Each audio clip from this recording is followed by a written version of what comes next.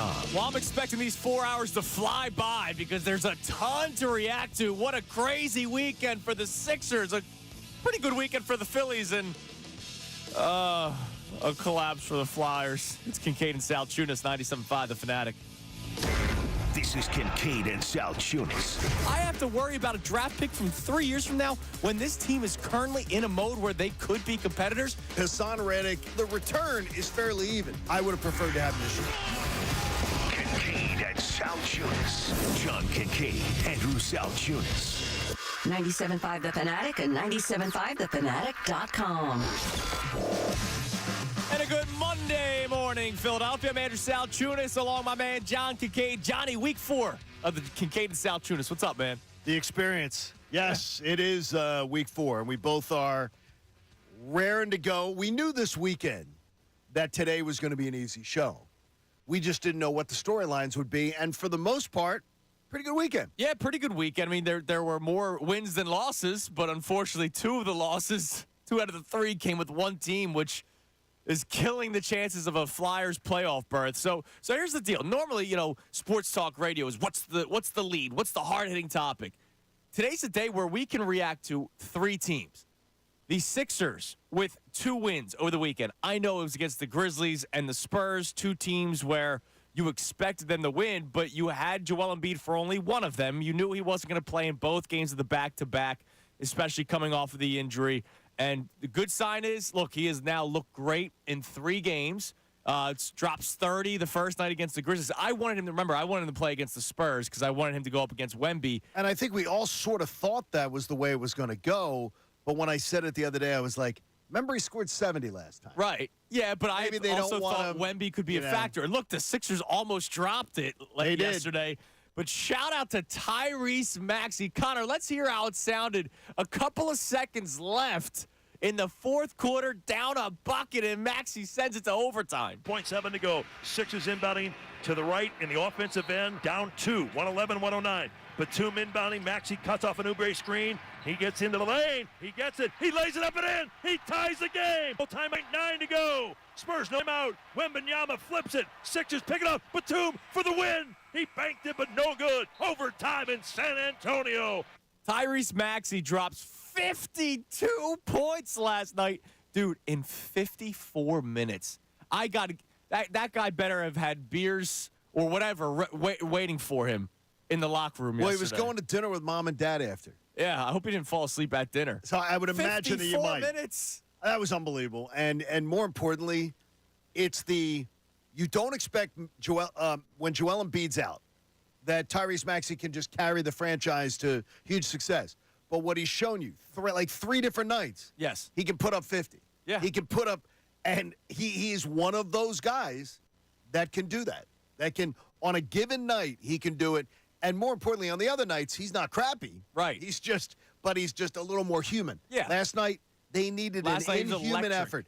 It would have secured them. If they had lost last night, it would have secured them that they were in the play-in game. Right. And now you still have a chance. Now they to still get have a chance. Seed. I know it's still tough to get there, and we'll get to that later on. But look, that was a great win for the Sixers. So we're gonna have questions based off of all of these teams that I'll get to as this segment continues. Phillies, they take 2 of 3 against the Nationals, and it sucked that they lost yesterday. I know you weren't thrilled with the Sunday lineup, but Sosa had a nice day. And base running. This team is, dude, it's crazy. This team runs it.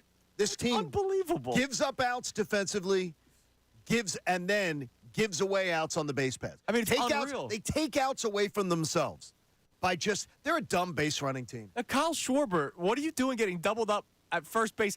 I know that it looked like a bleeder off the bat, but are you kidding me? You got to read that better. And he gets done. Now, was that the reason why they lost the game? No, the bats were pretty much silent except for Edmundo Sosa yesterday, but it kills any momentum, especially when it's the middle of your order up to bat. By the way, I have no problem because I had somebody give me the manifesto of the Unabomber in an email the other day going, well, sometimes you're going to get thrown out trying to steal. Different situation. Yes. I am very much an advocate of being aggressive on the base paths. No, not getting doubled up stupidly. I love it when there's 2 outs, man on first, and you're trying to steal. to try to be able to set yourself up to be able to score a run. I'm all for aggressiveness on the base paths when it's stealing a base in the right situation. Right. But the trying to take the extra base, not paying attention on the getting picked off. Well, there's a that difference. stuff's There's a terrible. difference between being aggressive and being dumb. Absolutely. And Kyle Schwarber yesterday was dumb. That was just dumb. Nick Castellanos earlier in the season hitting basically a base hit right to the center fielder and trying to get a double out of it was dumb. Like, there is a difference between being aggressive and being dumb. And so far this year, through 9 games, they have been dumb. They actually have been, I think, thrown out in the base paths most in Major League Baseball. 6 times, something like that. This is what I say, and it's one of the things with Rob Thompson. I think Connor asked me about it last week. Like, as far as Thompson, his teams don't get better. They're going to be the 2022 Phillies are going to be the 2023 Phillies are going to be the 2024 Phillies. Now, that still could get you somewhere. They're still really good. Right. They're still a really, really good team. But the same stupid stuff is going to continue to recur because he does not, whether he doesn't enforce it, whether he doesn't hold players accountable, and I don't believe he does. Because if he did, it wouldn't keep happening. And somebody would be benched the next day. Absolutely. We saw it with Charlie, with J-Roll. Doesn't happen. I'll take a manager who actually says, look, this is what I want. Oh, and if you don't give it to me, you're going to sit. But this manager's got you to a World Series and an NLCS. He has. So we go from So did Charlie. So it shows you there's different Correct. approaches that can win. So we go from the undefeated team this week with the Sixers, the Phillies, who take 2 of 3 against the Nationals. We wanted a sweep, but they take 2 of 3. They win a series, the first one that they've won so far this year. And then we go to the team that didn't win a game this year, this weekend. And the Flyers are now losers of 7 straight games and are not just looking up in the Metropolitan Division. They're now looking up in the wild card. Well, here's the one thing you got to say, though, is they are 2 points. They have 2 less possible points than the team they're trailing that they're tied with in their division, the Caps, and the team they're trailing for the wild card in Pittsburgh. So even though the Red Wings are now into that spot. So you're trailing just by a few. It is still conceivable. Is it likely? Well, that's the not thing. Not the way they're playing. It's not likely the way they're playing. The Eagles likely could have beaten the Tampa Bay Buccaneers in the first round of the playoffs last year. But when I'm watching another collapse unfold before my eyes, and they got crushed 6-2 to That Columbus. was an absolute abomination. 6-2. I'm sitting there. I'm going, wow, like, what am I watching right now? This is the team. And I know that they've overplayed all season long, and I give them credit for it. But this is a team that I watched making a push for the playoffs, or not even a push. They were in the playoff seedings for the longest time, and they go out and they lay 2 eggs over the weekend. 7 straight eggs? We almost got a freaking dozen of eggs. No, it's terrible. And there's no spin that it's not terrible down the stretch. Oh, it's horrible. Anyone who's gone, I can't believe it. It's like the Eagles collapse. No, it's freaking not. This is a team with 0 expectations. Right, it's not the that Eagles way collapse. Overplayed all season long. So it is not. But it's a collapse. It doesn't matter that it's the Eagles or the Flyers. It's a collapse where we're watching it unfold again. Oh, and I got you. It freaking sucks, man. But it isn't the Union gagging away a title when by their own ineptitude in somehow managing to screw things up. It's not the Eagles. It's not the Phillies being up again. It's their own situation. And whether you thought they were going to make the playoffs or not, nobody thought that they were going to make the playoffs. Nobody thought that they would be competing for the playoffs. But we watched this team collapse, and it sucks. Whether it's John Tortorella's fault, players' fault. I don't fault anybody. I'm not complaining about players. I'm not complaining about coaches. It just freaking sucks. As a fan, I'm sitting here miserable that I'm going to potentially miss out on another spring of playoff hockey in Philadelphia. There were people that I tried to convince to say, stop saying they're in. They're not in. I said that they were in. They're not in. And they weren't because it wasn't. This building was built on shifting sand. What they accomplished this year, if they end up with, let's say they win one more, and that's not a given. Let's say they win one more. 85 points? Are you freaking kidding me? Nobody thought that. No, nobody thought that. But when you can't believe they had to be there before being there. And right now. And I'm living in real time, right? So before the season started, You're right. I didn't expect them to have 85 points to end the season, but I'm living it right now. And right now, it sucks watching them drop 7 straight. And I'll tell you, Sam Urson has been amazing helping them be where they're at. Up until this point, and now. But he's a major part of why they've collapsed. Yep. He's been overworked. He's not up for the challenge. He's not ready to be a starting goaltender yet in the NHL for that kind of volume. and it just didn't work out. I advocated over and over again. For a veteran. Go get a veteran goaltender. Go get one. Yeah. And they didn't do it. And I understand why they didn't do it. Because they weren't going to vary from their plan. Nope. That this is a And rebuild. they told you that, and they did it. And they easily could have overpaid for a veteran goaltender. Right. They didn't. All right. And it's paying off. So there's the 10-minute reaction to this weekend. Now I have a question based off of all these teams and based off of the weekends that we've had. A collective. A collective. All right, so when it comes to the Sixers, you and I have been throwing this around. You know what the national media is saying, but a lot of people here still won't say it. It's interesting. Usually, I think we collectively in Philadelphia think higher of our teams than the national media, right? I think that's fair most of the time, sure. And homerism's a big part of it, right? Yeah. And we're fans, right? That's part of it. The national media, I think, is talking more glowingly about the Sixers than a lot of Philadelphia fans. We had our Sunday meeting yesterday with our program director, Scott Masseller. He said on NBA TV the majority of the conversation was the Sixers and Joel Embiid and how good they've looked with Joel Embiid. And the term that keeps on being thrown out there is the team that no one wants to face. I saw 2 NBA games on national television this weekend that both mentioned everybody at the top of the standings is looking where the Sixers are going to land. And that's the team that's lurking there. And saying they're not a 7 or 8 seed team, and they're going to end up there. It's like the national media actually thinks more highly of the Sixers than we do, and that's astonishing to me because this.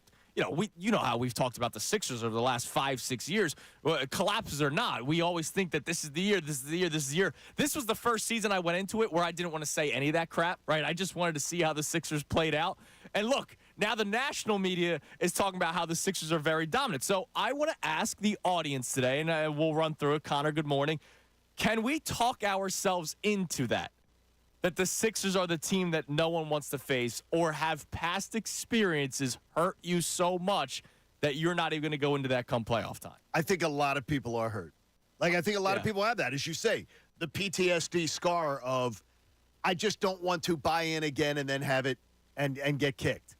But it is, if you're not believing that this team is incredibly dangerous with Joel Embiid, I don't think you watch the first half of the season. Right, before his injury. You weren't really watching because Joel Embiid made me he took doubts out of my head about him the way I watched him play with Nick Nurse. I am Nick Nursed out. Well, Nick Nurse interests me. When I heard Bob Cooney's conversation, and Bob, bring us another one, because his conversation with Nick Nurse so interested me. Right. I find the guy to be riveting. And him and Embiid together, and then you see what a Maxey's bringing to the table and everything, I'm very, very excited to buy in. And we talked about this last week, and to your point where you say the people that don't think the Sixers are dangerous didn't watch the first half of the season when he was healthy. They may not have watched the first 3 games he's come back. He scored 30 on Saturday, which is great. But the first 2 games, it's not that he dropped 45. It's that he impacted the team with the defense, his facilitating, the spacing for the other guys. He may not have been as great coming off of his injury where he's dropping 35 points. Those games will come. I expect him to come playoff time. But, dude, he does so much else for this team that, look, what you said about Sam Ersan, credit to Paul Reed, right? Mo Bamba. They were able to do. They did whatever they could to keep this team afloat. Joel Embiid is worlds better than both of those players combined at every aspect of the game. And his ability to change the way this Sixers team plays on both sides of the court makes them a dangerous team. I am so impressed with the return of Embiid. I would say you've like granular level watched it differently his entire career. Mm-hmm. I would say this is the best return from injury I've ever seen him look and step right in and seem to pick right things up. Whether the system makes it easier for him to do that, whether he's more driven, whether coming off this injury he actually just feels so much better. Could be. I've got to tell you, I feel pretty good. Well, this one was also a surgery, too. A lot of the times it was like MCL sprain, he's going to be out 2 to 3 weeks, but it didn't require surgery or anything, and then he comes back and he may tweak something, right? Whereas this one was actually repaired. Who knows? Maybe that could have been all the difference. We'll find out. So question number 1, will you talk yourself into the Sixers being the team that no one wants to face? because that is the terminology that the national media is saying, which is amazing to me. The Phillies, they take 2 of 3. So normally, you know how I go about my baseball season. I go 10-game increments, but it's a Monday. So, I'll go a game early. We're 9 games in, early. How are you feeling so far to start the Philly season? I'm not going to freak out, right? There are things that I don't like the base running. I think that the power will come, even though I find it ridiculous that the Phillies are the only team that don't have hitting season to start the year, right? I see teams putting up – I saw the Braves be down, 7-0 and come back and beat the Diamondbacks. That also means the Diamondbacks put up a bunch of runs, right? Sure. I see teams all across baseball putting up crooked numbers to start the season. It's only the Phillies that don't start the season hot. But based off of the last 2 years, I can't start freaking out yet. No, you can't. And that's you cannot allow yourself to do that. But you absolutely can say that I think it is. It's Rob Thompson's teams never get better. Tell me something that they do that he says, this is a problem, this is a deficiency, we're going to get better at it. Yeah, but do they need to get Yeah, because they're better mental at it? errors. Yes, you need to get better. You can't give out outs. You can't give away outs. Trey Turner is on pace to be a worse defensive shortstop than he was last year. Yeah, but I don't know Now, if Rob Thompson's not also going to fix that. Well, I did. Look, I don't whatever think they any said, manager would fix I that. heard Larry Boa telling Bob Cooney, oh, man, he has worked so hard in the defense. You're going to see a totally different guy. It was because of the move last year and everything. He's still a butcher at shortstop. Yeah, it's been a problem. And he's on pace to have a much worse year than last year as far as errors. The base paths, that kind of stuff can be improved. It can be. And I can tell you can improve your middle infield defense by putting your better shortstop at short. And putting your shortstop at second? Yeah, and put the Can I shortstop tell you, at second. I had that thought this weekend. It's I gotta- swear to it's you, gotta I happen had at that some thought point. this weekend. And maybe it will down the road, but I don't know if they're going to do that this season. Mr. Locked On Phillies podcast, do you flip the middle infield? Good morning. Hey, how you guys doing? No, I don't think you do because of the mentality that comes with it. Like, I think we learned last year that Trey Turner is big-time influenced by his mental state. It's why the standing ovation happened. It's why sitting him did not change anything. Like, it wasn't he needs a day off. He was in his head. And if you move him to second, you're kind of saying, hey, buddy, we don't have faith in you to play shortstop right now That for is this team. so sad, though. Why is that sad? Because you paid $330 million for a guy that is that mentally fragile. Well, And you know what? But is you're when supposed to things do? are going well, he is freaking amazing. Yeah, I've seen 2 months of it. Okay. And I need to see more. But not defensively. You saw 7 years of it. No, I didn't, because I didn't care. I care about it now. I care about it He now. won a World Series with the Nationals and was No, tremendous but with the Dodgers. I don't care. But I don't care about it. And by the way, he was a butcher with the Dodgers in the field. He was a butcher with the Dodgers. That was one of the reasons the Dodgers were sort of like, you're getting a guy at shortstop. I don't care what Trey Turner, his feelings. I don't care about getting in his psyche. The team. No, we don't have to do standing ovations for him every single day, but you know how good he can be when it clicks. The manager knows, right now, everyone, if you're honest, right now this team is better off if Trey Turner is the second baseman and Bryson Stott's the shortstop. Your defense know that. Yes, you do. Your defense improves because Bryson Stott is a much better fielder than Trey Turner. Well, what if Trey Turner's butching, ground balls to second? Like, that's still a possibility. I doubt it happens. Okay. Well, first of all, we can agree on it's an easier position to field. Second's an easier position. We're not in Little League. They take shortstops transition to second base all the time in baseball. Yeah, but we're not playing Little League. The guys that are left-handed bats are hitting rockets at you. No, but why do they transition shortstops to second base? Because they either lose a step or they're just not that good at it, and then they make them a second baseman. The third shortstop's always the defensive priority. And this manager, now I'm not going to say you do it right now. And Connor, you make a great point. You don't do it right now. But if this is happening at Memorial Day, and you don't put Stott over at short, and he keeps. I don't think they do it this year. I think they do it down the road. I don't know if it's necessarily feelings. I think this is you're going to want to give Bryson Stott a spring to start playing shortstop. You're going to want to give Trey Turner a spring to play second base. I know they're professional athletes. They should be the best in the world. They're not going to just make that flip in Memorial Day. I guarantee you, if something happened to Trey Turner, and I do not want that to happen, and Bryson Stott if something happened to Trey Turner, Bryson Stott's your shortstop. Yeah, he will be. And Bryson Stott would step in there, and he would do as okay, day so one. maybe with injury something changes, but you're not. Then you're not doing it because he'd step in there day one, Andrew, and he'd be a better shortstop. Well, you don't necessarily know that right off the top of your head. He is a better rated shortstop coming up than Trey Turner is at the major league. Okay. So I know that. Dude, I think it could happen down the road. I just don't think they do that in season. Because of? I don't think it's a feelings thing. I think it's you want to give a spring to let a guy work out at the position. All right, so we'll continue the Phillies one. What's your biggest takeaway so far through the first 9 games? John's takeaway is base. Well, I'm with you on the base running. My takeaway, by the way, the starting pitching has been tremendous. It's been amazing. So if the bats come to life, this team's going to be fine because the starting pitching has been tremendous, and we didn't get to the Flyers. My question for the Flyers, think about this during the break. Does the Flyers collapse help hurt your excitement for the team moving forward? I'm not saying for the rest of the season. Duh. I'm saying moving forward. They finally grabbed the attention of Philadelphia, and they're letting it slip through their hands, man. So people can text in answers, too, if they can. Go. And speaking of those Flyers, there's somebody in this room, even though they've dropped 7 straight, that says this season's still a success.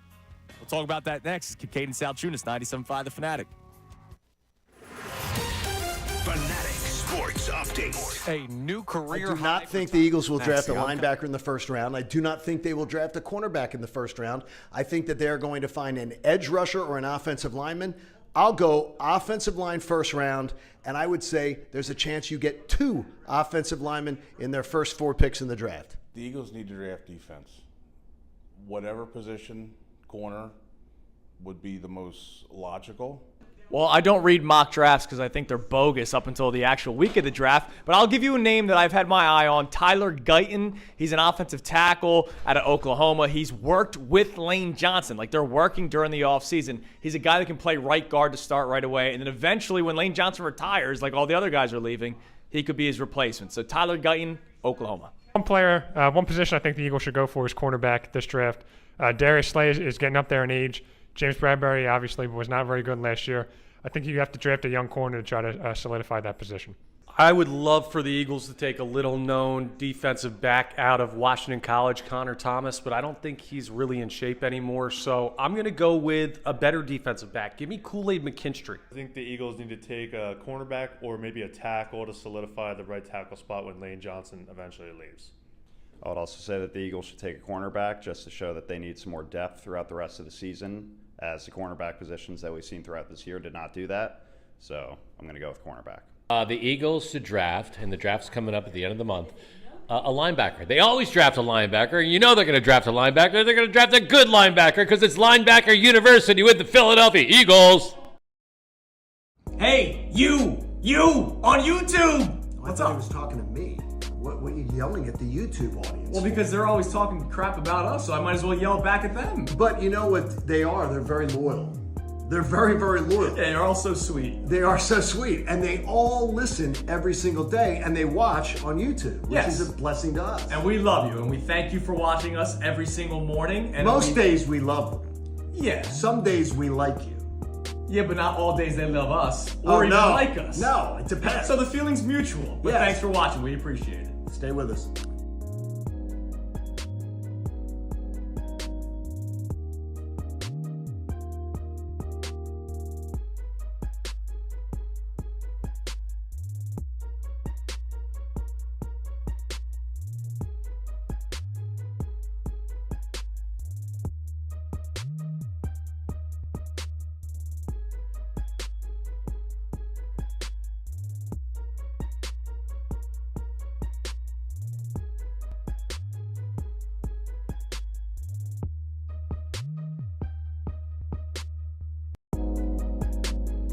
As good as Tyrese Maxey is, he can't carry an offense, not from his position, not when other teams can so easily stop either him, not easily stop him, but if you design to double team him, or if you design to take the ball out of his hands, other guys have to be there. And once again, last night, you just didn't have it. Tobias Harris was the only other double-digit scorer from the starters. 2 guys, I think it was Council and somebody else, Wilson, off the bench. That got you double figures. So Nick Nurse went to the bench really early. You could see it was just kind of, I'm trying, but you guys just don't have it.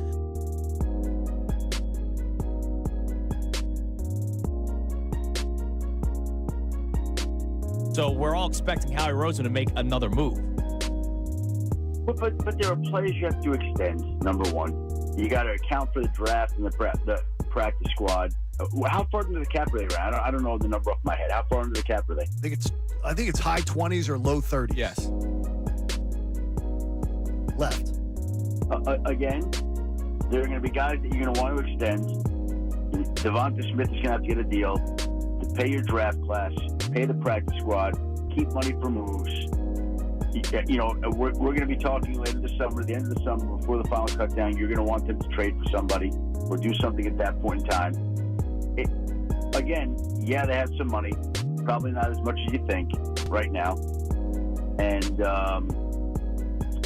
am I expecting another big move?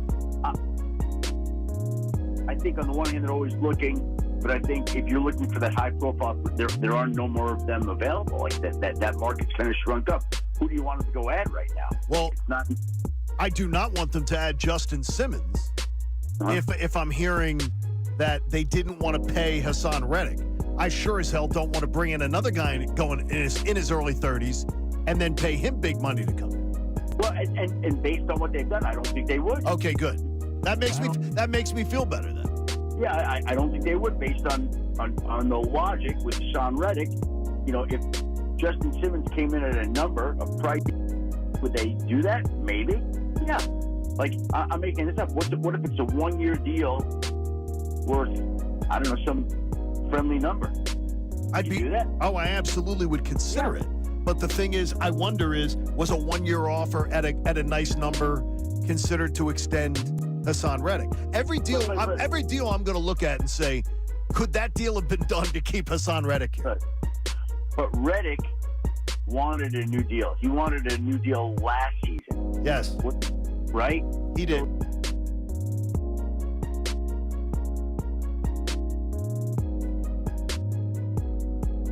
You let the other guy wet his pants because Sam Ersson let in 2 terrible goals. And you go wet his pants. We were literally just talking about how he should have not played. No, they were terrible. No, they were terrible. That is wetting your pants. As a goaltender, he let in 2 goals that the average NHL goaltender does not let in. Those 2 goals were terrible. They were horrible. They were. The guys were playing pretty much all season long out of necessity. And I said that. There's a lot of it. Okay, a big reason. They lost their goaltender. Andrew, all that praise. I praised him all year long. But the bottom line is the coach knew the backup goalie was ready to play. And he didn't play him.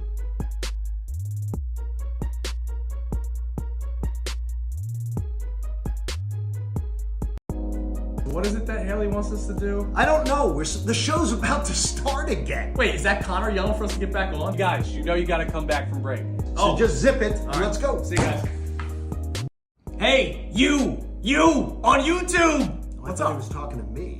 What are you yelling at the YouTube audience? Well, because they're always talking crap about us, so I might as well yell back at them. But you know what they are? They're very loyal. They're very, very loyal. Yeah, they're all so sweet. They are so sweet. And they all listen every single day, and they watch on YouTube, which is a blessing to us. And we love you, and we thank you for watching us every single morning. And most days we love them. Yeah. Some days we like you. Yeah, but not all days they love us or even like us. No, it depends. So the feeling's mutual. But thanks for watching. We appreciate it. Stay with us.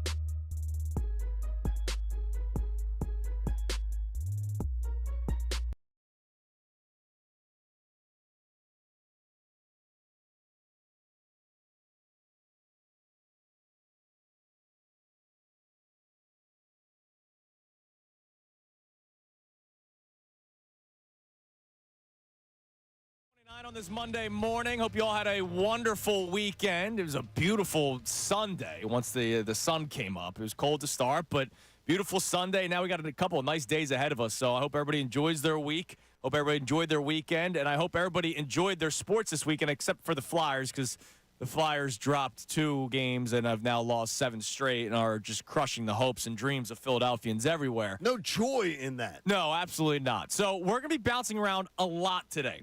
Sixers, great weekend. They take both games. Maxey just dominant yesterday, drops 50+.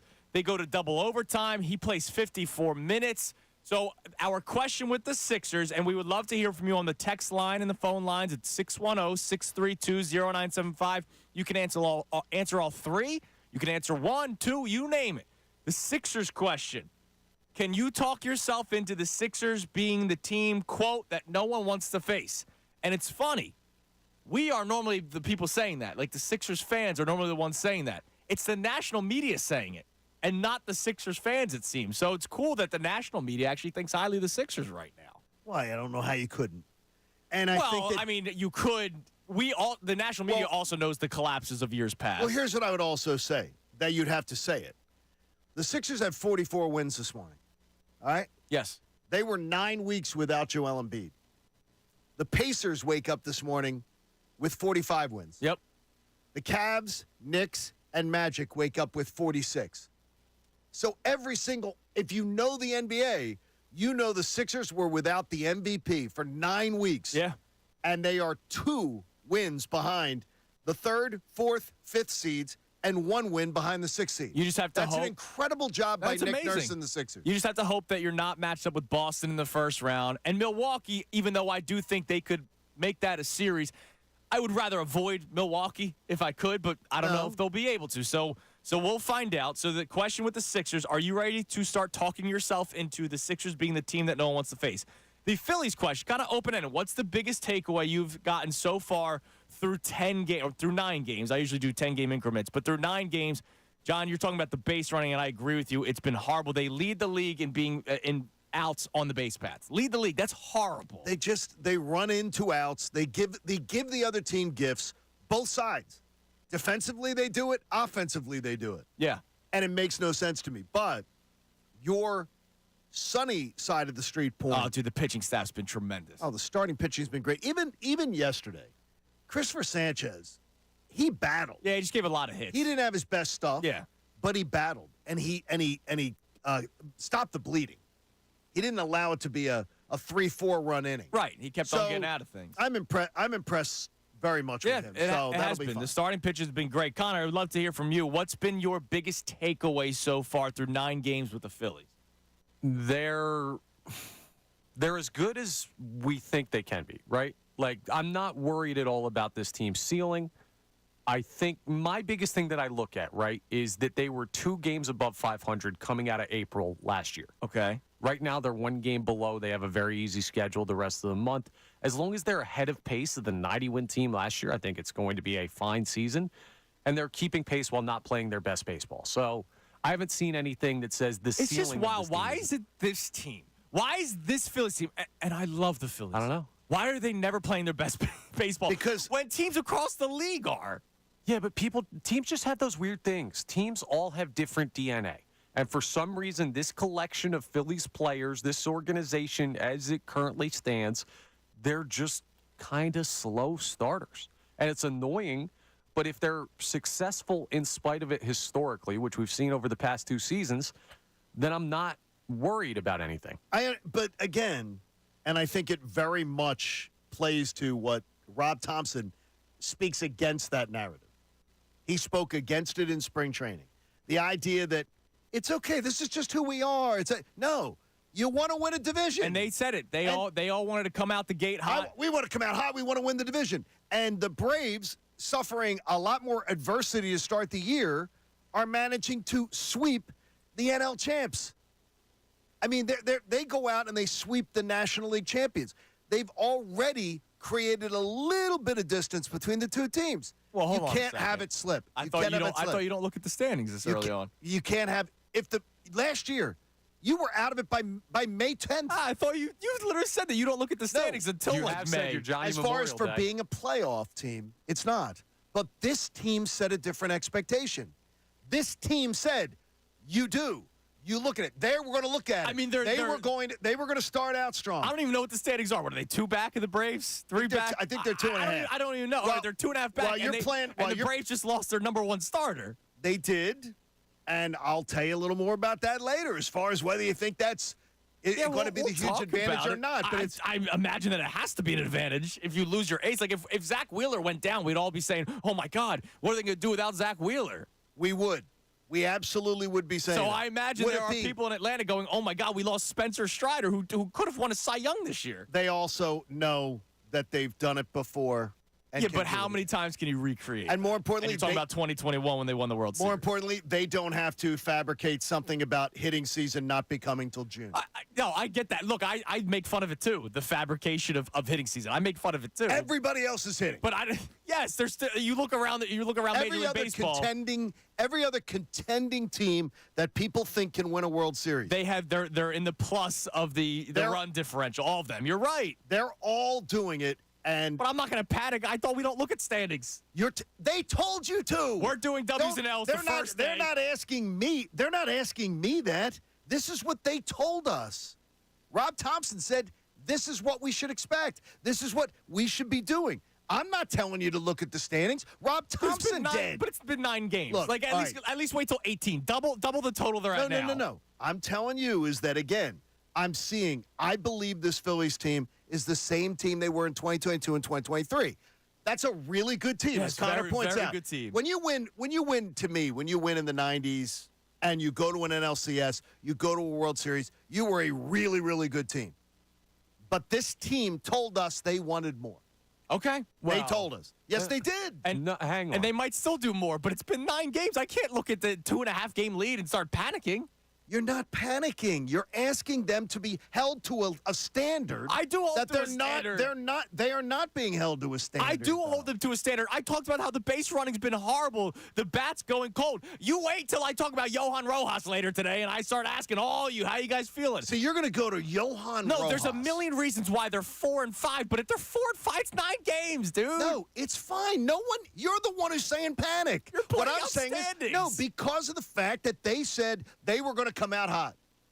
They said it, not me, Yes. not you. But they could come out hot over the next 9 games and 18 games. No, you come out hot the first 2 weeks of the year. They didn't come out hot, Andrew. All right, so it's done. The come out. The idea of coming stage out is hot. done. They had an advantage of April, which we all pointed to. Yes.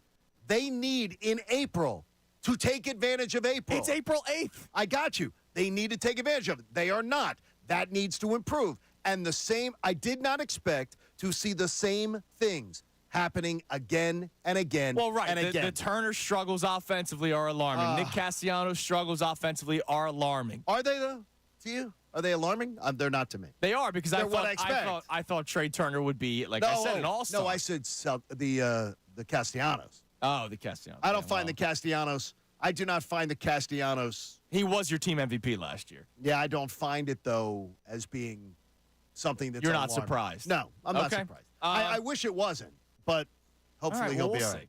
All right, so also the Flyers question. Oh, jeez. So I asked this, and this is a fan question. This isn't a product on the ice, how they're playing, like or dislike of John Tortorella. I'm not asking you who's the free agent signing you want to get. I'm asking and I'm saying the masses, because whether you want to admit it or not, hockey could sometimes be a niche sport in Philadelphia. So with baseball. I mean, people don't show up to baseball games unless they're winning, right? Okay. If the Flyers end up missing the playoffs, maybe you're not the right person to ask this question because I know you love Flyers hockey. I love Flyers hockey. Sure. But I'm also watching it differently this year because of the success that they've had. If they collapse and miss out in the playoffs, does it hurt the excitement of Philadelphia moving forward? Yes. That sucks. It does. And by the way, they will earn that, and they wore it. They earned it. If it hurts the excitement, because it's going to hurt the excitement of the casual fan, right? The one they're trying to get back onto the bandwagon, correct? The one they're trying to get into Rally House. If you're a real hockey fan, you know this is all freaking gravy. Right? They should never. If you had told me in September, October, that the Flyers would be in the playoff hunt, still playoff alive, it's the amazing. last 4 games of the year, I would have said you're smoking something. Right.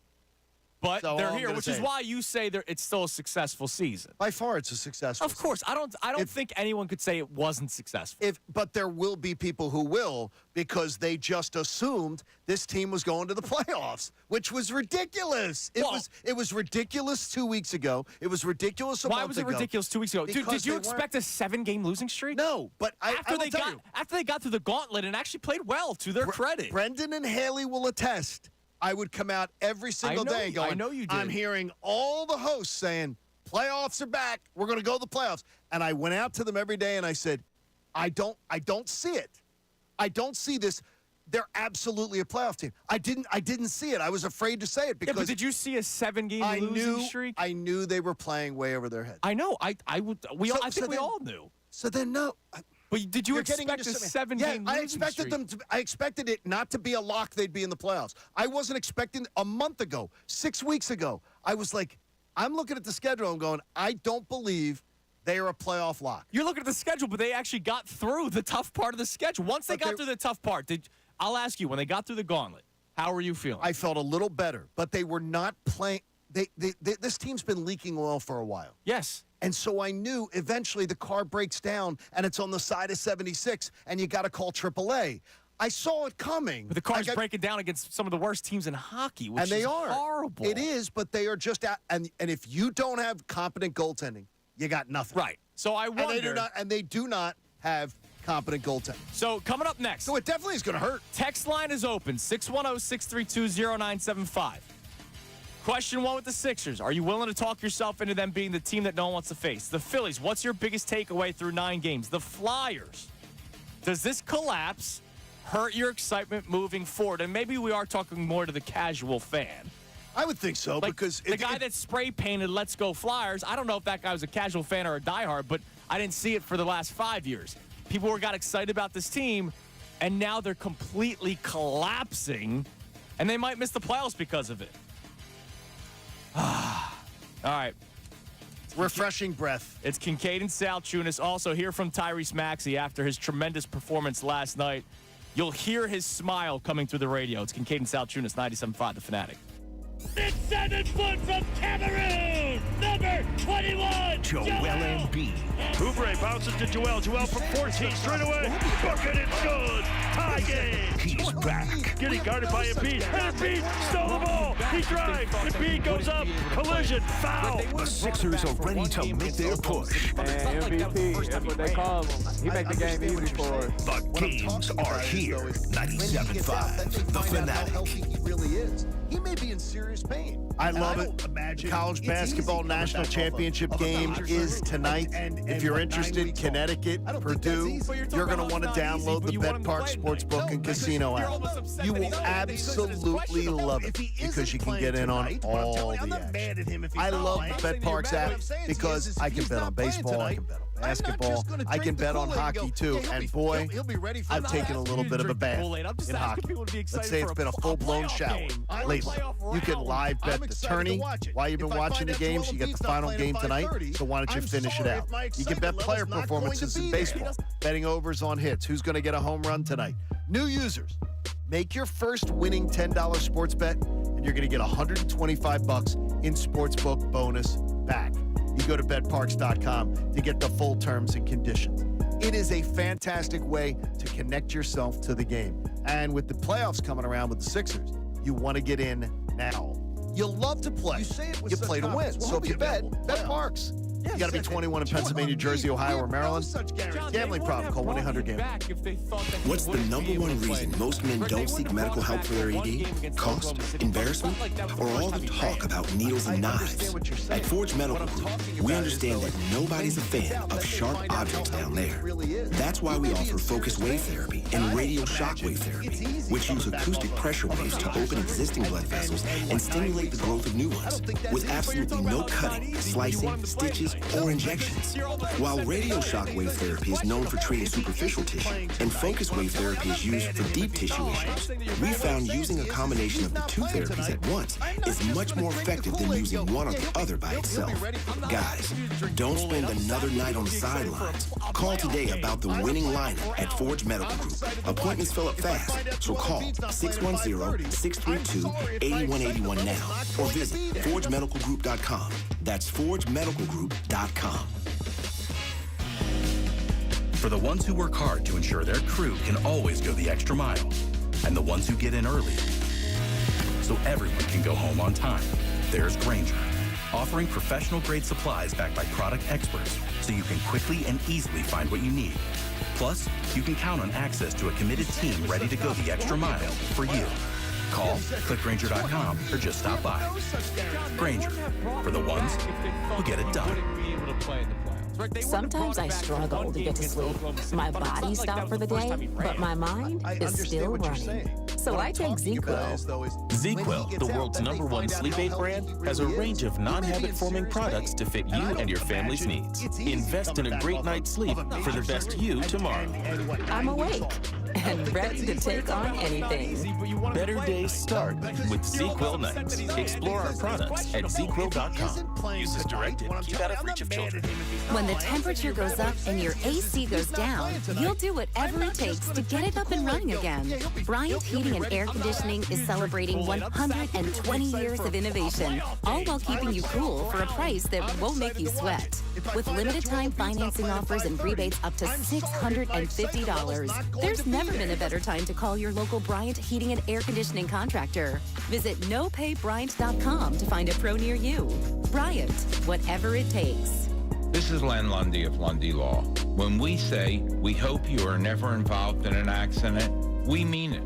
But if you're injured in an accident, we will work quickly to get you the maximum compensation you deserve. And when we also say it won't cost you a dime up front, we mean it. Remember our name, Lundy Law, your injury lawyer. Call 1-800-LUNDY-LAW or visit LundyLaw.com. 97.5 The Fanatic wants you to secure the bag with 97.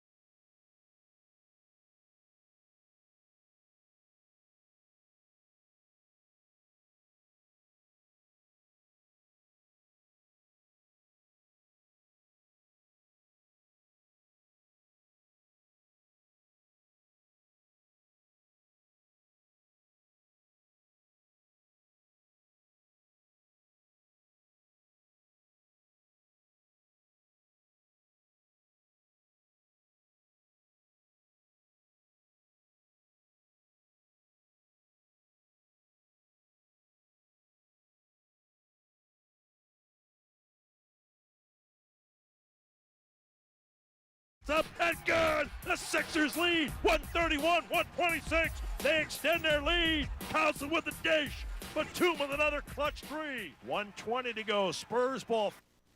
What a win last night for the Sixers. I mean, look, again, it was the Spurs. We expected them to win, but when they're getting crushed the way they did, I mean, the Spurs outscored them 40-23 in the second quarter, and the Sixers had a 7-point lead after one. So maybe you thought, all right, they're gassed. It's the second game of a back-to-back. The big man's not out there.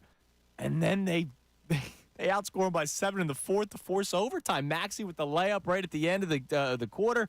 And then they end up winning in double overtime. Credit to Tyrese Maxey. Incredible night last night. 52 points, 7 dimes, 5 boards in 54 minutes of work. Here he is after the game talking about how he's thankful that he didn't have to guard the Spurs' best player, who's probably got like 2 feet on him. I play this game to win every single night, and whatever it takes. Sometimes I got to pass, sometimes I got to be able to get in the paint and score the ball, and sometimes I got to defend. And thank God I didn't have to guard Wemby, because that would have been possible.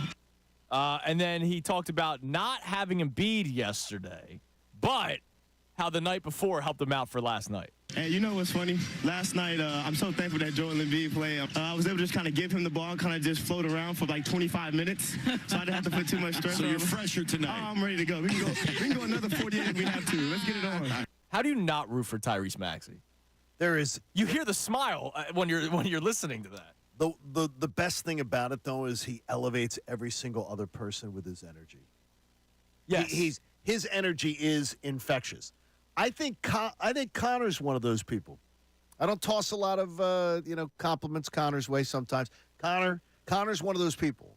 I think Connor's energy is infectious. I might tear up in here, John. No, I think you're I think Connor's energy's pissing me off today. My neck hurts. Leave me alone. Hey, he's complaining about his men's league basketball soreness. Like, come on, dude. Okay, now that could be I part had to of play the like problem. 80 minutes. Oh, well, I would. Yeah, you and Maxey. You guys are feeling the same pain today, I'm sure. I would say though is Tyrese Maxey is a special talent, and if this organization is ever going to accomplish something, I would imagine him being right at one of the key cogs of it. Oh yeah, absolutely. But it's the combo of him and Embiid, right? Look, Maxey is a tremendous player. And their energy working together. Right.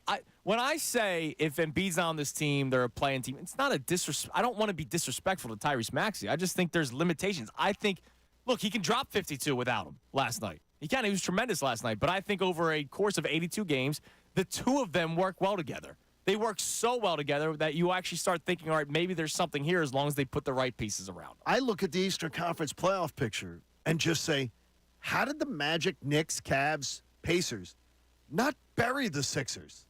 How are the Sixers one win behind the Pacers? How are they because those wins? other teams are not good enough. And I mean, to me, that's why anyone who can't buy in to the Sixers being a viable, dangerous team in the Eastern Conference playoffs, I think you're not paying attention. Do we have any? They could have buried them. Do we have any texts, Connor? 610-632-0975. That's the text line. That's amazing. Yeah, we absolutely do. Checking in on the Sixers is Matt in Knoxville. He says this Sixers team should scare the NBA. Embiid is hungry for that ring. Also, Kelly Oubre Jr. is what we needed for this team that Tobias Harris couldn't be. The big three with Embiid, Maxey, and Oubre. So now Oubre's in the big three, according to Matt from Knoxville. I don't hate it. I think Tobias Harris is a nice basketball player. He should never be considered big anything, except for big money. He's earned that. You're right. He's earned that. He's not a big three player. He's earned your skepticism. He's earned your critique. We've talked about Embiid collapsing, Harden, Simmons, all.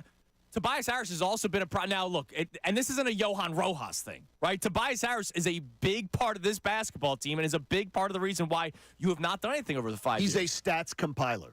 Is that fair? Because we always point out, he averages 17. But is it fair? 18. Is it fair, or is that a disrespect? Because I don't want.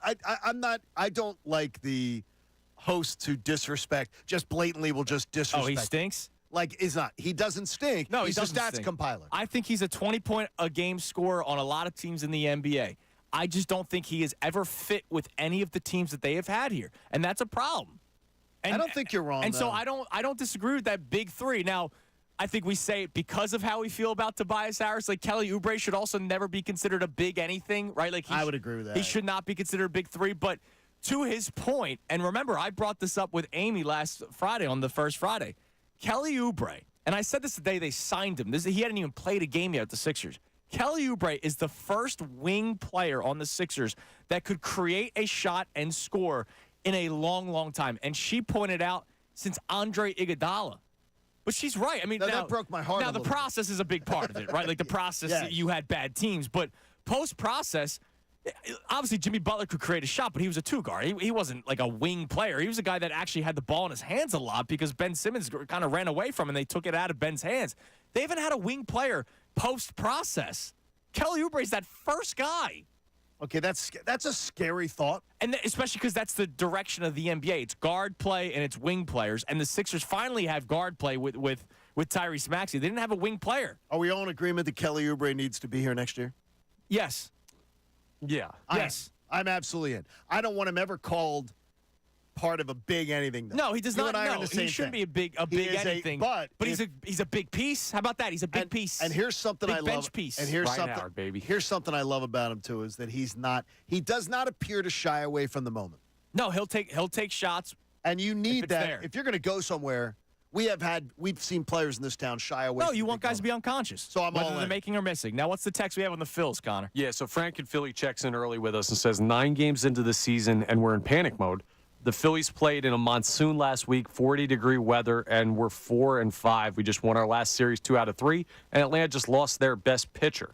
So again, no, I don't Who's think in panic nobody's mode? panicking. Like, I don't get. Listen, Nobody's I panicking. mean, you are bringing up the standings. No, they brought it up, not me. They are bringing it up. They said enough of this being like okay with the wild card. It was unanimous. I don't think we are not. This team is not going to be okay with a wild card anymore. We're not going to be okay with just being good. We are going to play to a different level. They're the ones that set They might that be able expectation. to do that over They the might next be able to. over the next 2 weeks. We'll see it's an easy schedule. You better sure as hell do They it. better. You're right. Now, to the monsoon point, I said this to you last week. Every team played in it. Yeah, but I said this to you last week, too. The Reds played in the monsoon and took 2 of 3. Correct. So, Stop with enough with the monsoon Stop thing, with the okay? weather nonsense. Enough with the weather. I'm anti-blaming weather when the other team, it's not like they were playing ghost runners. All right? My gosh. All right, the 7 weather. o'clock hour coming your way next. Here's what we're going to do. We're going to reset the show. We'll ask those 3 questions again. Would love to hear from you at 610-632-0975, either on the phone line or on the text line. Also, we dust off Kincaid's calculator because the Sixers and Flyers are still trying to get into the playoffs or their seedings to change. Beep. That's the Flyers. It's The bad. Flyers. The life support system is on. And speaking of the division, Spencer Strider, hurt and could be done for a long time. How much does that change your opinion on the Phillies in the division? We'll talk about that next. Kincade Salciunas, 97.5, The Fanatic.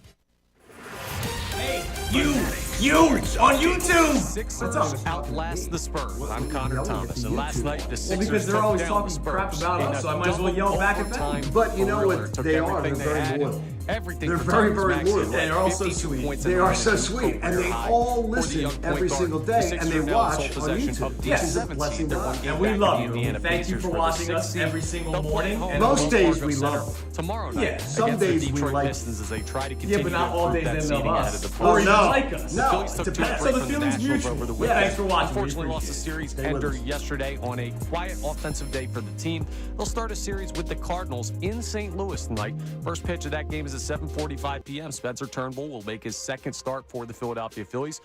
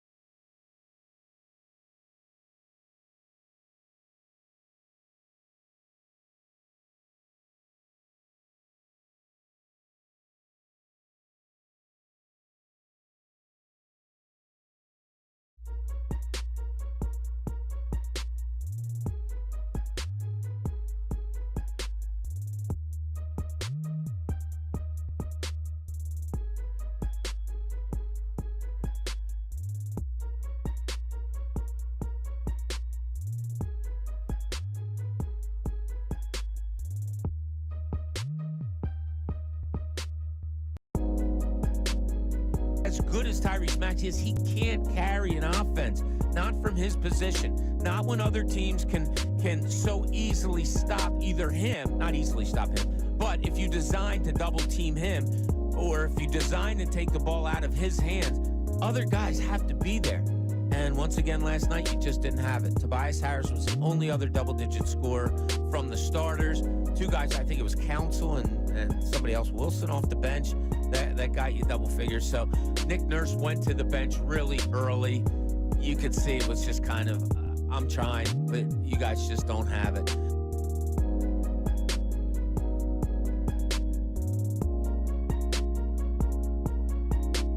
So we're all expecting Howie Roseman to make another move. But there are players you have to extend, number one. You got to account for the draft and the practice squad. How far into the cap are they? I don't know the number off my head. How far into the cap are they? I think it's high 20s or low 30s. Yes. Left. again, there are going to be guys that you're going to want to extend.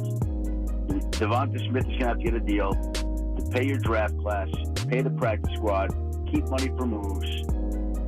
You know, we're going to be talking later this summer, the end of the summer, before the final cut down. You're going to want them to trade for somebody or do something at that point in time. Again, yeah, they have some money, probably not as much as you think right now. And am I expecting another big move?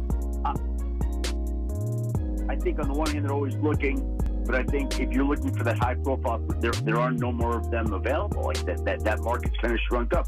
Who do you want them to go add right now? Well, I do not want them to add Justin Simmons. If I'm hearing that they didn't want to pay Hassan Reddick, I sure as hell don't want to bring in another guy going in his early 30s and then pay him big money to come in.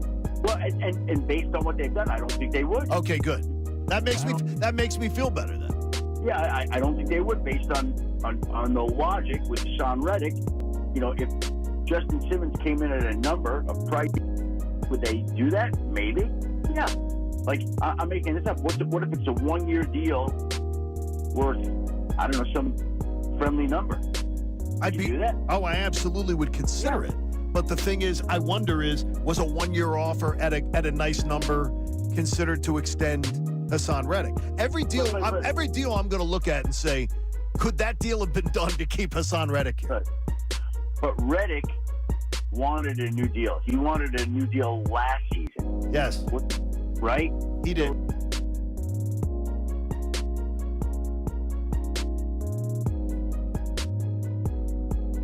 You let the other guy wet his pants because Sam Ersson let in 2 terrible goals. And you go wet his pants. We were literally just talking about how he should have not played. No, they were terrible. No, they were terrible. That is wetting your pants. As a goaltender, he let in 2 goals that the average NHL goaltender does not let in. Those 2 goals were terrible. They were horrible. They were. The guys and then down low, Ricky Council scoop layup good. Going in and getting the field goal left to right. He was off the ground, but not in the high-flying fashion you've come to know about Ricky Council IV. Under control, driving it, and drawing the foul. It is 7:01 on 97.5 The Fanatic, and it is a Fanatic Monday presented by Pierce Phelps Bryant Heating and Air Conditioning Contractors. Visit nopayBryant.com for flexible spending options and a new heating and cooling system. What's funny about you playing that clip there, Connor, with Ricky Council, I saw a tweet from our man Dan Baxter. We brought up Dan last week. He's a bit of a stickler, right? He is, but he's a good stickler. Well, I'll tell you this with Dan, he's a consistent stickler. Yes, if he's being a stickler about something on Monday, he's a stickler about it on Friday. But I admire that. He put out a tweet that was so spot on. He goes, if Doc Rivers was still the head coach, Ricky Council, A, is not playing, or B, got traded to the Thunder. And he's right. I mean, he didn't want to play any of his younger players. And what you're seeing out of Nick Nurse right now is like Ricky Council. Who knew who Ricky Council was before the season started? Probably not many people at all. I didn't know. And then he comes out and he's been a good piece for you. Come playoff time, is he going to be playing 30 minutes? Absolutely not. No. He's been a guy. You're unearthing some guys, it seems like, with the Sixers, which is great. So that was a funny tweet when I saw it. The funny thing is that it's like, John, remove your lips from Nick Nurse's ass. Steve DMs me. John, you can remove your lips from Nick Nurse's ass anytime you wish. All right, who are you more of a fan of, Nick Nurse or John Tortorella? Because I know you love both of them. You love Torts, dude. I love Torts because again, from working in the league and being around teams, I know the fact is when I hear somebody go, he's lost the team, and you know nothing about hockey. Well, maybe you know nothing. You know he is not. Maybe he has. He has not lost the team. That's freaking ridiculous. To me, I'm so fascinated by Nick Nurse. I read his book. I go down, try to read about past. I'm reading right now about past histories of that playoff run. Mm-hmm. And other things. I've already read his book about it, but now reading about how that came about, and because I'm intrigued. I'm intrigued. Well, what was it? And it was 58 minutes or something like that, where he actually had his team together, some crazy low number, and they win a title. And what was weird is he wasn't wildly popular until that playoff run. He was not wildly up there, right? Even in the Great North. Oh, okay. He was liked.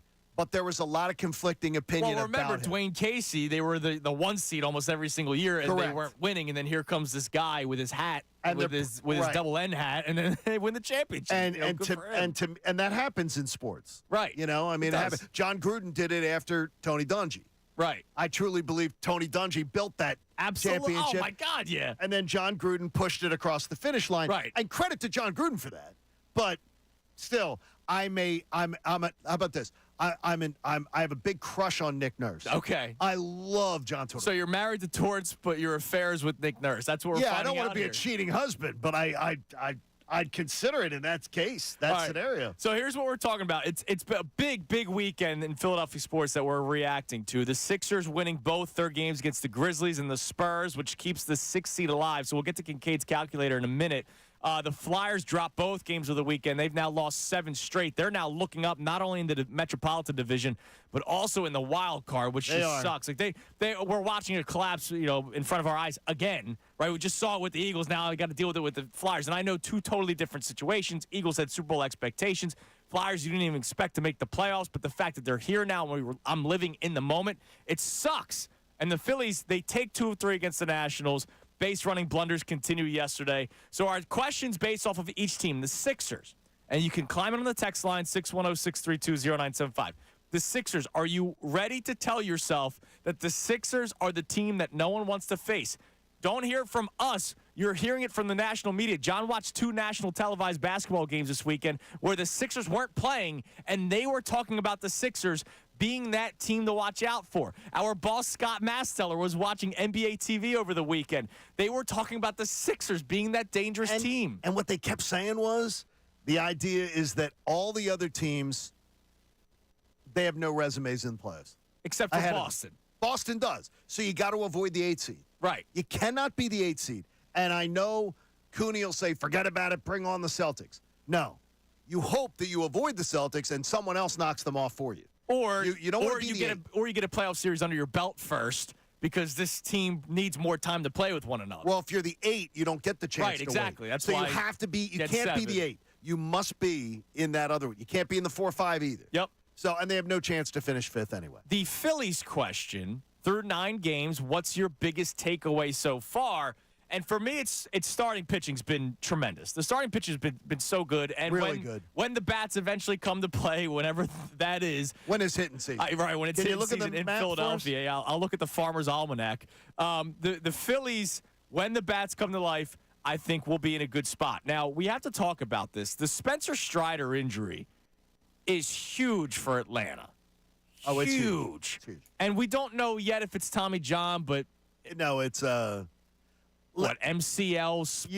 UCL, but we saw that with Andrew Painter. Remember, Andrew Painter was a UCL, and they kicked the can down the road, and then all of a sudden it was Tommy John surgery. There is, what I would tell you with the Strider situation is this.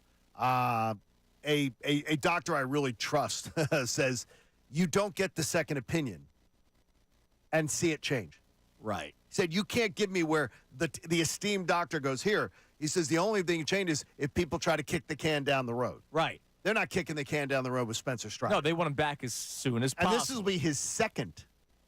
This is going to be his second Tommy John. Yeah, that's crazy. So there's a worry there. But remember, they've survived before. Yeah, so let's talk about this. They won a World Series. By survived, you mean they won a World Series. And do you know who they won with? Their number 1 was Max Fried. Who at the time was probably the number 3 going into the season. Who has an 18 ERA right now. Right. Their number 2 was Charlie Morton at the age of 38. Their number 3 was Ian Anderson, a rookie. Right. That offense is freaking spectacular. Yeah, it is. They can survive a lot more. They're more built to survive almost than any other. But let me ask you this, because you have the Phillies winning the division. Connor and I both picked the Braves to win the division. No. You picked the Phillies to win the division. Does that increase your chances? Oh, no question it does. So you keep on saying the Braves they know how to survive, and I'm sure they do. Like, yeah, but they're not going to be. They're still going to win 90 games. Oh, I think they're easily going to win 90. Even without Spencer Strider. But is it even more of a disappointment for you? Because you're the one that would be disappointed if they don't win the division. I just want them to be I don't want them to be 15 games out come September, right? Well, if they lose the division, but they lose by 4 or 5 games, okay, so be it. The Braves are that good of a baseball team. I'm expecting the Braves to win the division.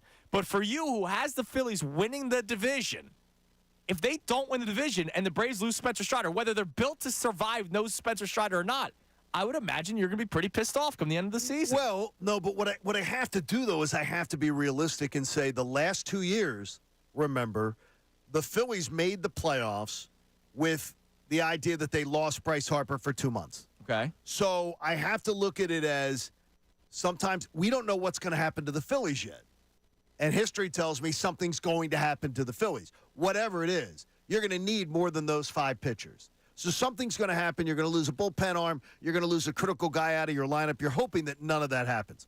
I thought that the Phillies would win the division this year because I believed that over the course of 162, Snitker would manage differently and the team would feel differently about pushing themselves after 2 years of sitting out for a week and using that as an excuse. And they have. They've used it as an excuse. So that's where I thought the Phillies would be motivated to win it. Well, the Braves wouldn't be as motivated. And you also were pro-Phillies rotation over Braves rotation. I still am, yes. Well, now of course you are. Now I mean, it's ridiculous. They just lost their ace. So, Connor, Mr. Locked On Phillies podcast. What's up? If the Phillies don't win the division, knowing the Braves lost Spencer Strider, you are feeling what at the end of the season? Same as I'm feeling now. Like, I'm not expecting them to win the division. I'm honestly not. I didn't pick them. Dude, all right. You're very logical. You and John, the logic on the show. I'll be honest. I'll be angry if they don't win the division at this point. No, because here's what this does. You're going to be angry? I'm going to be angry because that means a lot of things went wrong for the Phillies. Look, if it's injury, you're right. If there's injury issues, if they have their own injury issues. Right, then I'm not going to hurt them. I'm not going to kill them for injury issues. But if it's just because a slow start or maybe there's a lull in the middle of the season and the Braves keep on winning without their ace, because if we lost Zach Wheeler, we'd say, oh, my God, this is going to be a really hard season. Right. They lost their ace. There's no excuse at this point for the Phillies to not win the division unless something does happen injury-wise. I don't think that's unfair, Connor. What he's saying. I think it's a little unfair. How's it unfair? Because that offense is still just super powered. What about the Phillies offense? The Phillies offense is very good. It's not the Braves offense. It's not the Braves, but the Phillies offense, look, they're now going their ace of the staff is now Max Fried. Okay, can I put Zach Wheeler is better than Max Fried? Can I put a disclaimer on this for you? Okay. You're not going to be if the Phillies win 96, which is the number that I said they would win. And the Braves win 97. You're not going to be angry. Right. Right? Correct. Okay. So if the Phillies go from 90 wins to 96 wins and don't win the division, you won't be angry then. But if they go from 90 to 91, okay, I get you. Then you have every right to be angry. And they don't win the division. You have every right when to the be Braves lost their ace, and their ace is a lot different than what Aaron Nola used to be considered the ace as, right? I'm not just trying to take a shot. There's a lot of teams that have an ace or a number one. I don't like to use the term ace all that much. They have a number one. Why is that? Because I'm just trying to get. To me, there's a difference between a number one and an ace of a staff. Okay, so the ace of a staff, you're looking at 4 out of 5 times you are penciling in a win. Yes. And a number one. Like Jeremy Hellickson was your opening day starter for 2 years in Philadelphia. But he wasn't your ace. No, he was just the number one starter. Okay, I get you. Now, I need to learn to speak Salciunas. Yeah. Well, and so we'll I'm get learning there. a little bit of this. So Strider's an ace. They lost their ace of the staff. He may be the best pitcher in the National League. He could be. He might be the best pitcher in baseball. And so that's losses coming their way. And to me, there's almost no excuse for the Phillies to not win the division at this point. Well, you know that Anthopoulos is going shopping. Yeah. Okay, and with one of the best farm systems. I'm saying this on April 8th. I got you. Right, if they go out there and they make a trade for the top 3 pitchers out there. At the trade deadline, they're grabbing somebody. Correct. They're grabbing somebody. Know what? You know who else should grab somebody? The Phillies. Yeah, well, here's what I'm going to say. If you stick to this and you sign it in blood. I'll sign it in blood. That if if the Phillies win 95 plus, you won't be angry. Yeah, correct. Okay, good. Then I think you're being totally reasonable. Yeah, but if the Phillies win 90 or 91, I don't want to hear about they're trending ahead of last year's 90-win team. I don't want to hear that. If the Phillies finish 90, 95 and above, and anybody's angry about it, especially based on the fact they haven't won the division the last 2 years, and then they've thrived in the Braves win postseason. 90, I mean, if a team wins close to 100 games, then so be it. Okay, good. So I think you're being reasonable then. But Connor, he doesn't think I'm being reasonable about it. 1, no blood in the studio. 2, please. How would you be able to tell in here? My thing is the Braves are still really good. If this team didn't have Spencer Strider, if he just vanished and we never knew he existed, they would still be close to a 100-win baseball team. I really don't know that. Dude, Charlie Morton's now what? They're Morton's number their 2? two. I understand. Charlie That's Morton is your actually 2. not good. So now look at it. You have Wheeler versus Fried. It's not close. You have Nola versus Morton. Not close. They have one of the best offenses in the history of the game. I understand. Sanchez versus I don't even know. You skip Ranger. You're right. No, I mean Suarez. The Phillies have the advantage. 1, 2, 3, 4, 5. Andrew is right, and I don't say that often. No, you don't. Andrew is right. There are no excuses because you have a great pitching staff compared to theirs. They have a great offense. And our offense is not great, but it's very good. It's very good. So it's going to be closer. So it should be. No, it shouldn't be closer. You should win. If you have the superior starting pitching, and you have a just notch below offense, you should win the division. And that's why I thought they would win the division to begin with. And now that they lose Strider, I believe they're winning the division. All right. This is something that we're going to obviously be keeping an eye on for a long time. And if this team putzes around and wins 88 or 90 games, that is not acceptable. That's not acceptable until they go into the playoff run. No, but it's not. But it's not acceptable again. On our own so again, in other words, it's that. Yeah, exactly. It's amazing. All right, and then the Flyers question is: if this collapse does happen to the point where they don't make the playoffs, does it take a hit for the excitement going into next season already? Like you said, the casual fan that goes to Rally House, that buys the new sweater or buys the new T-shirt. A lot of people do that when they make the playoffs, right? Because they want to rock the new gear come playoff time. If they don't make the playoffs, the orange might not be flying off the shelves. We have some really smart listeners, though, on answering on Twitter. Kyle says, nah, it's not a disappointment. Goalie hit the rookie wall that basically all goalies hit while playing a bunch with no backup option. It's a young team. They needed this. Skolbush. They needed this. No, they needed this. This is education. Whether it would have been playoff education or not, they get education. Skolbush says, absolutely not. This was measuring up as a tank year. And they put together an incredibly fun season. They only have more young talent on the way soon, and they'll contend in the future. This was a phenomenal season when you go expectations versus results. It was phenomenal. And that is capital P. Phenomenal. I'm not saying the season doesn't end up being a success. I'm saying in the moment right now, the first guy to tweet at you said it's not a disappointment. Of course it's a disappointment. It's disappointing to watch your team collapse. I'm not saying the season was a disappointment, but in the here and now, when I just watched them drop their 7th game, I'm upset. I think the people who will paint it that way are the people who were just assuming we're going to the playoffs. I think that's who they were. I thought they were going to the playoffs. I'm sorry, I did not envision a 7-game losing streak. And I did not. And but you didn't envision a 7 straight losses, maybe even 8 tomorrow. But it doesn't matter. I didn't say. I looked at the other teams and thought, assuming this team's a playoff team at any time until they clinched would have been reckless. All right, Kincaid's calculator. So let's start with the Flyers because we're talking about them now. What's going on? The latest of Kincaid's calculator. Okay. What's going on with the Flyers? They have 91 potential points that they can get if they win out. Winning out's the only option right now. Man. You are the Islanders have 95 potential points. Red Wings 94. Penguins 93. And this is all for the wild card. This is just to get into the postseason. Right.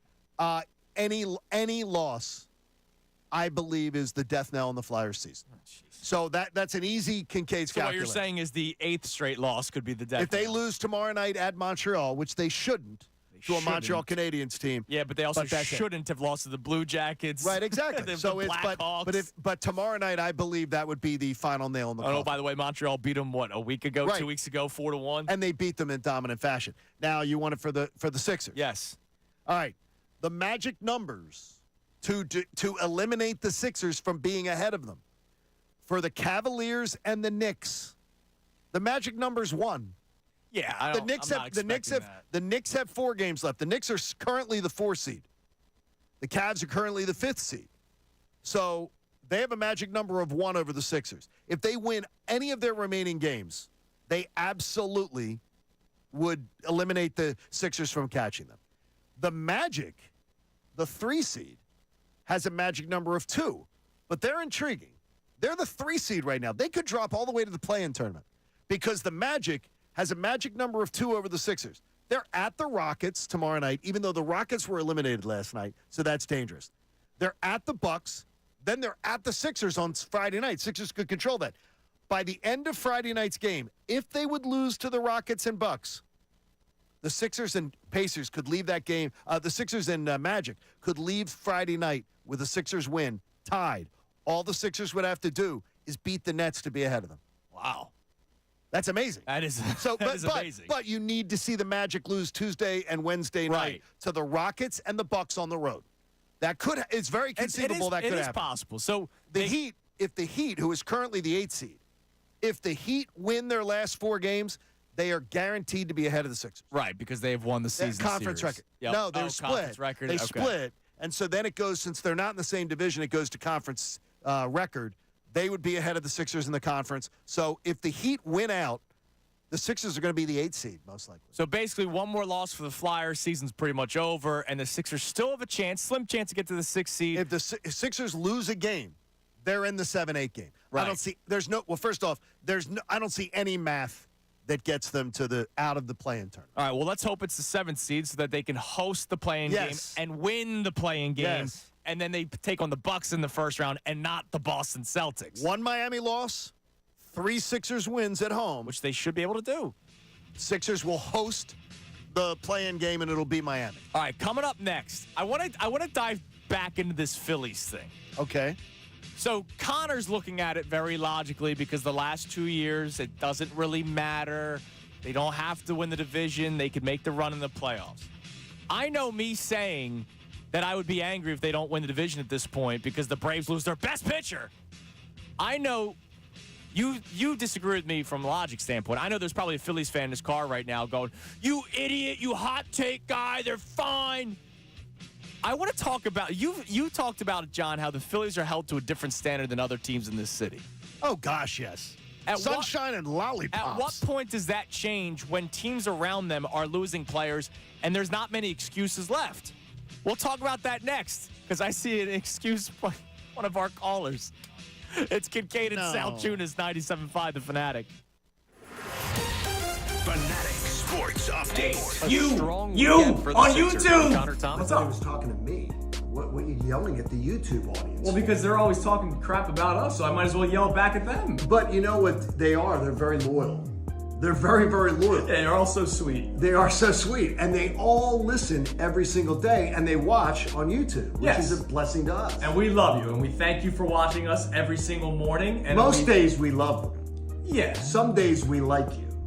Yeah, but not all days they love us or even like us. No, it depends. So the feeling's mutual. But thanks for watching. We appreciate it. Stay with us.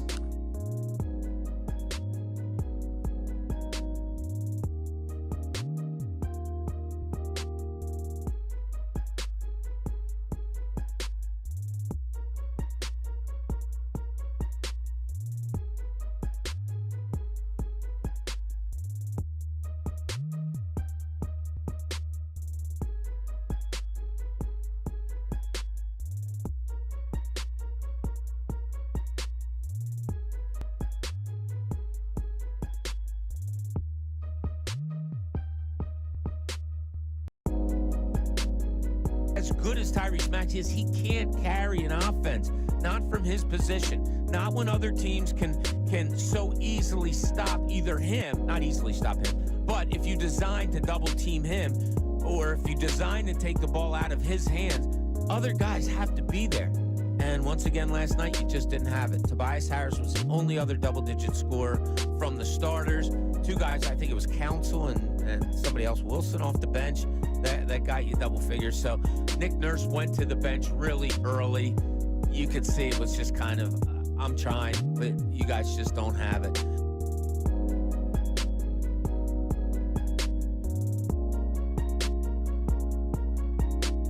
So we're all expecting Howie Roseman to make another move. But there are players you have to extend, number one. You got to account for the draft and the practice squad. How far into the cap are they? I don't know the number off my head. How far into the cap are they? I think it's high 20s or low 30s. Yes. Left. Again, there are going to be guys that you're going to want to extend. Devonta Smith is going to have to get a deal to pay your draft class, pay the practice squad, keep money for moves. You know, we're going to be talking later this summer, the end of the summer, before the final cut down. You're going to want them to trade for somebody or do something at that point in time. Again, yeah, they have some money, probably not as much as you think right now. And am I expecting another big move? I think on the one hand they're always looking, but I think if you're looking for that high profile, there are no more of them available. Like that market's kind of shrunk up. Who do you want them to go add right now? Well, it's not. I do not want them to add Justin Simmons. If I'm hearing that they didn't want to pay Hassan Reddick, I sure as hell don't want to bring in another guy going in his early 30s and then pay him big money to come in. Well, and based on what they've done, I don't think they would. Okay, good. That makes me feel better then. Yeah, I don't think they would, based on the logic with Hassan Reddick. You know, if Justin Simmons came in at a number of price, would they do that? Maybe. Yeah. Like, I'm making this up. What if it's a 1-year deal worth, I don't know, some friendly number? I'd do that. Oh, I absolutely would consider it. But the thing is, I wonder was a 1-year offer at a nice number considered to extend Hassan Reddick? Every deal I'm going to look at and say, could that deal have been done to keep Hassan Reddick here? But Reddick wanted a new deal. He wanted a new deal last season. Yes. Right? He did.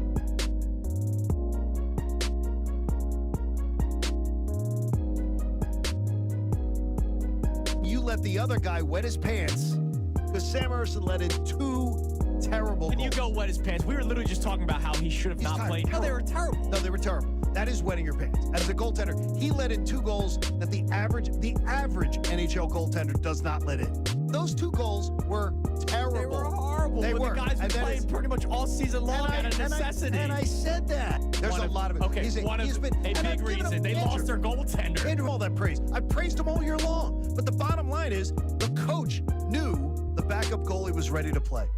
And he didn't play him.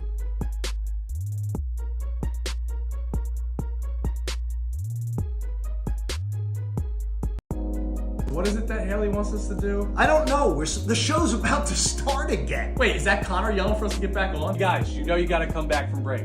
So just zip it. All right. Let's go. See you guys. Hey, you on YouTube. What's up? He was talking to me.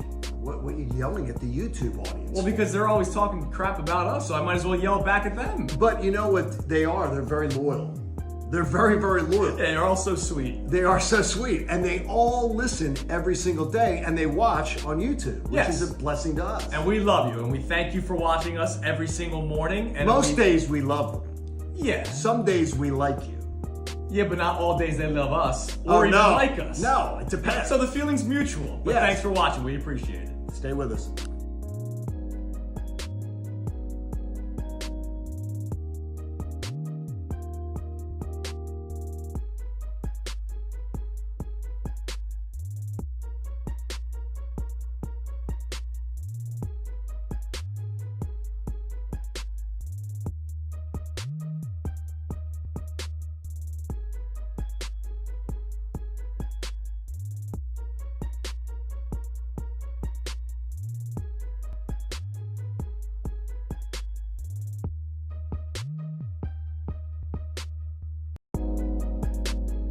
As good as Tyrese Maxey is, he can't carry an offense.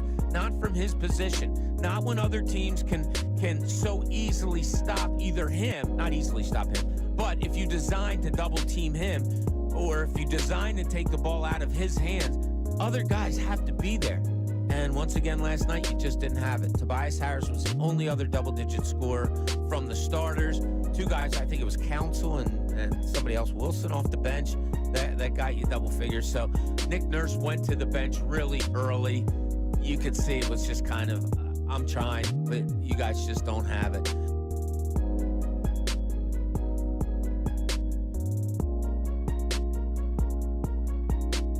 So we're all expecting Howie Roseman to make another move. But there are players you have to extend, number one. You got to account for the draft and the practice squad How far into the cap are they? I don't know the number off my head. How far into the cap are they? I think it's high 20s or low 30s. Yes. Left. Again, there are going to be guys that you're going to want to extend. Devonta Smith is going to have to get a deal to pay your draft class, pay the practice squad, keep money for moves. You know, we're going to be talking later this summer, the end of the summer, before the final cut down. You're going to want them to trade for somebody or do something at that point in time. Again, yeah, they have some money. Probably not as much as you think right now. And am I expecting another big move? I think on the one hand, they're always looking, but I think if you're looking for that high profile, there are no more of them available. Like that market's kind of shrunk up. Who do you want them to go add right now? Well, I do not want them to add Justin Simmons. If I'm hearing that they didn't want to pay Hassan Reddick, I sure as hell don't want to bring in another guy going in his early 30s and then pay him big money to come in. Well, and based on what they've done, I don't think they would. Okay, good. That makes me feel better then.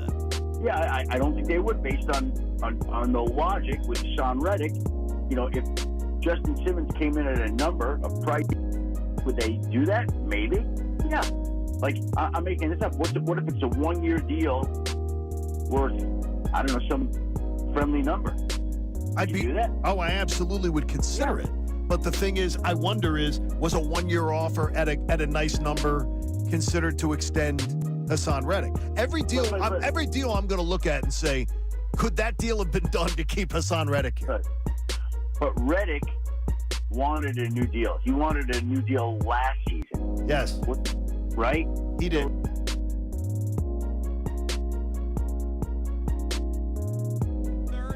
On this Fanatic Monday, presented by Pierce Phelps, Bryant Heating and Air Conditioning Contractors. Visit nopayBryant.com for flexible spending options on a new heating and cooling system. As we thank Bet Parks for being our 7 o'clock sponsor, I do want to spike the football quickly that I won the Parks Casino Crazy Eights tournament. Oh, that's congratulations to you. Maniac Malloy sent me the note yesterday. So beers on you after the show? Don't even need the championship. Yes, we can do that anytime. I hear beers on John. I could go for a beer. Or Wednesday when we're talking to the Temple students, maybe a beer at Maxey's. No, we're doing Maxey's. Yeah. No, we will do Maxey's pregame. Dude. No. Or maybe postgame. Pre and post. Come on, man. We've all done it before. Yeah, I mean. Come on, man. Why not? By the way, right before we came out of break, you heard that promo. The $1,000 giveaway is back. So we will do it's called the 97.5 The Fanatic signing bonus. I like that during springtime. Did you get a signing bonus for joining the mornings here? No, you didn't. Connor got one. I don't want to stir the pot, but I know Connor got. You got a signing bonus? Connor walked around with a wad of cash. He was like, "Yeah." I got to do like the rookie skit where I got to stand up in front of everyone and say my signing bonus and where I was drafted. No, I got the team option. We'll see. They're saying we'll see how this goes after 1 year.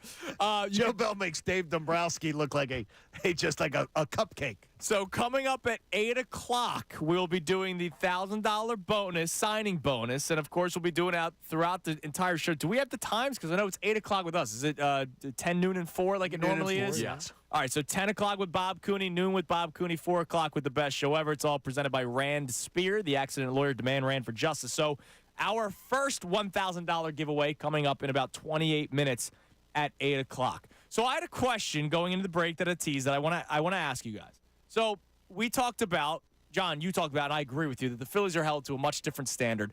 Now, to Connor's point, the reason why the standard is held differently over the last 2 years is they have gone on runs in the playoffs, even though the regular season at times was a disaster, like the first 2 months of the season.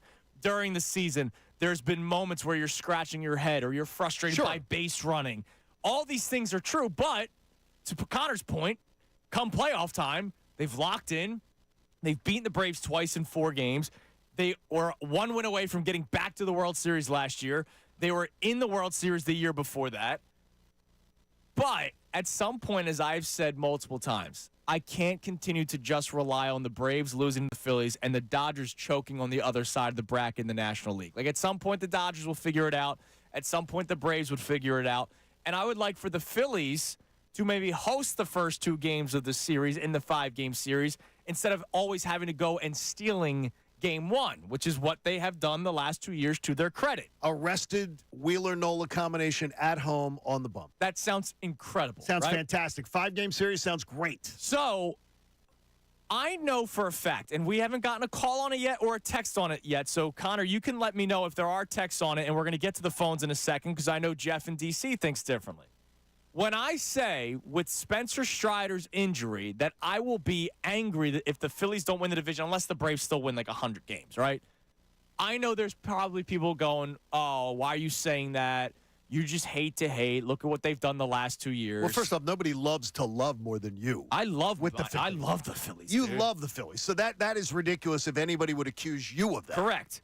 But I will say, like, look, if Zach Wheeler went down, we would talk about how much of a hit that is for the Phillies. It would be Wentz-ish. Right.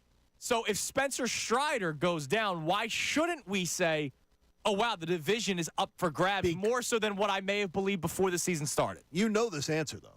Why? What? Because people don't want to put expectations on the Phillies because they're their cuddly little puppy. But they don't want to put it doesn't matter. Hold on. I think that's unfair. Matter. I think people do put the expectations on them come playoff time. Yes, but the thing is, you should still.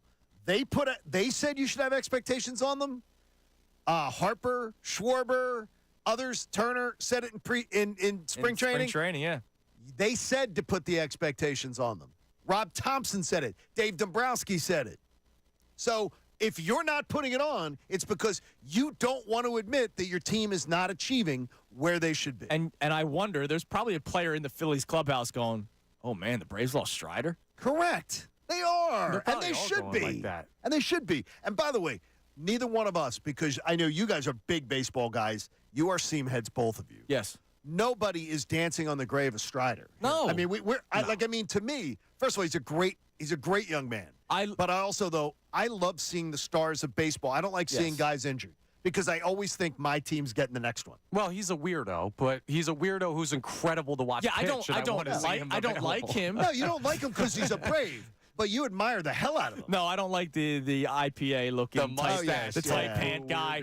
But then again, he looks like that and is pumping 99 through 6 or 7 innings. So I love watching him. No, pitch. Exactly. I told you before, when the new league rules happened in the NFL, I don't think Eagles first. I think NFL first because I look at sport more so than just my team all the time. I used to work with guys that would celebrate when the Phillies would get an injury, when the Mets would get an injury. I'm sure. They would celebrate it, and I'd say, don't do that, bad karma. Right. But I do think we can all go, oh, wow, that's a big loss for the Braves. It's a huge loss. Which benefits the Phillies. I'm not going, yeah. No, but it's a huge loss. But it's a benefit to the Phillies. Now, let's go to the phones, and then we'll get to the text line. Let's go to my man Jeff in D.C. Jeff, how are you, brother? Hey, what's going on, gentlemen? What's up, Jeffrey? Hey, John, how you feeling? Good, buddy. Good. So before I get to my Phillies take that Tunis is going to rip me for, I am all in. I am all in on the Sixers. I am all in, and I believe everybody in the East, and I tweeted this last night, everybody in the East, including Boston, should be afraid of the Sixers right now. With a competent coach and the MVP rounding into form, everybody should be afraid of the Sixers. So you said Boston. You don't even need me to ask you the question. You're straight up saying nobody wants to face the Sixers. Nobody wants to face the Sixers, including Boston. And I'm not saying that they're going to beat Boston because Boston is clearly the best team in the East. But you don't want to go 7 games with the Sixers in the first round. The Sixers. You don't want that. I guarantee you, Jeff, you're right on that. That of all the teams that Boston could play in round 1, the Sixers would be their least choice. Yeah. And their 1B would be Miami. And yes. They're going to get one. Who knocked them out last year? Yeah, exactly. That's a good point, Jeff. They might get one of them. Yeah, they might. To the Phillies. Now, this is Tunis. This is not an excuse, but it's a reason. All right. I was at all 3 games this weekend. Dude, it was freezing. Yeah. It was so cold. And I'm not saying, and I know the Nats played in the same weather. I know the Reds played in the same weather. But different teams, guys react differently. That's just how it is. And we got to kind of accept that we have a squad that just doesn't like to play in the cold. An entire team? Jeff, who's the World Series contender then that's like the Phillies? I don't know. Their bats can't work until it gets to be like 75 as a low. I mean, it's ridiculous because every other World Series contender can hit. I agree with you. I'm not saying anybody's wrong, and I'm not defending their inability to hit in the cold. It just kind of is what it is at this point. Oh, I hate that. And if they cannot dig, as long as they cannot dig too deep of a hole, they're going to be fine. I still think they win 95. I still think they win the division. Even with Strider, I thought they were going to win the division. With the Braves not having Strider, I think the Phillies win the division, but running away by 3 or 4 games now. Okay. Love that, I love Jeff. your optimism, I love that, Jeff. man. I appreciate the call. I mean, look, that's great. Like he had them winning even without, and so did you. You had the Phillies. I have them you winning. had the Phillies winning the division. 96-95 is what I said. Right. Before. So to my point, I had the Braves win the division, but I thought it was going to be like a 3-game lead for Atlanta. I didn't think they would run away with it this year. The fact that they lost their best pitcher, their horse, man, right? We've talked about the Braves bullpen being an issue in the years past. Spencer Strider, you didn't need the bullpen. If anything, it might have been for an inning or two, right? He is a typical ace. He is an innings eater. He's tremendous. And they lost that for maybe the entire season, right? Based off of this second opinion. But let's face it, they probably lost him for the entire season. So that means the Phillies should be okay. I'm doing a little exercise here. The World Series contenders, if I said it to you right here, Texas and Houston, right?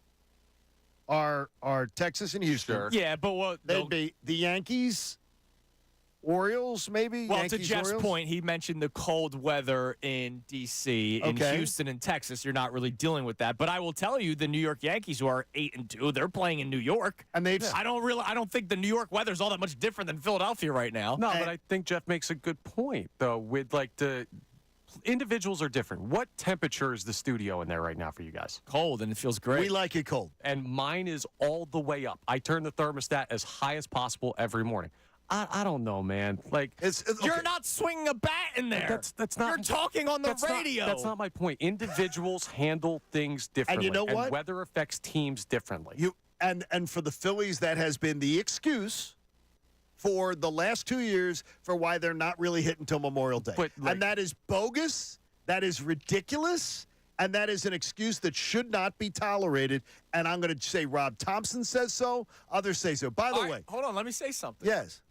So you're expecting the bats to come to life this weekend? They're in the Cardinals. The St. Louis, 79 degrees today. Well, there we go. So the bats better come Take the alive. over. And then when the Phillies come home for the weekend. It's going to be beautiful this weekend. It's gonna be, I'm going Saturday. It's gonna be like I 60, can't wait. It's going to be like 65 or something.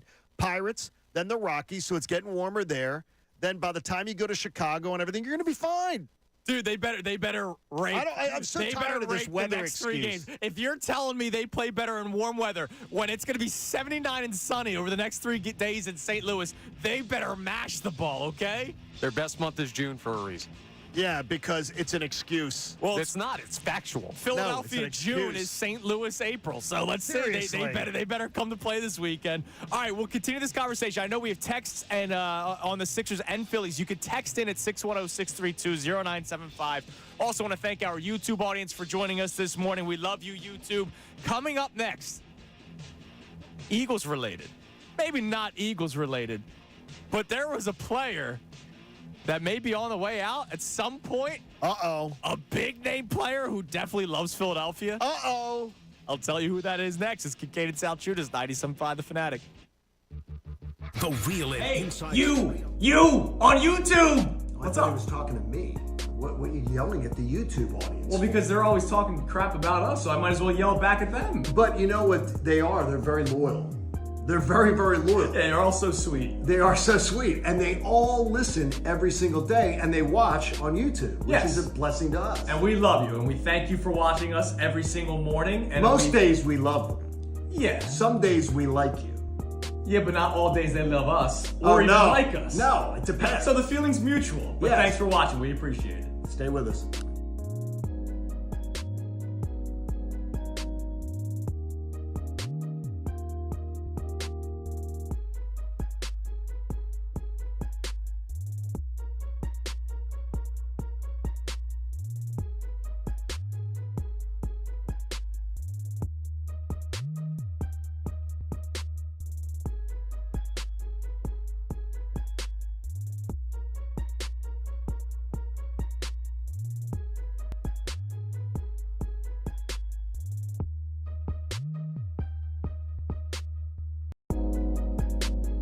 As good as Tyrese Maxey is, he can't carry an offense. not from his position, not when other teams can so easily stop either him, not easily stop him, but if you design to double team him, or if you design to take the ball out of his hands, other guys have to be there. And once again, last night, you just didn't have it. Tobias Harris was the only other double-digit scorer from the starters. Two guys, I think it was Council and somebody else, Wilson, off the bench. That got you double figures. So Nick Nurse went to the bench really early. You could see it was just kind of, I'm trying, but you guys just don't have it.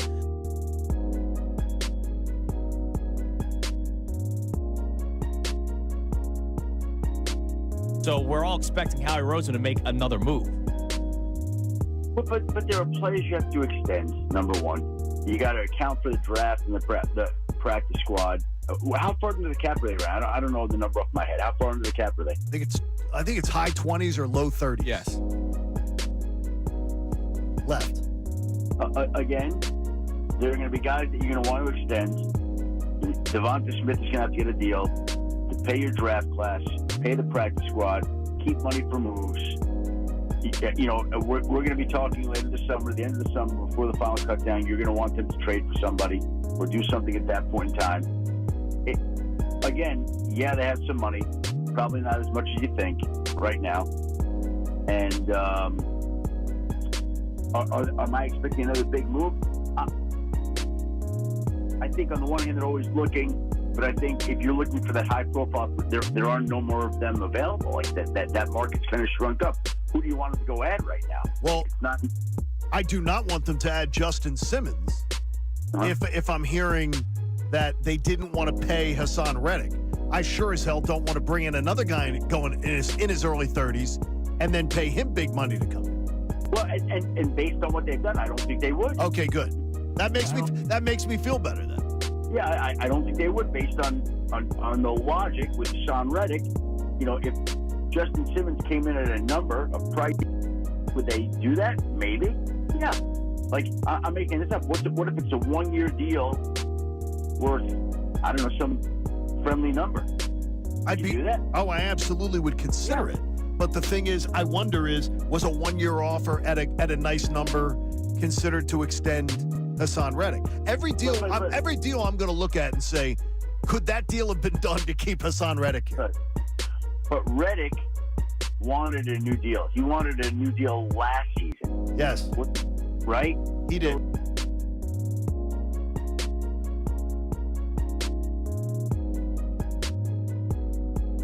You let the other guy wet his pants because Sam Emerson let in 2 terrible Can goals. you go wet his pants? We were literally just talking about how he should have not played. No, they were terrible. No, they were terrible. That is wetting your pants. As a goaltender, he let in 2 goals that the average NHL goaltender does not let in. Those 2 goals were terrible. They were horrible. They were. The guys were playing pretty much all season long out of necessity. And I said that. There's a lot of it. Okay, a big reason. They lost their goaltender. I all that praise. I praised him all year long. But the bottom line is the coach knew the backup goalie was ready to play.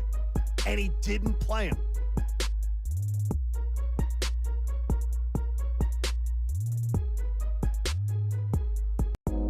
What is it that Haley wants us to do? I don't know. The show's about to start again. Wait, is that Connor yelling for us to get back on? Guys, you know you got to come back from break. So just zip it. All right. Let's go. Lead, it's up and good. The Sixers lead, 131-126. They extend their lead. Carlson with the dish. It is 7:47 on Kincade Salciunas. $1,000 giveaway coming your way in 13 minutes right at 8 o'clock. I need to ask the Sixers to do something for me or not to do something. I just saw something during the commercial break. Have the Sixers officially clinched yet? A playoff berth? Yeah. All right. Did they put out a tweet or anything? No. Good. Because you don't do that. I just saw a tweet during the break. No. Golden State Warriors. Postseason bound. Check. The Warriors have clinched a top 10 seed in the Western Conference. That's so bad. You can't do that. How about this? The Sixers have clinched a top 8 seed. No, they're guaranteed. No, don't do it. Don't do it. You don't do anything. You don't do anything. Unless you were, let's say it's the first time they made the playoffs post process. That's different. The Warriors are a team that have won. They were a dynasty not that long ago. And by the way, this is the play-in tournament. They have not clinched a playoff berth. Right. They clinched a top 10 seed. Play-in berth. Right. They have not even clinched a playoff berth yet. All right, what's worse? Both of you answer this question. Tweeting out that we've clinched a top 10 play-in seed, right? Or raising the wild card banner. Wild card banner. No, And it better be gone. It better be gone. It's not worse. It better be gone by the weekend. No, it's not worse. The clinching playoff berth is worse. No. Commemorating that you didn't win anything is worse. No, you the Warriors are talking about a top 10. The Phillies were top, what, 6? No. You don't celebrate top 6s in baseball. You don't celebrate either, but one is worse than the other. But here, John. because it's permanent. 4 spots. This is permanent. That tweet will come and go. That tweet comes and go. That flag is going to be there for generations now. I can take that flag down tomorrow. Guess what? I hope they do before the next homestand. I hope the Phillies take down the powder blue 2023 flag because it commemorates winning nothing. So here's the reason why they should never have raised it. Do you hang an NLDS banner? No. So why would you hang a banner for a lesser victory? You're absolutely right. You hang a banner for winning your division. Winning the division, yeah. You're a division champ. Pennant, NL pennant. NL pennant, World Series. Right. That's it. That's it. If you don't hang a division series, why would you hang a wild card? You don't hang a wild card. And more importantly, the Phillies know this, and they're great. The Phillies are a great organization. Incredible organization. But I will tell you, this is a misstep, much like the City Connect design. Yeah, but I'm not a fan of it. even though some of Liv's friends at college, the 20-year-olds, they love it. The Phillies are iffy with this stuff, though. They're kind of super forgiving on the whole Wall of Fame thing. Like there's some guys on that probably shouldn't be. Surprised you're not on it. Yeah, I might be one day. Give me a couple more innings. We'll see. But no. This, you can tell that they know it isn't right because it wasn't an event on opening day. Right. It was just unmentioned. Now pay attention to center field. We will raise the... yeah, they didn't do that. Now right. batting for the Phillies. That we will not do Dan Baker. When Dan Baker refused to maybe that's why. That. All right, so there is a report that I got to get to from Shan Sharif. Okay. Out of Dallas. He's a good dude. on 105.3 The Fan. He's a really good dude. It's the Shannon RJ show. Yeah. All right? Get ready to be excited. There are reportedly some people within the Cowboys organization who feel that Micah Parsons' behavior has, quote, worn thin. I've heard from way too many people that if Micah Parsons was out of there would be a decent amount of people inside the Ford Center at the Star in Frisco smiling or breathing a sigh of relief. But they'll never trade him here. Of course not. So it doesn't matter. But when is he up? When's he a free agent? They're not going to let it. They're going to bring him home. No, I think they'd try to trade him, and they'd get a nice return for him. All right, they trade him, and then he becomes a free agent. And then the guy who's been seen wearing Sixers jerseys. Oh no, courtside. I can tell you this: Shan is a reliable, informed, and their source. This is not he does a radio show like we do, right? But he is entrenched with the boys. He is there. He has Jerry Jones on the show. He's there at. This is a guy. So he would know a thing or two. I completely trust his opinion, and if he's saying that, it's because he's hearing it. You know, like you're right. They would never trade him here. They'd never trade him here. So he's in the 4th year of his deal, of his rookie contract. Right. It's a 5th-year option. Which they absolutely will exercise. They will. Unless, I don't know. They're exercising. Well, we'll see what they do with Dak. Like, what if they decide to start over? I don't know if you can ever start over in Dallas. Well, just like we say you can't start over in Philly. That's for next year. So they guarantee they're going to keep control of him. Okay. And then he's a free agent after the 2025 season. Howie. Get to work, Howie. Maybe that's why he hasn't signed linebackers, right? You bring in Micah Parsons, you can move them all over the place, linebacker, DN, whatever you want to do. That's why. Yes, no? Does it happen? I don't believe it would ever happen. Neither do I, but it would be freaking awesome if they could get Micah Parsons at some point. All right. So here's the deal. Do we have any texts, by the way, on our Phillies and Sixers conversations? Thank you, Connor. I'm sorry for throwing that under the bus. That's all there. right. Yeah, we do. We've got a couple here. So someone checking in, unnamed here, but talking about the believing in the Sixers as the team no one wants to play. Okay. They say, I would love to talk myself into the Sixers, but they've been a great team. The past several years is still lost. Being an underdog doesn't make me believe in them anymore. Which, I mean, I get it. Well, here's the thing. So I think the Celtics are just very good, right? So last year, I don't think it was whether they wanted to or didn't want to play the Sixers. I think the Celtics are just very good. They're an excellent team. And they're very good this year, too. I think they're the best team the East has had in a while. But I do think that there are probably teams that wished Joel Embiid remained out. Yes, I'm sure there's right there. Absolutely. You know, and now they see that he's back and they go, we wish that it didn't work out this way. Like, I'm sure Milwaukee has been paying close attention to the standings, and they see that the Sixers are winning some basketball games. I bet you Milwaukee hopes that they get to the 6th seed. They don't want the Sixers. I think I've seen it before where teams in the NBA will lose on purpose at the end to affect their seeding. They'll sit somebody, they will work with that. I guarantee you that people do not want to be the 8th seed, and I would see where the 4 or 5 seed's not attractive. Right. Because if you win that series, you're playing Boston. Right. And imagine if the Sixers are the 7th seed and Milwaukee goes, all right, well, we can do this. And if the Sixers take game 1, just like the Phillies strategy, right? Absolutely. You take game 1 on the road, they're going to start second-guessing themselves. No question. I love this. All right, yeah, me too. I love it because it's there's every reason to be so excited because as I rattle it off again, Magic, Knicks, Cavs, Pacers, the teams ahead of you in the standings this morning, none of them have playoff pedigree. The team behind you in the 8th seed, the Heat this morning, has playoff pedigree. None of them in front of you except Boston. Your first chance to win $1,000 with the signing bonus contest comes your way next at 8 o'clock, also in the 8 o'clock hour. So we're going to reset the show coming your way next. And one of the questions we have today, your takeaway or takeaways from the first 9 games of the Phillies. I'm going to see if my prediction is correct. I'm looking at you, YouTube.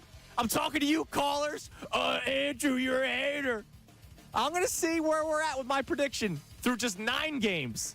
It's Kincade Salciunas, 97.5, The Fanatic. Fanatic Sports Update. The Sixers making you on YouTube. What's up? I was talking to me. What are you yelling at the YouTube audience? Well, because they're always talking crap about us, so I might as well yell back at them. But you know what they are? They're very loyal.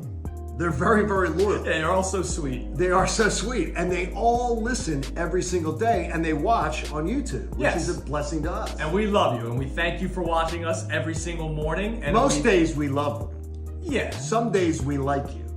Yeah, but not all days they love us or even like us. No, it depends. So the feeling's mutual. But thanks for watching. We appreciate it. Stay with us.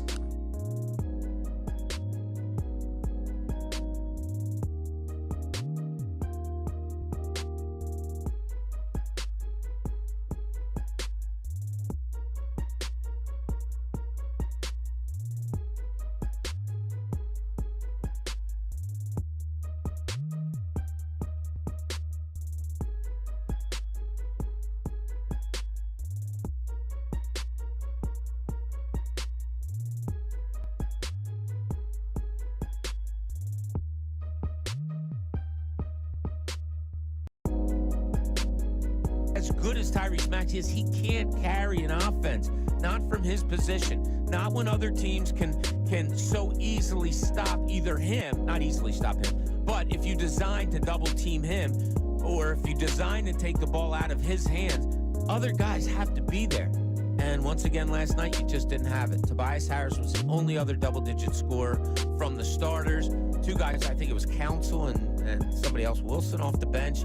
That got you double figures. So Nick Nurse went to the bench really early. You could see it was just kind of, I'm trying, but you guys just don't have it.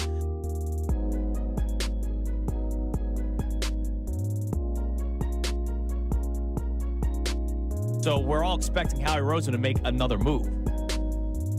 But there are players you have to extend, number one. You got to account for the draft and the practice squad. How far into the cap are they? I don't know the number off my head. How far into the cap are they? I think it's high 20s or low 30s. Yes. Left. Again, there are going to be guys that you're going to want to extend. Devonta Smith is going to have to get a deal to pay your draft class, pay the practice squad, keep money for moves. You know, we're going to be talking later this summer, the end of the summer, before the final cut down. You're going to want them to trade for somebody or do something at that point in time. Again, yeah, they have some money, probably not as much as you think right now. And Am I expecting another big move? I think on the one hand they're always looking, but I think if you're looking for that high profile, there are no more of them available. Like that market's kind of shrunk up. Who do you want them to go add right now? Well, it's not. I do not want them to add Justin Simmons. If I'm hearing that they didn't want to pay Hassan Reddick, I sure as hell don't want to bring in another guy going in his early 30s and then pay him big money to come in. Well, and based on what they've done, I don't think they would. Okay, good. That makes me feel better then. Yeah, I don't think they would, based on the logic with Hassan Reddick. If Justin Simmons came in at a number, a price, would they do that? Maybe. Yeah. Like, I'm making this up. What if it's a 1-year deal worth, I don't know, some friendly number? Would you do that? Oh, I absolutely would consider it.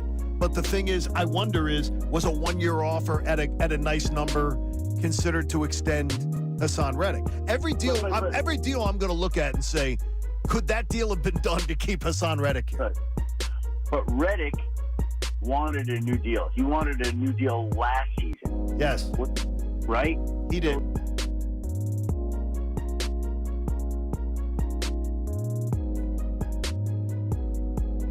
You let the other guy wet his pants because Sam Ersson let in 2 terrible goals. You go wet his pants. We were literally just talking about how he should have not played. No, they were terrible. No, they were terrible. That is wetting your pants. As a goaltender, he let in 2 goals that the average NHL goaltender does not let in. Those 2 goals were terrible. They were horrible. They were. The guys were playing pretty much all season long out of necessity. And I said that. There's a lot of it. Okay, he's been a big reason. They lost their goaltender. And all that praise. I praised him all year long. But the bottom line is, the coach knew the backup goalie was ready to play.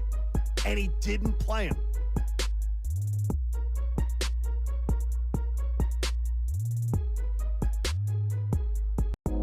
What is it that Haley wants us to do? I don't know. The show's about to start again. Wait, is that Connor yelling for us to get back on? Guys, you got to come back from break. So just zip it. All right. Let's go. See you guys. Hey, you on YouTube. What's up? He was talking to me. What are you yelling at the YouTube audience? Well, because they're always talking crap about us, so I might as well yell back at them. But you know what they are? They're very loyal. They're very, very loyal. Yeah, they're all so sweet. They are so sweet. And they all listen every single day, and they watch on YouTube, which is a blessing to us. And we love you, and we thank you for watching us every single morning. And most days we love you. Signing bonus, text the word payday, Payday, payday to 45911, or you can enter it on the Fanatic app or at 975thefanatic.com. Once again, payday, Payday to 45911, or enter it on the app or the website. One winner selected at random win $1,000 in this company-wide contest. Winners will get a call from Beasley, so be sure to answer your phone, all right? Complete rules at 975thefanatic.com. 97.5 The Fanatic signing bonus is presented by Rand Spear, the accident lawyer. Demand Rand for justice. Please never text and drive. Good luck.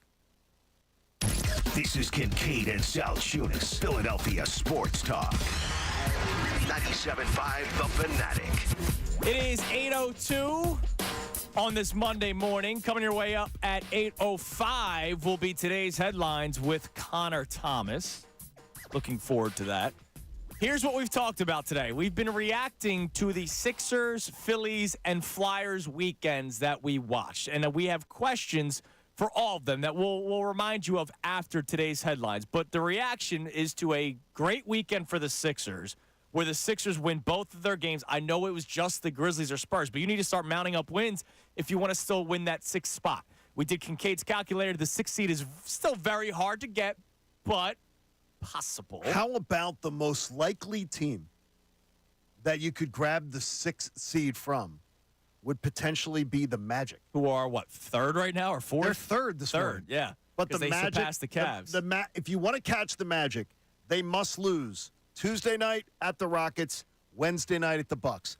If that happens, Friday night, you're going to go into that game with the Magic knowing that if you beat them, all you will have to do is beat the Nets in the season ender to be ahead of the Magic. It's amazing. And you're also going to be ahead of the Heat. So the 6th seed is That's what has to happen. It's still a possibility. It's a lot has to happen.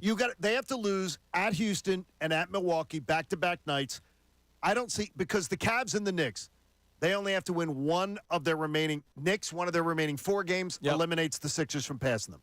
Cavs, one of their last 3 games, eliminates the Sixers from passing them.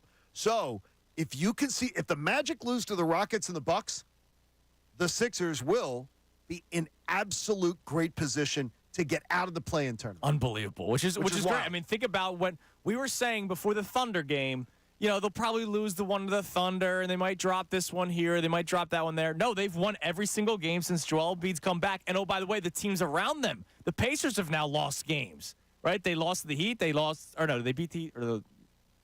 Yes, they beat the Heat. Sorry. That's why the Sixers are ahead of the Heat. But they lost to the Nets that one night, where we penciled that in as a Pacers victory. Tony says to me, he says, I'm a little math challenged, but how do you know they're not in the 9-10 game?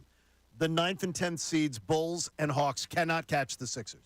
Right. And so that's already done, and they cannot catch the Heat. That's done. Right. So we know Bulls-Hawks is the 9-10 game. It's just a matter of who's going to host it. Right, and the Sixers could still get up to the 6th seed. So they win both their games. The Phillies take 2 of 3 against the Nationals. We were hoping for a sweep, but they take 2 of 3. They got their first series win. And then the Flyers drop their 6th and 7th straight games over the weekend and are now looking up at not just the Metropolitan Division, but the wild card standings. And I'm bummed out by it, man. Both losses suck. I know that you were trying to tell people to stop saying that they're in the playoffs. Well, you know what? I was feeling chesty. I was feeling great. And I was excited for playoff hockey to return on Broad Street. And they've lost 7 straight. We'll talk more about it. We have questions for all 3 of those teams, Sixers, Phillies, and Flyers. And my Phillies one I can't wait to get to this segment because it's going to drive you guys crazy. But it's time now for today's headlines with Connor Thomas. Today's headlines with Connor Thomas. What do we got, Connor? What's up, boys? So I mentioned this in the updates, but we haven't heard your thoughts on it. One of the great women's basketball tournaments ever, probably the most watched one ever, right, by numbers, concluded over the weekend. Philly's own Dawn Staley gets the W. South Carolina knocks off Iowa. Here's how it sounded. 6 seconds to go. Perfection with a touch of sweet redemption. Undefeated South Carolina has won its 3rd national championship. It's amazing. It shows how great of a head coach she is because our first thought is, Caitlin Clark, she's the story of the tournament, right? And then here's South Carolina going, well, hold on a second. We're like a dynasty right now. Dawn is an amazing coach. I would love to see her coach elsewhere, though. I'd love to see her coach men. I would love that. And I think she'd be a great coach. We talked about it with the Sixers at one point when Doc Rivers was on his way out. I know it's talked about, and it's probably not far off of a possibility. It's still probably a possibility. It certainly is. Now, does this count as a Philly championship? Can we claim this one? No, but we could take pride in a Philadelphia-born and raised individual for having the success that she's having. You saw who addressed. I think that's right. You saw who addressed the team pregame. Who? I didn't see. Iverson? That's my guess. Jalen Hurts. Oh, really? Jalen Hurts was there as a guest of Dawn Staley. That's cool. And I like that they've created a friendship, and she's a huge Birds fan.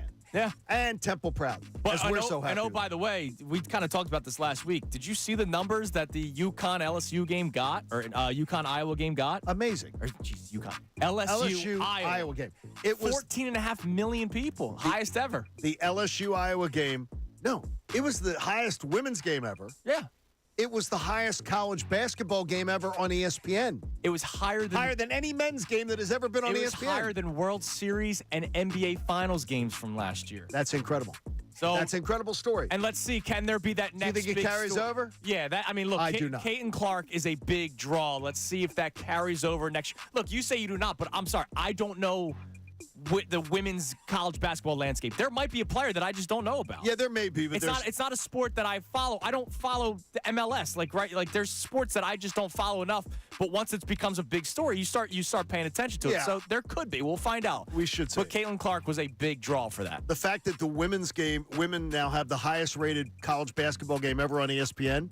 Amazing. That's wild. What's next, Connor? Pretty darn good. Now, today's a special day. We're not going to spend too much time on it, but it's worth mentioning because the country's basically shutting down for it. Oh, jeez. You guys Eclipse guys? You guys going to watch the we get like 90-something% coverage or whatever? I don't have glasses. Yeah, that's a thing. Are we going to go blind if we don't have glasses? Yes, you do not look at the eclipse without your glasses. I've looked at the sun before. I'll be okay. No, you do not. No, Connor. It's No? not the same thing. Don't say that on the radio. Well, because you could end up you with could somebody tell getting me I'm hurt. wrong. People know I'm an idiot. I'm going to tell you something. This is a serious conversation that kudos to me for being the one that thought about it, because Christy's usually the forward thinker when it comes to Cooper. Today's a nice day out. I was like, wait, Christy, should I not have him outside? Because he doesn't know what Eclipse is. It's only 4 minutes.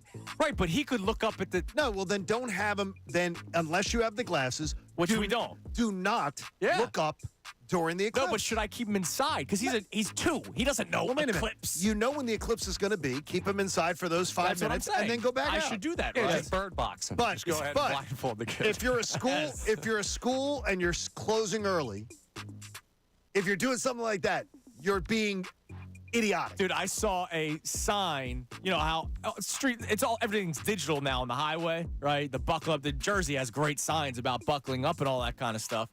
They said, "Do not pull over to watch the eclipse." Is there anybody that would actually do that? Yes. Yeah. Yes. Why? Yes, you got people saying schools need to be closed during this because of the danger to our children. Here's a great thought. Pull down the blinds. Have the kids in. If they don't have the glasses. Now, Live School back the last one, it came right through Atlanta. Yeah. They got the glasses for all the kids, and they filled the football stadium with all the students. That's cool. And let them watch it. Yeah. And cool. Liv said most of the kids were on their phones. Nah.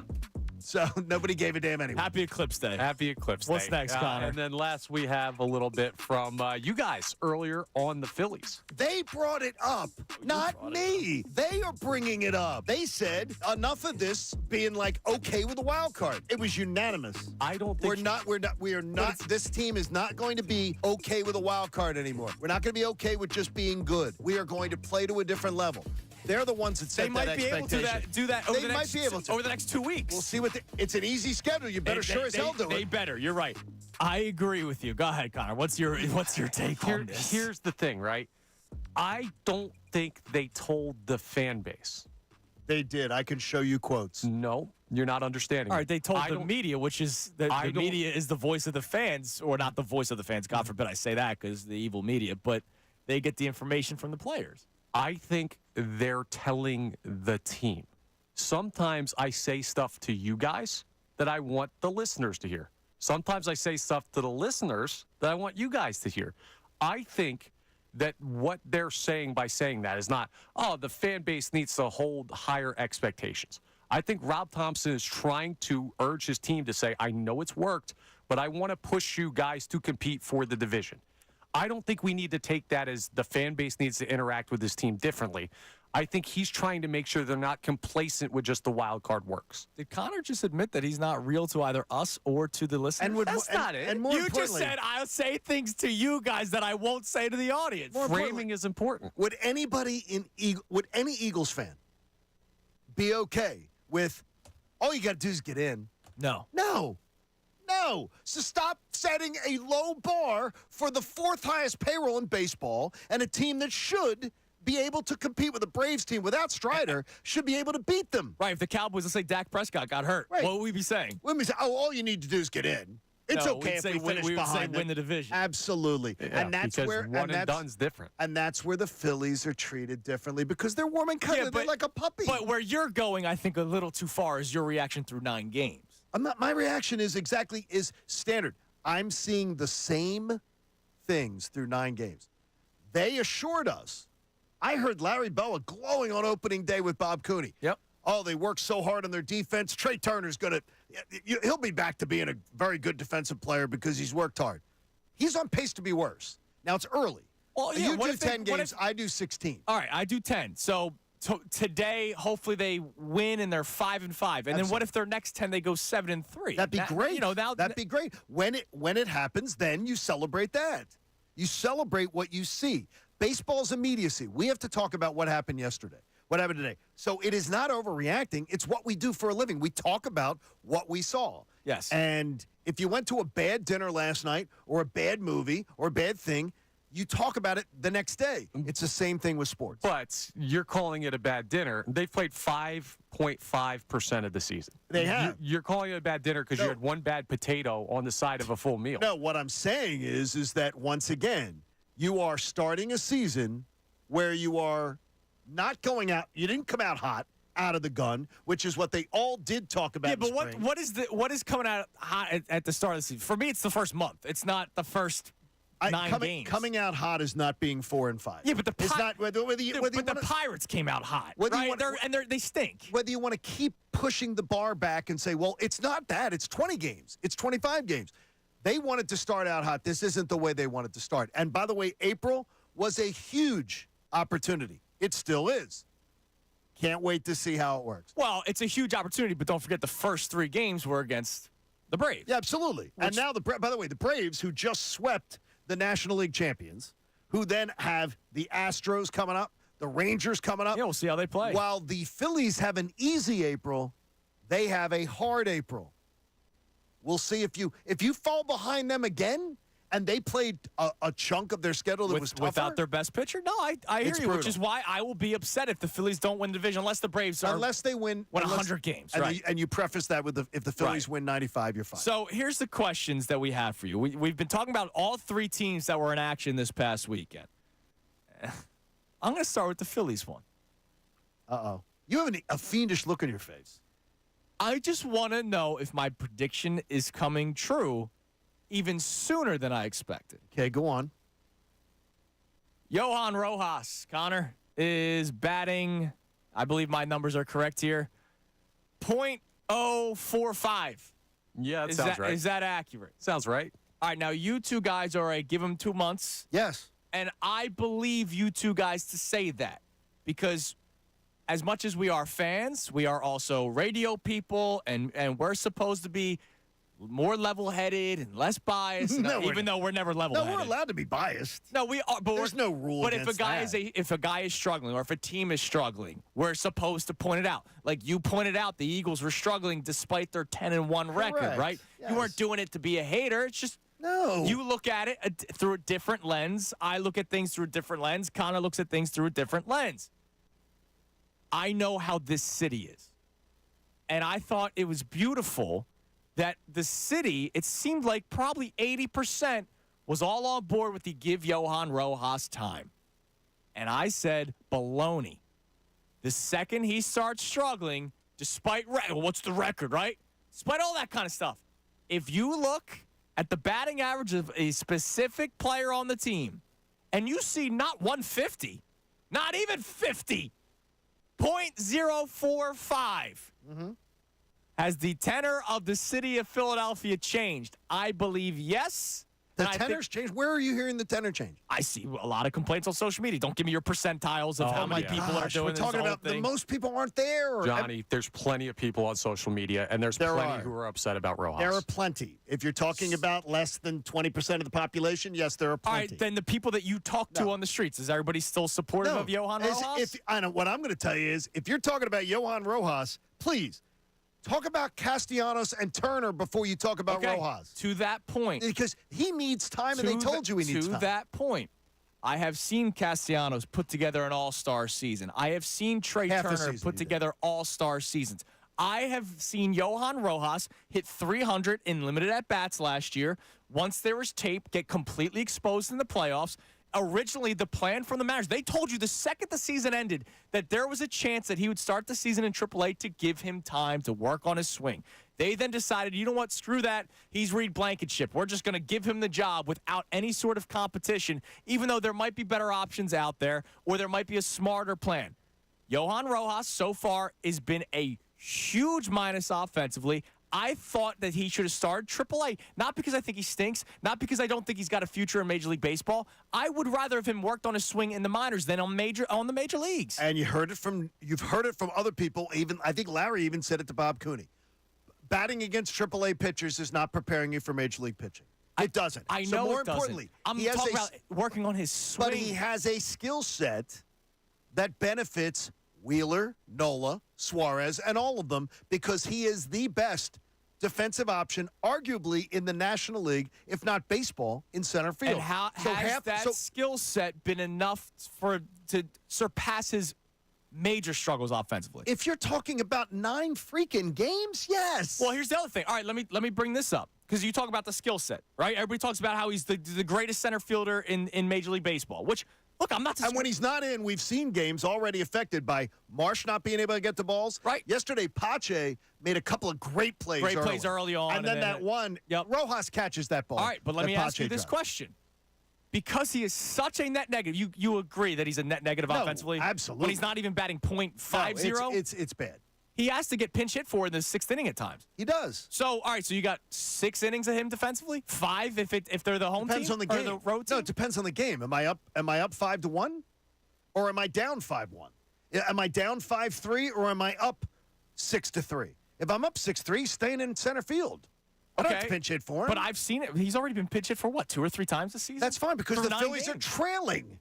Because they're trailing in games, and they have to try to come back. All right. If this offense does its job, if Trey Turner, everybody's cuddly little, he picked us, let's cheer him. But let's you give a expect standing him to turn it ovation. around at some point, or you expect him to put... You So expect you think he is who he is the rest of the he could season? be. He could be. What I say is, Trey Turner has no goodwill in the bank with me. None. But Johan as far as that Rojas thing. does? Johan Rojas, I know, has not had a chance to write his story. I'm going to see a story on him. I don't know. Trey Turner, in 1 year, it looked really bad. It had 2 months of it was 7 weeks. All right, 7 great weeks that Rojas will never be able to do. And that might be. But he also is not the worst shortstop in baseball. Rojas is a tremendous center fielder who might only play 6 innings in games because he has to get pinch hit for. So Trey Turner's the worst defensive shortstop in baseball and a guy who's not performing at the plate. Trey Turner. Because of his contract. Yes, but I can send down Johan Rojas, who still is very green in this league. I understand, but he's not learning hitting at the AAA level. There's 2 things. First of all, Trey Turner, the year before he became a Philly, was the all-MLB shortstop. Like, he was named, he was the best shortstop on the face of the planet, according to the voters. So he's not the worst shortstop. I know he's bad defensively, but also, Rojas, here's my question to you and anyone who's anti-Rojas. What's the other option? What do you do? Dude, it's Pache, it's Brandon Marsh. Pache's a career 173 But dude, here's the deal. I don't think Pache is a future asset to the Phillies. I think Johan Rojas can be your center fielder for many years to come. I don't think you're helping him right now with him going up to the plate and striking out or hitting weak dribblers or making no contact whatsoever. I don't think you're helping him. I think he's getting hurt on the Major League level right now. And baseball people have told you, Dave Dombrowski, Larry Boa, others, you don't learn Major League pitching at AAA. They said that they tweaked his entire swing during spring training. Okay, and he's going up there against big league pitching and looking like me in my Sunday league. Could it be that we don't have the greatest hitting coach in baseball like we've been sold? I don't care about that kind of stuff. That's what his job is. I understand Why that. do you not care Rojas about it? himself, you knew that his bat wasn't great. He Why just do hit you 300. not care that the Major League batting coach can't get the most out of him? We'll continue it because I'm not done with this. We'll continue this conversation. I bet. Also, there's a Major League Baseball story, period. We mentioned the Strider injury. I call baloney on a lot of things. We'll agree with this one, John. It's Kincade Salciunas, 97.5, The Fanatic. Hey, you on YouTube. What's up? He was talking to me. What are you yelling at the YouTube audience? Well, because they're always talking crap about us, so I might as well yell back at them. But you know what they are? They're very loyal. They're very, very loyal. Yeah, they're all so sweet. They are so sweet. And they all listen every single day, and they watch on YouTube, which is a blessing to us. And we love you, and we thank you for watching us every single morning. And most days we love them. Yeah. Some days we like you. Yeah, but not all days they love us or even like us. No, it depends. So the feeling's mutual. But thanks for watching. We appreciate it. Stay with us.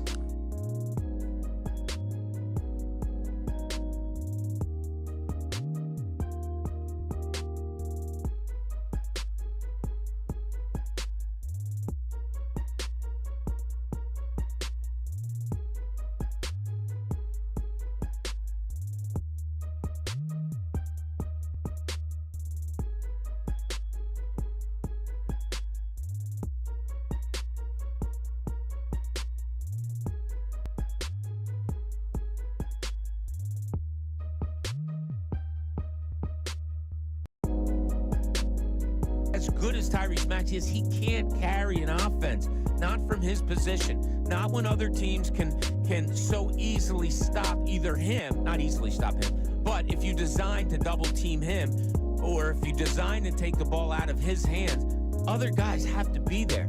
And once again last night, you just didn't have it. Tobias Harris was the only other double-digit scorer from the starters. Two guys, I think it was Council and somebody else, Wilson off the bench, that got you double figures. So Nick Nurse went to the bench really early. You could see it was just kind of, I'm trying, but you guys just don't have it.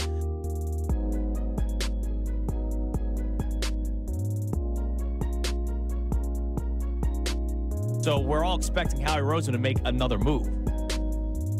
But there are players you have to extend, number one. You got to account for the draft and the practice squad. How far into the cap are they? I don't know the number off my head. How far into the cap are they? I think it's high 20s or low 30s. Yes.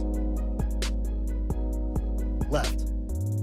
Again, there are going to be guys that you're going to want to extend. Devonta Smith is going to have to get a deal to pay your draft class, pay the practice squad, keep money for moves. You know, we're going to be talking later this summer, the end of the summer, before the final cut down. You're going to want them to trade for somebody or do something at that point in time. Again, yeah, they have some money, probably not as much as you think right now. And am I expecting another big move?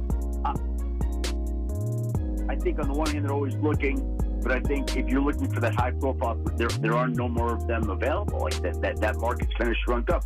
Who do you want them to go add right now? Well, I do not want them to add Justin Simmons.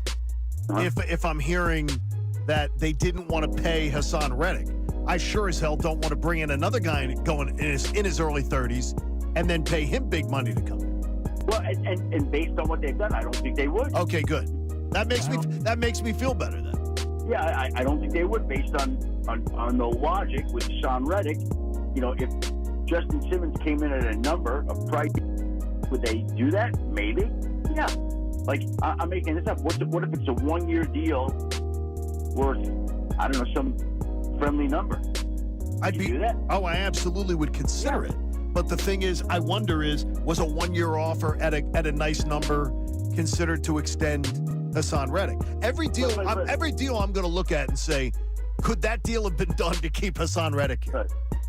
But Reddick wanted a new deal. He wanted a new deal last season. Yes. Right? He did.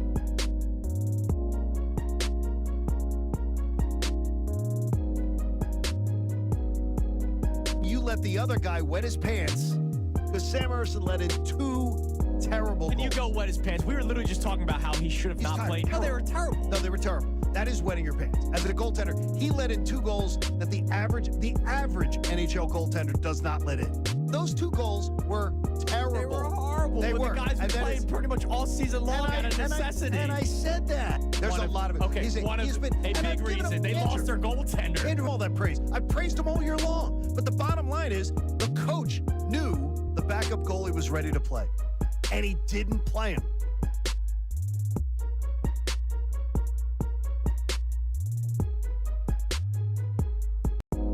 What is it that Haley wants us to do? I don't know. The show's about to start again. Wait, is that Connor yelling for us to get back on? Guys, you know you got to come back from break. So just zip it. All right. Let's go. See you guys. Hey, you on YouTube. What's up? He was talking to me.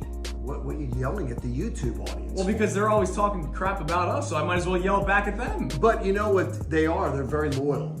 They're very, very loyal. They are all so sweet. They are so sweet. And they all listen every single day, and they watch on YouTube, which is a blessing to us. And we love you, and we thank you for watching us every single morning. And most days we love them. Yeah. Some days we like you.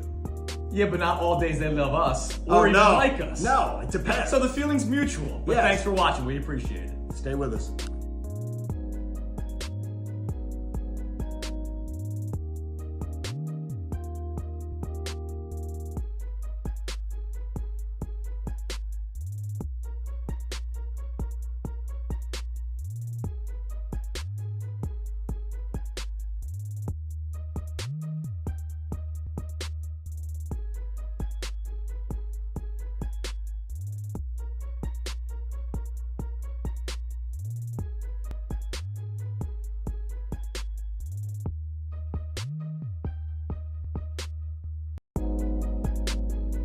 as good as Tyrese Maxey is, he can't carry an offense. Not from his position. Not when other teams can so easily stop either him, not easily stop him, but if you design to double team him, or if you design to take the ball out of his hands, other guys have to be there. And once again, last night, you just didn't have it. Tobias Harris was the only other double-digit scorer from the starters. Two guys, I think it was Council and somebody else, Wilson, off the bench. That got you double figures. So Nick Nurse went to the bench really early. You could see it was just kind of, I'm trying, but you guys just don't have it.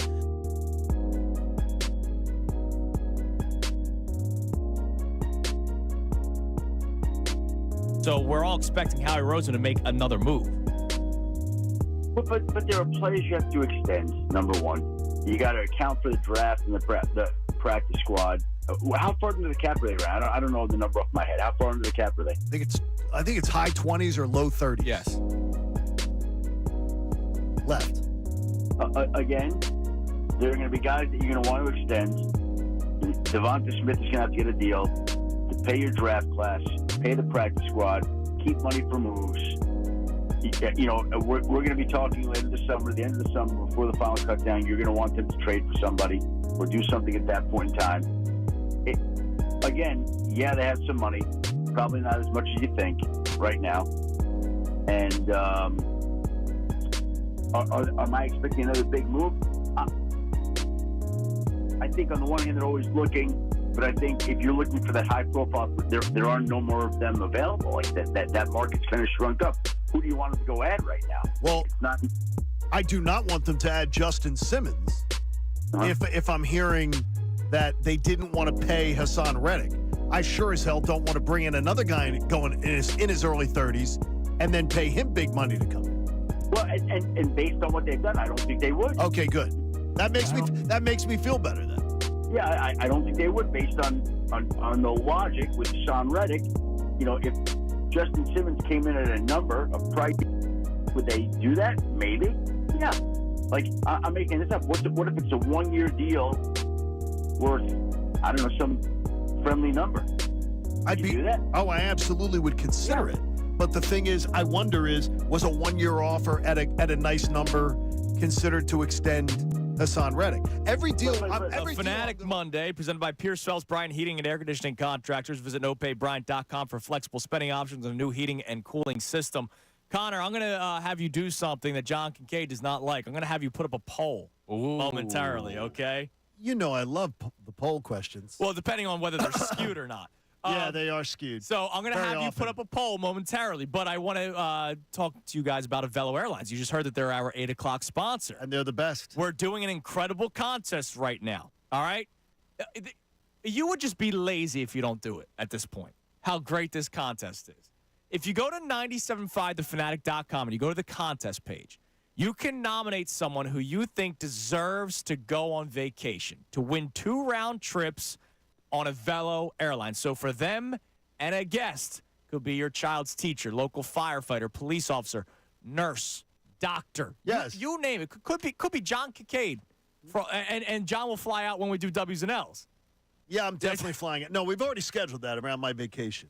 So nominate someone that you think should go on a vacation, and they get a trip for 2. Again, if you don't do this, you're just lazy at this point. It's a great deal. We all know somebody that deserves a trip, even if it's maybe not a life-threatening situation where they deserve a trip now, but just like they had a rough year, or they need some time away, or they haven't been able to go away. I did have a rough year. That's why I'm saying but that. I cannot win. Right, you cannot win. You also cannot nominate yourself. Yes. Well, you can nominate somebody that would bring you. Our first winners will be announced this Friday. We're doing this 3 consecutive Fridays. This Friday, the 12th, the 19th, and 26th, all in the month of April, okay? So if you don't get one in today, you still have the rest of the month to nominate someone. It's all sponsored by Avelo Airlines and Wilmington Airport. Delaware's favorite airport is close to home and has convenient parking, shorter lines, and an easy, relaxed atmosphere. To fly Avelo out of the Wilmington Airport, visit AveloAir.com. I want to see some really good ones, and we'll review some during the week. Yes. I'll be anxious to see. Yes, I am how too. they come in and look. Be fun. It will be fun. All right. I want you to put out a poll, Connor. Oh, geez. Yeah, I've got it typed up already. What is it? It's good.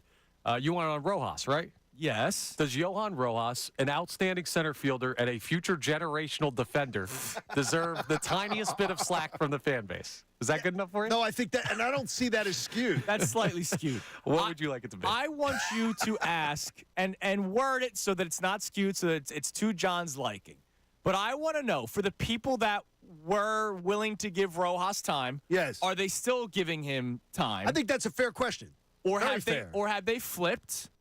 Has your opinion on giving Rojas the time to settle in changed through 9 games? And make sure you add an option of, I did not want to give him the time. Yes. Because there are people like me who... and there should be. And it's not because he stinks. It should be yes, no, I didn't want to give him time. Right. They should be the 3 options. I just wanted him to start in AAA so that we don't... Look, we wouldn't even be having this conversation right now. You're right. Right? No, we wouldn't be. Either he's hitting 200 in major leagues or he's in AAA, and we're not even having this conversation. But the fact that he's hitting .045, and we talk about how great of a defender he is, you guys are right. I see it. But there are times where you only get that great defense for 5 or 6 innings because he has to get pinch hit for. I think it's a much bigger issue to me that Trey Turner has 2 runs batted in, is hitting .222, or that Nick Castellanos is hitting .133 with 2 runs batted in. All that I is think those accurate. are monumentally bigger issues. They are. They are. I've seen Pat Egan on social media. Like he's amazed that the people are always ripping Rojas before some of the other players.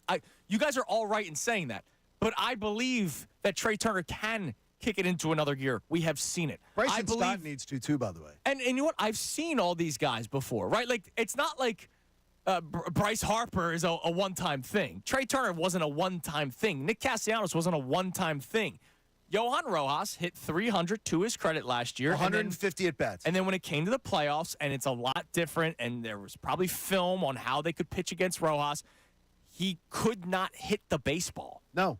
And he is not hitting the baseball very well at all so far this season. He has 1 hit. No lies are being told. So we'll see. So put out that poll, Connor, and I would love to see what people are saying about it. Now, I know that we also have a text on it. You can text in at 610-632-0975 and answer that same question. Has your opinion changed on Johan Rojas? Do you still want to give him some time? Do you want to now send him down? Or were you like me from the very beginning? You thought maybe he should start in AAA. Would love to hear from you on the phone line, 610-632-0975, or on the text line. What do we have on the text line, Connor? So we have a text here from Matt, and he says, I'm willing to give Rojas the month of April, but he is clearly overmatched at the plate. He can't hit major league pitchers, and then in the same breath, people say he won't learn anything at the minor league level, so it's a catch-22. So it's a tough narrative. And it is a catch-22. But when Rob Thompson says it, Dave Dombrowski says it, there's no correlation between AAA pitching and major league pitching. AAA is stock full of fifth starters. Correct. That's what it is. Like Nick Nelson's are in AAA. It's not the guys you got. But if you're in cage work, right? You're not doing cage work against 100-mile-an-hour fastballs. You're doing not cage work to work on your swing, right? So if he's in AAA, he's not facing Spencer Striders or Jacob deGroms. He's facing Nick Nelson, but at least he can work on his swing, which they tweaked. They did. I'm willing to give it time. And I've said that before anybody goes, you're only saying that because he's hitting .045. I've been saying this since before the season started, and I thought it was kind of ridiculous when 2 weeks into spring training, he was basically already named the starting center fielder. You didn't like that. Like Reed Blankenship was named the starting safety last year without any competition. And I don't disagree with you that I would understand somebody who has your point of view about that. I do not like the anointing. Yeah, I don't like I don't like that anointing. Make it a battle. There should be a battle. Well, the other guys didn't really take it. Right. I mean, I love that there's a place for Marsh to be in the everyday lineup, though, because he's been a wonderful story. Oh, he has been. He has been. He's just it's been a fantastic story to see what he's been doing. All right, let's do the skew check on the poll. What's the poll read, Connor? Let's make sure this is to John's liking. To Phillies fans who wanted to give Johan Rojas time this season to try and develop as a hitter, has your opinion changed due to his early struggles? We have 3 options. No, it's still early. Yes, he's not cutting it, and never wanted him to start is the last one. That is a fair poll. All right, we'll give you some updates on that as the show goes on. Let's go to the phone. Let's go to Antoine in Philly. What's up, Antoine? Hey, what's up? What's up, Andrew? How you doing? I'm all right. I just wanted to answer your first question about the Sixers, about them being a team that nobody want to see. Yeah. I actually agree with that. I agree that this year both the Western Conference and the Eastern Conference are both wide open. The only team in the East that you don't want to see is Boston, and the only team you don't want to see in the West is Denver. So yes, the Sixers are, they can't compete in the East. Now I still don't really. I wouldn't want to really face Minnesota if I didn't have to. Right, but that would be the finals. Let's worry about that when it happens. Yeah, exactly. Right, and now my next point is I want to go to the Phillies. John Kincade. Yes, sir.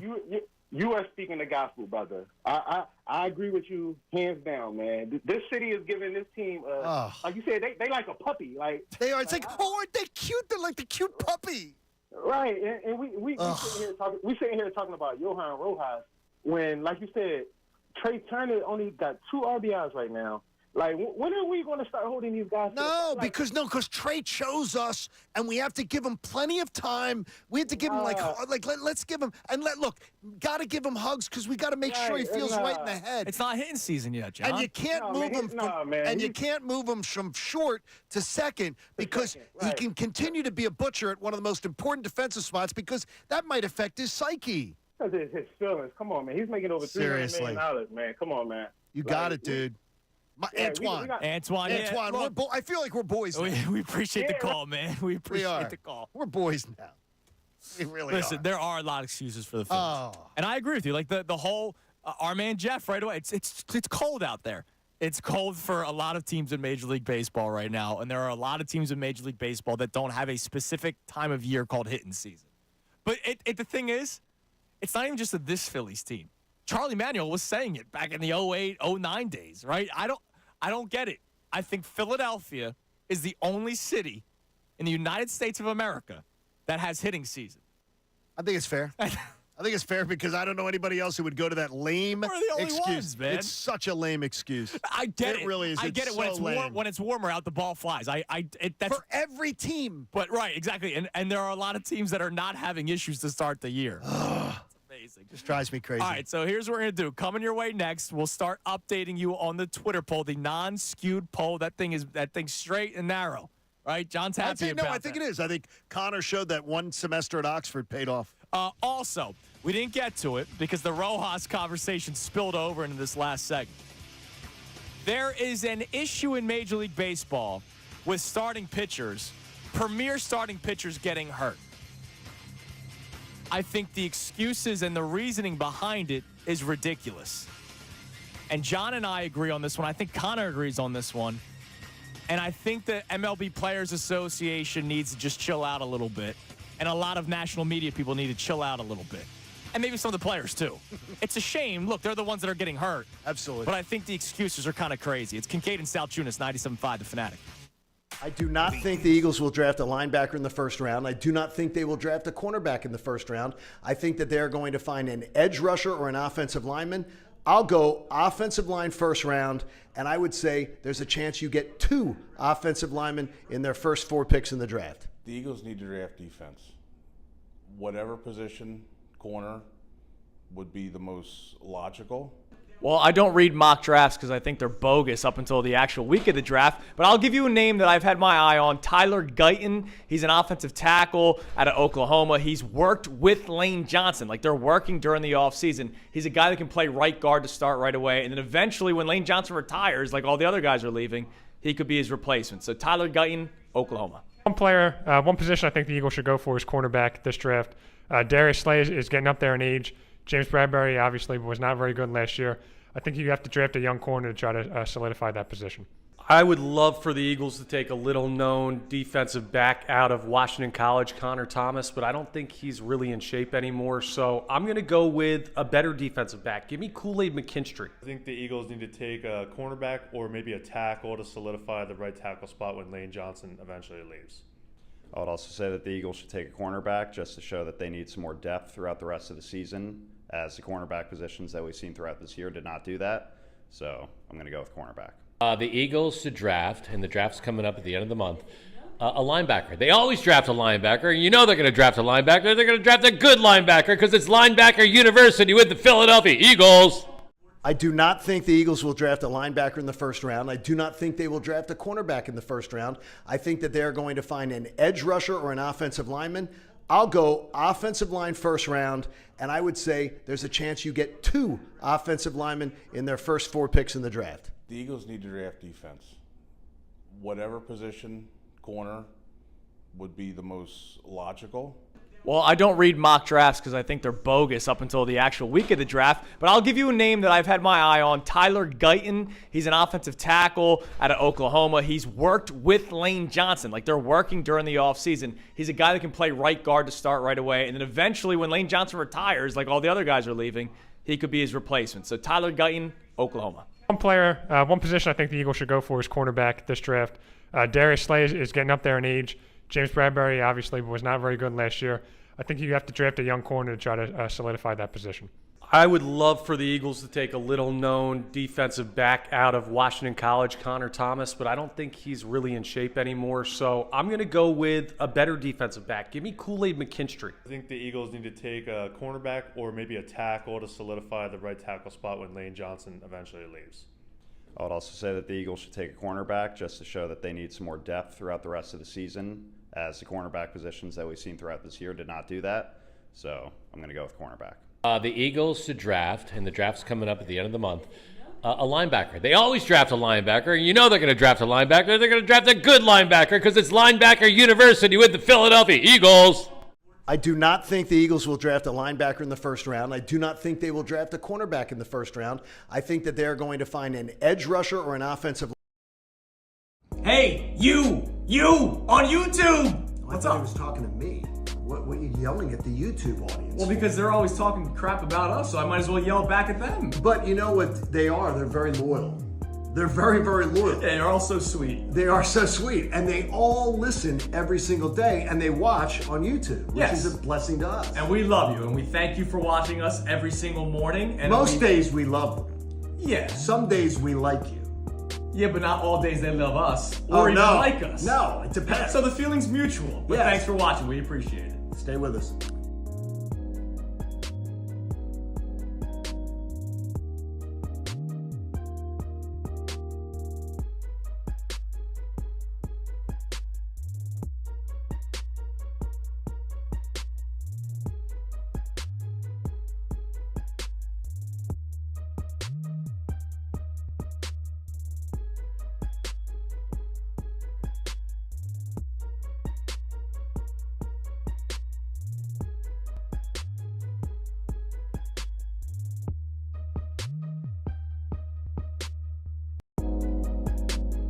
As good as Tyrese Maxey is, he can't carry an offense, not from his position, not when other teams can so easily stop either him, not easily stop him, but if you design to double team him, or if you design to take the ball out of his hands, other guys have to be there.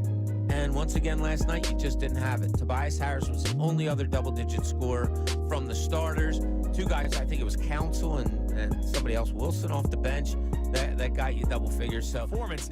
They asked him, look, I mean, Ala was the one that asked. He said, we're this far in the season.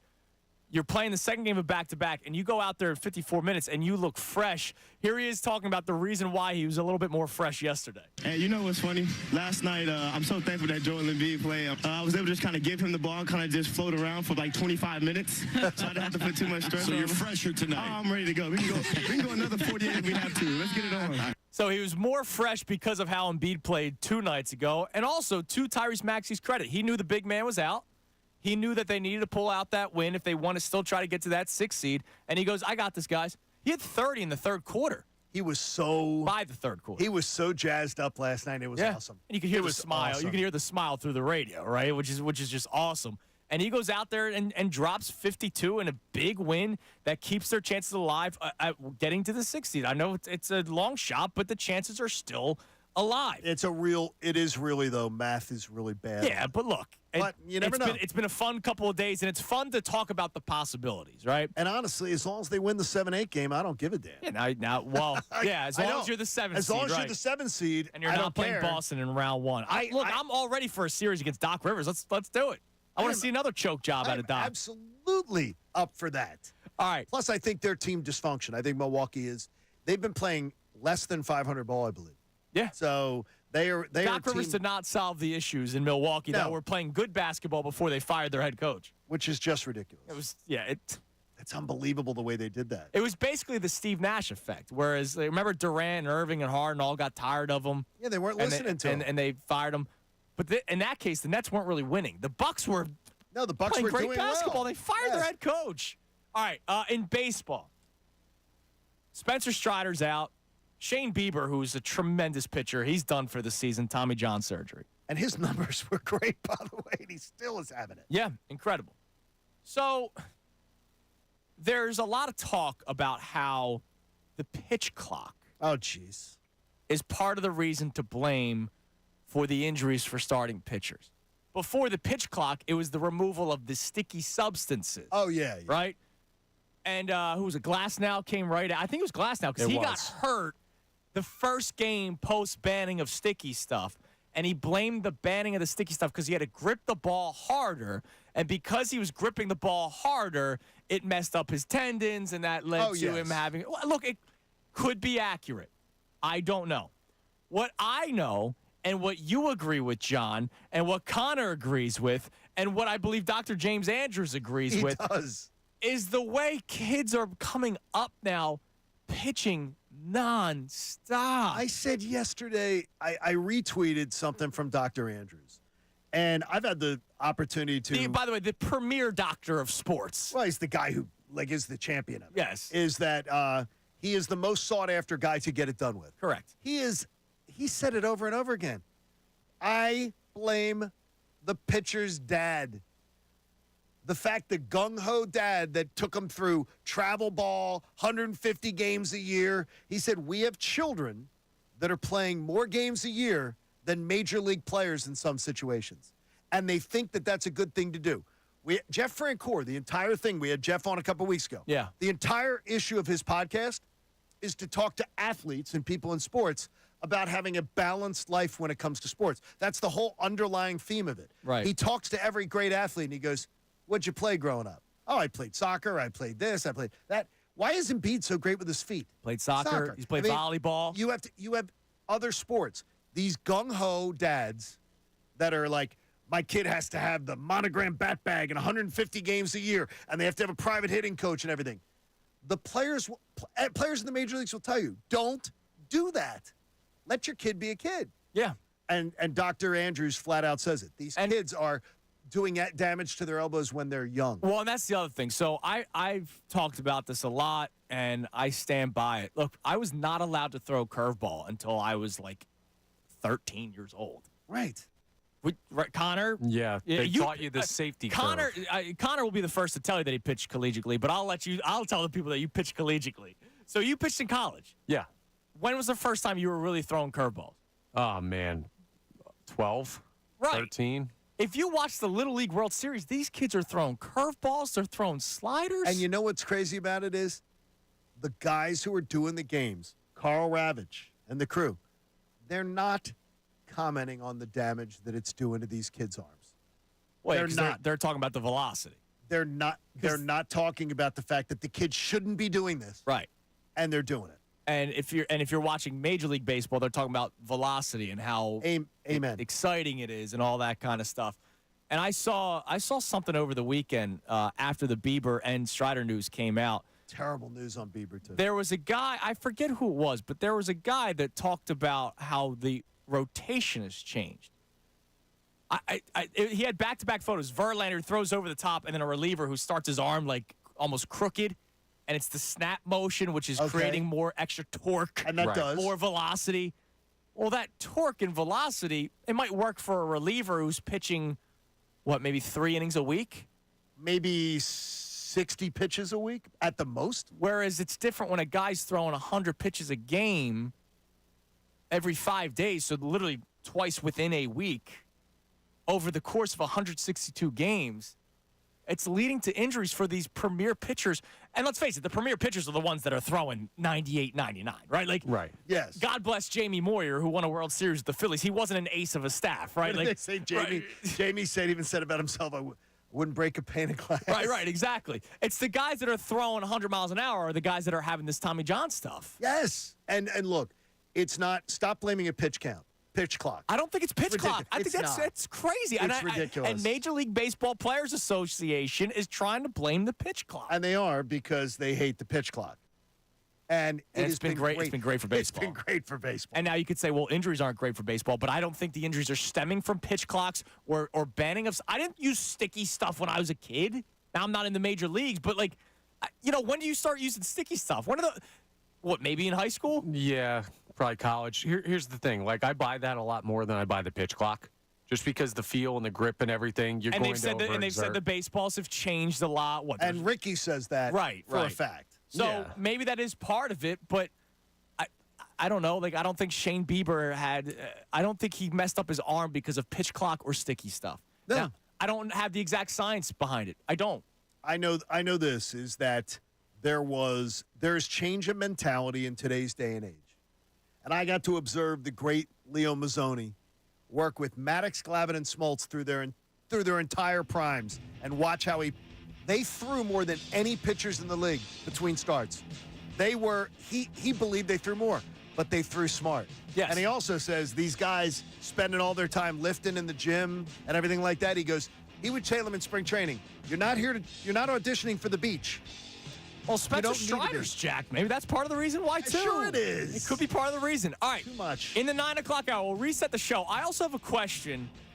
We're going to put our doctor caps on based off of this, right? What other things should probably go back to the way it is, or what other things should change in sports? To your point, pitching as much as a lot of kids are doing nowadays, I think that's affecting people in the long run. 9 o'clock hour coming your way next. It's Kincade and Salciunas right here, 97.5 The Fanatic. Hey, you on YouTube. What's up? He was talking to me. What are you yelling at the YouTube audience? Well, because they're always talking crap about us, so I might as well yell back at them. But you know what they are? They're very loyal. They're very, very loyal. Yeah, they're all so sweet. They are so sweet. And they all listen every single day, and they watch on YouTube, which is a blessing to us. And we love you, and we thank you for watching us every single morning. And most days we love them. Yeah. Some days we like you. Yeah, but not all days they love us or even like us. No, it depends. So the feeling's mutual. But thanks for watching. We appreciate it. Stay with us.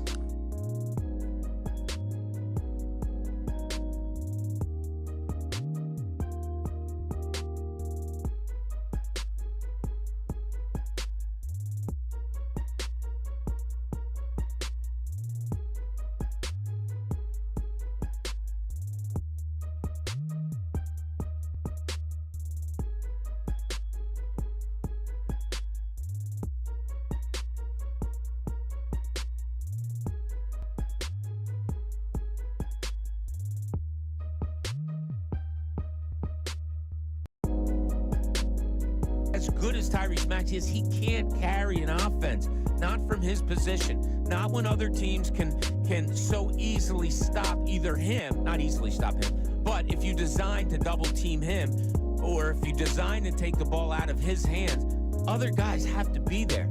And once again, last night, you just didn't have it. Tobias Harris was the only other double-digit scorer from the starters. Two guys, I think it was Counsell and somebody else, Wilson, off the bench. That got you double figures. So Nick Nurse went to the bench really early. You could see it was just kind of, I'm trying, but you guys just don't have it.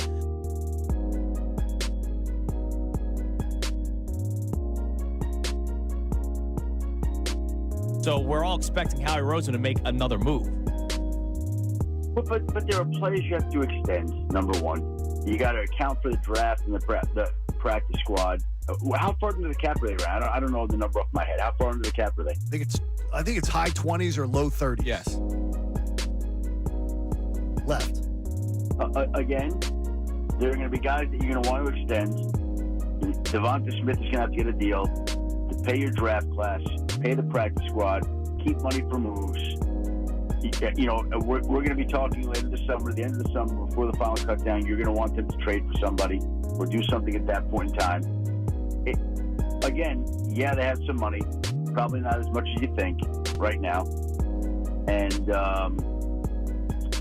am I expecting another big move? I think on the one hand, they're always looking. But I think if you're looking for that high profile, there are no more of them available. Like that market's kind of shrunk up. Who do you want them to go add right now? Well, it's not. I do not want them to add Justin Simmons. If I'm hearing that they didn't want to pay Hassan Reddick, I sure as hell don't want to bring in another guy going in his early 30s and then pay him big money to come in. Well, and based on what they've done, I don't think they would. Okay, good. That makes me feel better then. Yeah, I don't think they would, based on the logic with Hassan Reddick. You know, if Justin Simmons came in at a number of price, would they do that? Maybe. Yeah. Like, I'm making this up. What if it's a 1-year deal worth, I don't know, some friendly number? Do that? Oh, I absolutely would consider it. But the thing is, I wonder was a 1-year offer at a nice number considered to extend Hassan Reddick? Every deal I'm going to look at and say, could that deal have been done to keep Hassan Reddick here? But Reddick wanted a new deal. He wanted a new deal last season. Yes. Right? He did.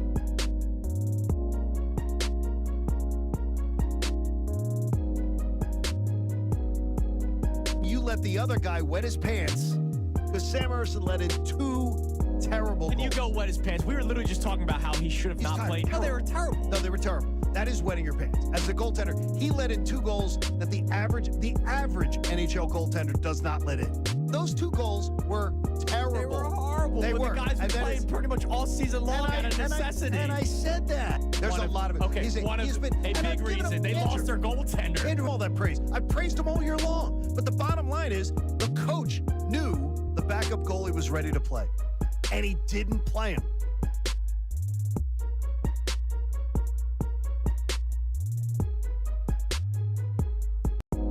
What is it that Haley wants us to do? I don't know. The show's about to start again. Wait, is that Connor yelling for us to get back on? Guys, you know you got to come back from break.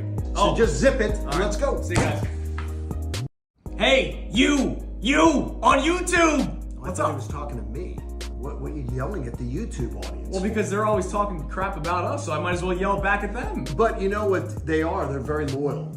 They're very, very loyal. Yeah, they're all so sweet. They are so sweet. And they all listen every single day, and they watch on YouTube, which is a blessing to us. And we love you, and we thank you for watching us every single morning. And Most days Monday morning, Fanatic Monday, presented by Pierce Phelps Bryant Heating and Air Conditioning Contractors. Visit nopaybryant.com for flexible spending options on a new heating and cooling system. So here's what we want to do. I want to open up the text line or the phone line, 610-632-0975. And I would love for you to answer any of our 3 questions today that we have coming off of the big weekend in Philadelphia sports. Now, big weekend doesn't necessarily mean great weekend in Philadelphia sports. It was a big weekend, though. Great for the Sixers. I would say good for the Phillies. A sweep would have been great. It's good for the you Phillies. Take 2 of 3. Good weekend. And a horrible weekend for the Flyers as they continue to rip my heart out. I think that's a fair assessment. In that, look, and the Flyers are killing you worse than they're killing me. Yes. But it hurts because I really wanted it so badly to see playoffs. I'm just surprised that you're so okay. I'm okay. If they don't make the playoffs, and you told me that before the season started, that's what I expected. I'm just not okay with a 7-game losing streak. No, I would just say to you is that if anyone in the NHL said to you before the year, I'm not even going to give them another win. The Flyers are going to get 83 points this year. They would have said an A. Yeah, it would have been not an A. happening. There's no. It's not. It's 83. If they don't win another game, they may be at 83, right. And I wouldn't be shocked if that happened the way they're playing. But anyone in the NHL would have said, Correct. Are you kidding me? But what were the people in the I'm sorry, I was not watching the NHL network. What were they saying? By the way, not many do. What were they saying 7 games ago? Oh, they were the Flyers' playoff chances were fantastic and everything, but I don't think anybody said, but look out, they might go through a 7-game losing streak. No, I absolutely said you thought that they would start losing games. Not 7 in a row. I thought they were going to. I did not think there was. I thought anybody who was saying, "Oh, they're in," was absolutely nuts. And Brendan and Haley are God is my witness. I said it every single time. All right. I'm like, I hear these people telling me They're in. I don't believe it. And I didn't believe it. and 7 it's gonna straight losses is the reason why you're out right now. I didn't believe they'd be in the play. I didn't believe it was a lock. I believe that they were going to be in the playoffs, and I did not expect a 7-game skid. I think you weren't. What I'm going to say to you is you were overvaluing this roster. You are overvaluing the roster. This team could have collapsed at any time. And the fact that but they collapsed after they got through their most difficult part of the schedule. And that's the thing that's so disappointing. No, that's disappointing to you. But it's not shocking to me that it happened at all. What else is amazing is the fact that the Caps have lost 6 straight too. The Caps are falling apart. Yeah. And what you got a problem, Lou, is like the Caps in Detroit play tomorrow night. Right. Somebody's getting 2 points. Right, exactly. So that sucks for you. No, it's terrible. It's tough. So our questions based off of the big weekend in Philadelphia sports. And again, you can send an answer for all 3, 1, 2, whatever you want at 610-632-0975 text line, or you can call in. The Sixers win both their games over the weekend. And we ask the question, are you willing to talk yourself into, or do you truly believe it? Because there are some, like we've had call, Antoine just truly believes it, right? Yes. That the Sixers are the team that no one wants to face. That is what every national media member is saying. And I find that awesome. The fact that the national media, I think, thinks more highly of the Sixers than the fans do. I think it's fantastic. Never happens. You know that. It does not happen. You know how angry no one likes us. We don't care, but we really care a lot. But we cry when the 4 of the 5 people on the panel don't pick the Eagles to win a game. Right. The tweets. Oh. But the Sixers are actually getting the love from the national media, and that never happens. I think Joel Embiid being an MVP last year and Joel Embiid showing what he showed in the first half of this year, I think he made a lot of people believers that he has turned a corner. I know. I believe he's turned a corner. Okay. Now he just has to prove it come playoff time. There's a difference between playoff hockey, playoff basketball, and regular season. I want to see it happen. I want to see him step up in the most critical of times. I really do. I'd love to see him in a Game 7 this year. Yeah, I'd love to see him in a critical Game 6. I would rather Game 4 they're sweeping the team and he just That'd be nice. That would be fun if we could have them that. out. I don't believe in any of the teams ahead of them in the East as being heads and shoulders above the Sixers other than Boston. And I don't think the Sixers are in Boston's zip code. So question 1, are you going to talk yourself into it, or do you truly already believe it that the Sixers are the team that no one wants to face? Now, you and I have been talking about this all show long. We have not gotten Connor's thoughts on it. Connor, last week or 2 weeks ago, I forget when we asked the question, you were still talking about how they could make some sort of run. Absolutely. All right, so I'm guessing you truly believe that they are the team that no one wants to face. Besides Boston. I don't think Boston is remotely scared of them. If I'm a Boston Celtics fan, the Sixers could be 40 games better than the Celtics. I would still feel good about the Celtics' chances because they are the skeleton in the closet they can't get rid of. It's just they're always lurking right there. So, but anybody else? Yes, I like the Sixers over. Maybe not like Milwaukee's going to be tough, but you think that they can win that series, especially because they match up pretty well against them. And by the way, Doc Rivers is the head coach, and they got the Doc factor. And I will add that a Doc factor is real. Yes, when we have seen it multiple times. The Clippers saw it, and the Celtics saw it. The Phillies take 2 or 3 against the Nationals. We're doing our biggest takeaways through 9 games so far this season. And you talk about the bad base running, which I agree with you. You're also bad defense. Very concerned about Trey Turner, which you should be. Bad defense, bad base running. They give away outs on the offensive side. They give away outs on the defensive side. And that is never a recipe for winning a championship. Now, as being the glass half full guy, even though you don't believe that glass half empty is a real thing. Yeah, glass can't be half empty. As the glass half full guy, my first thought was the incredible starting pitching so far through 9 games. That's fair. And when the bats come to life, even though I think it's crazy that Philadelphia, we got a great tweet. I got to find it for you. It was from our man Kevin Service, who we were supposed to go to the Phillies game with, but unfortunately it didn't happen. He said Philadelphia schools teach kids that there are 5 seasons throughout the year. Because one of them is hitting season. Hitting season. Hitting season is a season only in Philadelphia, nowhere else. Once the bats come to life, this rotation, we said from the beginning, will be very good this season. Now, you also benefited from a good start from Spencer Turnbull in his first time out. Let's see how he looks tonight against You can't count on that being And let's see how he looks tonight against St. Louis in his second start. But the Phillies bats, I think, when they come to life, this rotation, I don't think the rotation's going to fall off anytime soon. I expect great things out of Wheeler and Nola and Suarez and Christopher Sanchez for a fourth starter to be there all season long. That leads to the Johan Rojas thing. So do we have our poll? Can you update us on our Twitter poll there, Connor? Absolutely, I can. So our poll again, non-skewed, to Phillies fans who wanted to give Johan Rojas time this season to try and develop as a hitter. Has your opinion changed due to his early struggles?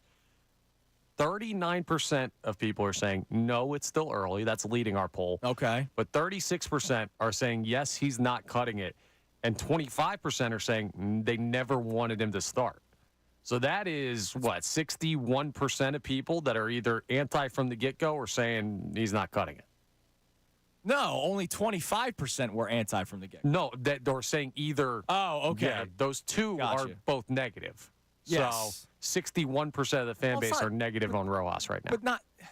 I don't want to say that me not wanting to start the season was a negative. Well, I'm going to tell you right now, though, I understand if somebody's negative on Rojas right now. But the only thing is that if you're negative on Rojas, Rojas is exceptional in one half of the game and disgustingly terrible in the other. And you got a guy like Trey Turner, who is awful in the field, and he is not good at the plate. Right, but you keep he's a $330 million guy. You expect we're picking on Rojas. You're right. It's we should not be picking ridiculous on Rojas. Right. If the Phillies are 4-5 because a lot of their better players, and I agree with everyone's point about that, right? Tyrone, everybody who said that it shouldn't be because of Johan Rojas that they're winning or losing games. If they're winning games, it's because he made spectacular plays in a game in center field, right? I agree with all of you guys on that. The problem is you have an automatic out in the 9-hole right now.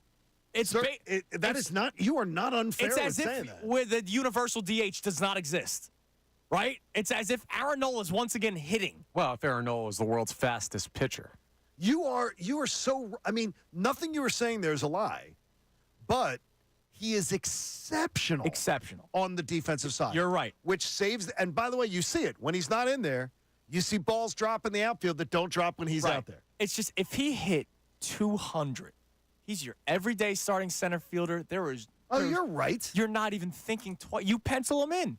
No, 9-hole, you're right. center fielder, there's no debate.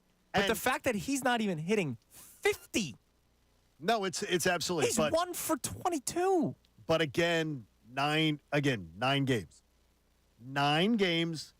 And if you're gonna discount the 150 at bats from last year when he hit 300, you absolutely have to discount 9 games where he's had 22 at bats.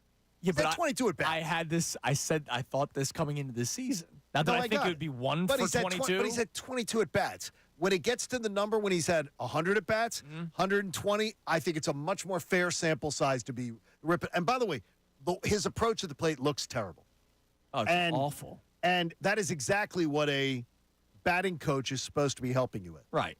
Well, let's hope that Kevin Long can turn things things around. And has Kevin Long done anything to help Nick Castellanos fix anything since he's been here? He had a great season last year. He had great 3 months. He did. So that's doing something. Then it goes away. No, and then it's gone. And then it came back in September, and then he was one of your best hitters up until Game 2 and beyond of the NLCS. He was tremendous against the Braves, and then in Game 1 of the NLCS, he was tremendous. It was games 2 through 6, 7 where he did nothing. He had the longest hitless streak in the history of the postseason. He also was mentioned in conversation with Reggie Jackson's numbers in the postseason. They hate him in Atlanta. Yes. Because he's considered a villain there. Because he killed them. He's considered a villain. The problem is that nothing's sustainable with him. It never changes. He's streaky. There are a lot of streaky hitters in baseball. So was Rhys Hoskins, right? Yes.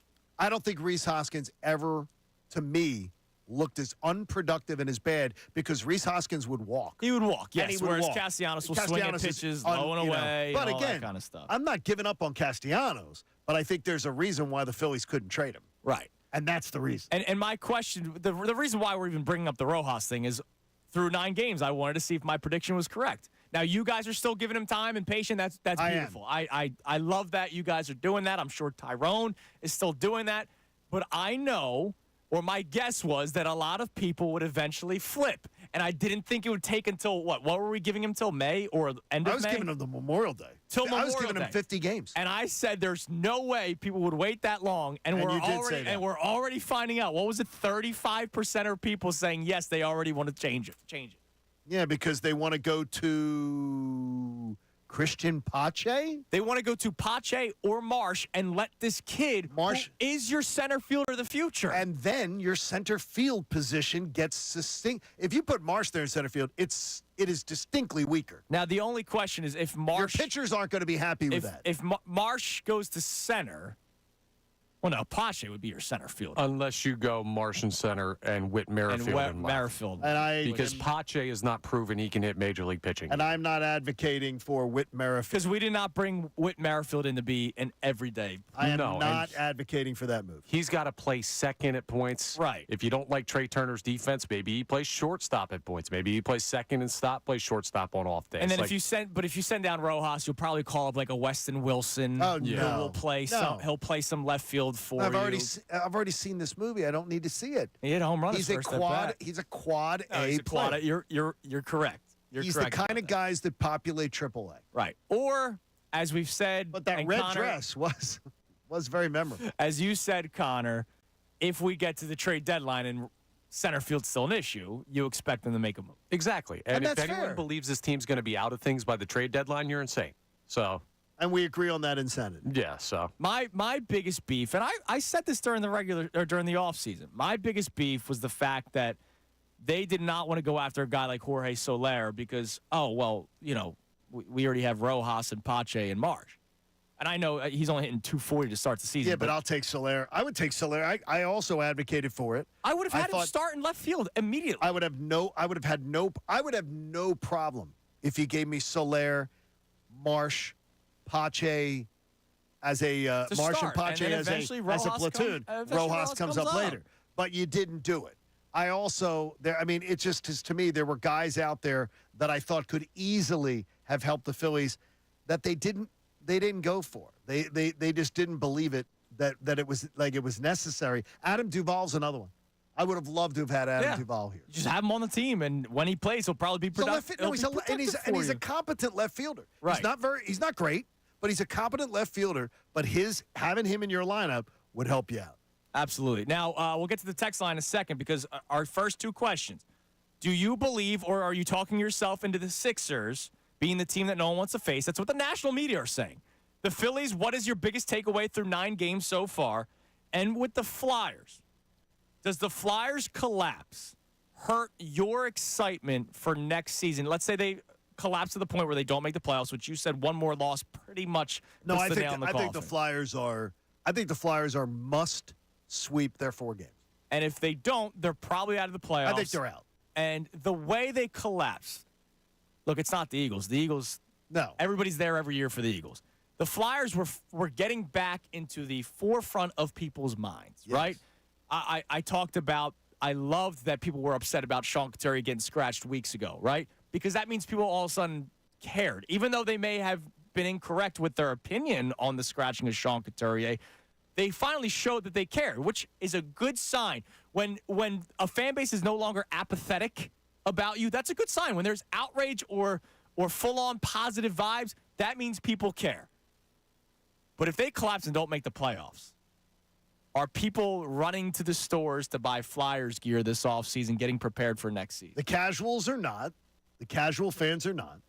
The only people who are going to be like crushed by the Flyers not making the postseason are the same people who are going, you got to sign Johnny Hockey. Right. Got to give him a big contract, Johnny Hockey. There's a reason he ended up in Columbus. He's a good player. But this town was like, got to have Johnny Hockey. He'll do everything for him. If you haven't seen Columbus, go look. Hasn't gone well. And so, although they beat the Flyers 6-2 but it's the same people that advocated for that will be like, oh, I'm disappointed now. I'm not disappointed in the season. I can be disappointed, though, you can. And in real time. Well, I'm disappointed with this down the stretch, but I expected that it was going to be a nail-biter to the last night. I've said it for a month and a half. You have. To your credit, you have. I thought the last game of the year, it was going to come down to it. I didn't realize But we were they saying, may be eliminated. we were with 3 to saying go. last game of the year, buy your tickets now because this could be a. And we said for either the Metro or the wild card. Absolutely. Now we're talking about a seven-game losing streak, and I'm pissed off. I'm not pissed. No, you're disappointed. I'm disappointed. And you have every right to be disappointed. Which when But my dad told me I'm not angry, I'm disappointed that I was sad. But if anybody says to you, oh my gosh, this is just a collapse. It's terrible. It's awful. They suck. It's terrible. See, you shouldn't have believed. That's a person who does not know hockey. Because this team getting 83 points in the course of a year is unbelievable. It's one of the biggest surprise stories of the NHL. So what do we got on the text line there, Connor? We got a couple people checking in on the Johan Rojas thing. This first one from Jeremy from Pottstown says, I think Rojas should go down. However, I'm willing to give him the month of April to try to figure it out. It brings up a great point. You got to remember this guy skipped AAA. He came right up from AA, so him seeing AAA pitching where he will get more at-bats may help him more than the average player you would send out. So that's a good point from Jeremy. Could be. Could be. I mean, look, I'm not asking for him to be sent down right now. I wanted him to be down to start the season. You want him to be cut out, right? Yeah, I want him released. If they sent him down through 9 games, that might mess up. That would be stupid. That might mess him up, right? I wanted him to start in AAA so that there was no chance of him being messed up, confidence or anything, right? Everyone keeps on saying. And that's fair. Well, if he plays well defensively, look, all I know is if Connor, you played baseball, right, back in your hitting days, you could have had a great day in the field, but if you went 0 for 4, you're bummed out that you went 0 for 4. We're all human. Yeah. He knows what people are saying about him. No, he does. Like, Johan Rojas knows that he's probably looking at the scoreboard where there's the FIP and WAR. I don't even know. Even he doesn't know what they mean. Is batting average shown on the screen anymore? I don't think they do. Now he probably sees .045 and goes, damn. I'm not hitting the ball well. Myron and Melvin in the analytics department think that's what every fan is just dying for. Stats that no freaking regular people follow or know on those stands. Here's my thing. By all accounts, he is a very upbeat, very focused person. So it sounds like it hasn't affected him yet. Okay. And I'm sure if it does, we'll hear about it. We'll know. Like, we saw Trey Turner clearly bothered. We saw Nick Castellanos fighting with reporters in the locker room about stupid questions because he was upset about the way we're playing. If it gets to Rojas mentally... It wasn't a stupid question, by the way. Yeah, it was not. It was not a stupid question. No, it was not. Jim Salisbury asked a legitimate question, and Nick could not handle it. If it gets to Rojas, we're going to know. Okay, then should we give him the Trey Turner treatment? Why? No, shouldn't we? Did you see? We got to love on our players. Did you see there is a potential... Oh, no. Francisco Lindor. I did see that. They're not doing The owner of the Mets literally tweeted out, it worked in Philly. Why not try it with us? Are you serious? Dude, what happened in Philly last year is now happening all over the place. We have become a different people. It's unbelievable. Times change, New Johnny. York, It man. is unbelievable. New York is willing to do it. Well, no. Well, then give it to Rojas then. Why would you just pick Trey Turner? I have a better idea. Don't sit down the whole game. Just give everybody a standing ovation. Stand and clap. Yes, because from Dan Baker's introductions until the final out. Just stand there and do it because everybody needs your love and support. I got a better idea. Take out the seats. Yeah, just stand. I don't know. It's pretty ironic that Mr. Applause from Friday is now anti the applause. Let's have a standing ovation. Let's give it to him. 45,000 standing room only tickets. I think that's what we should do. All right, coming your way next. Speaking of the Phillies, I want us to preview this series ahead because it's 79 degrees in St. Louis today, so that means hitting season's got to be starting. It's got to happen for the Phillies. It's Kincade and Salciunas right here, 97.5 The Fanatic. Fanatic Sports Update. A new career high for Tiger. You on YouTube. What's up? He was talking to me. What are you yelling at the YouTube audience? Well, because they're always talking crap about us, so I might as well yell back at them. But you know what they are? They're very loyal. They're very, very loyal. Yeah, they're all so sweet. They are so sweet. And they all listen every single day and they watch on YouTube, which is a blessing to us. And we love you and we thank you for watching us every single morning. And most days we love them. Yeah. Some days we like you. Yeah, but not all days they love us or even like us. No, it depends. So the feeling's mutual. But thanks for watching. We appreciate it. Stay with us.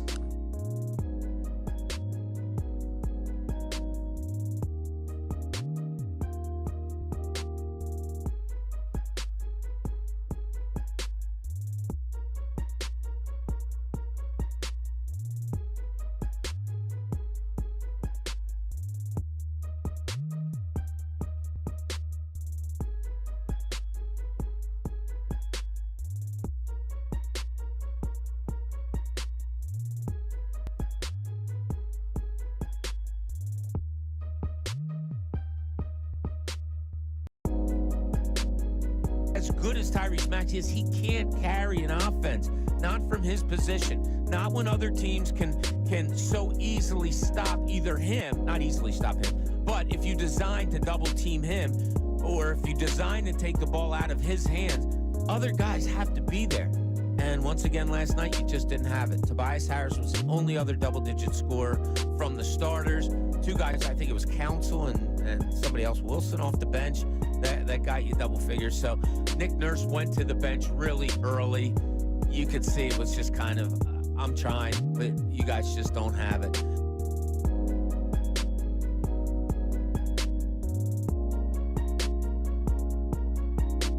So we're all expecting Howie Roseman to make another move. But there are players you have to extend, number one. You got to account for the draft and the practice squad. How far into the cap are they? I don't know the number off my head. How far into the cap are they? I think it's high 20s or low 30s. Yes. Left. Again, there are going to be guys that you're going to want to extend. Devonta Smith is going to have to get a deal to pay your draft class, pay the practice squad, keep money for moves. You know, we're going to be talking later this summer, at the end of the summer, before the final cut down. You're going to want them to trade for somebody or do something at that point in time. Again, yeah, they have some money, probably not as much as you think right now. And am I expecting another big move? I think on the one hand, they're always looking, but I think if you're looking for that high profile, there are no more of them available. Like that market's kind of shrunk up. Who do you want them to go add right now? Well, I do not want them to add Justin Simmons. If I'm hearing that they didn't want to pay Hassan Reddick, I sure as hell don't want to bring in another guy going in his early 30s and then pay him big money to come in. Well, and based on what they've done, I don't think they would. Okay, good. That makes me feel better then. Yeah, I don't think they would, based on the logic with Hassan Reddick. You know, if Justin Simmons came in at a number of price, would they do that? Maybe. Yeah. Like, I'm making this up. What if it's a 1-year deal worth, I don't know, some friendly number? Do that? Oh, I absolutely would consider it. But the thing is, I wonder was a 1-year offer at a nice number considered to extend Hassan Reddick? Every deal I'm going to look at and say, could that deal have been done to keep Hassan Reddick here? But Reddick wanted a new deal. He wanted a new deal last season. Yes. Right? He did.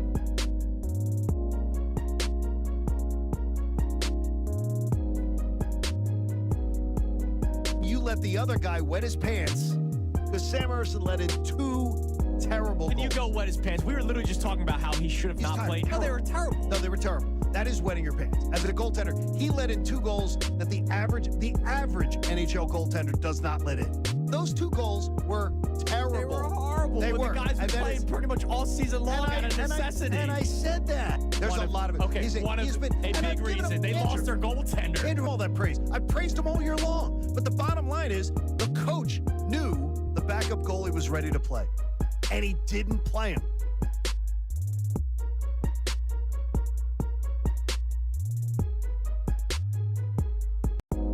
What is it that Haley wants us to do? I don't know. The show's about to start again. Wait, is that Connor yelling for us to get back on? Guys, you know you got to come back from break. So just zip it. All right. Let's go. See you guys. Hey, you on YouTube. I thought he was talking to me. What are you yelling at the YouTube audience? Well, because they're always talking crap about us, so I might as well yell back at them. But you know what they are? They're very loyal. They're very, very loyal. They're all so sweet. They are so sweet. And they all listen every single day and they watch on YouTube, which is a blessing to us. And we love you and we thank you for watching us every single morning. And most days we love them. Yeah. Some days we like you. Yeah, but not all days they love us or even like us. No, it depends. So the feeling's mutual. But thanks for watching. We appreciate it. Stay with us.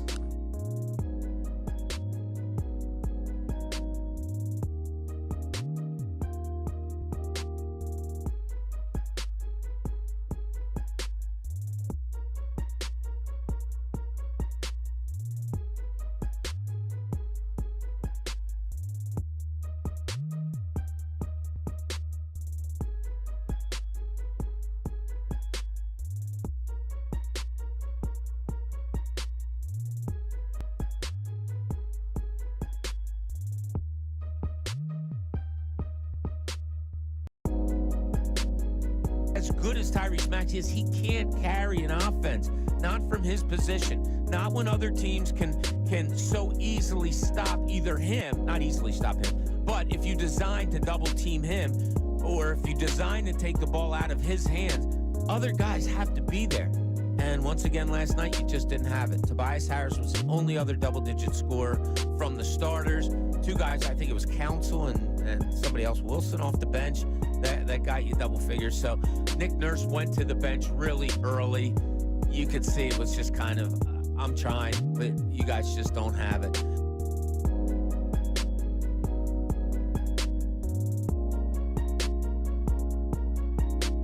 So we're all expecting Howie Roseman to make another move. But there are players you have to extend, number one. You got to account for the draft and the practice squad. How far into the cap are they? I don't know the number off my head. How far into the cap are they? I think it's high 20s or low 30s. Yes. Left. Again, there are going to be guys that you're going to want to extend.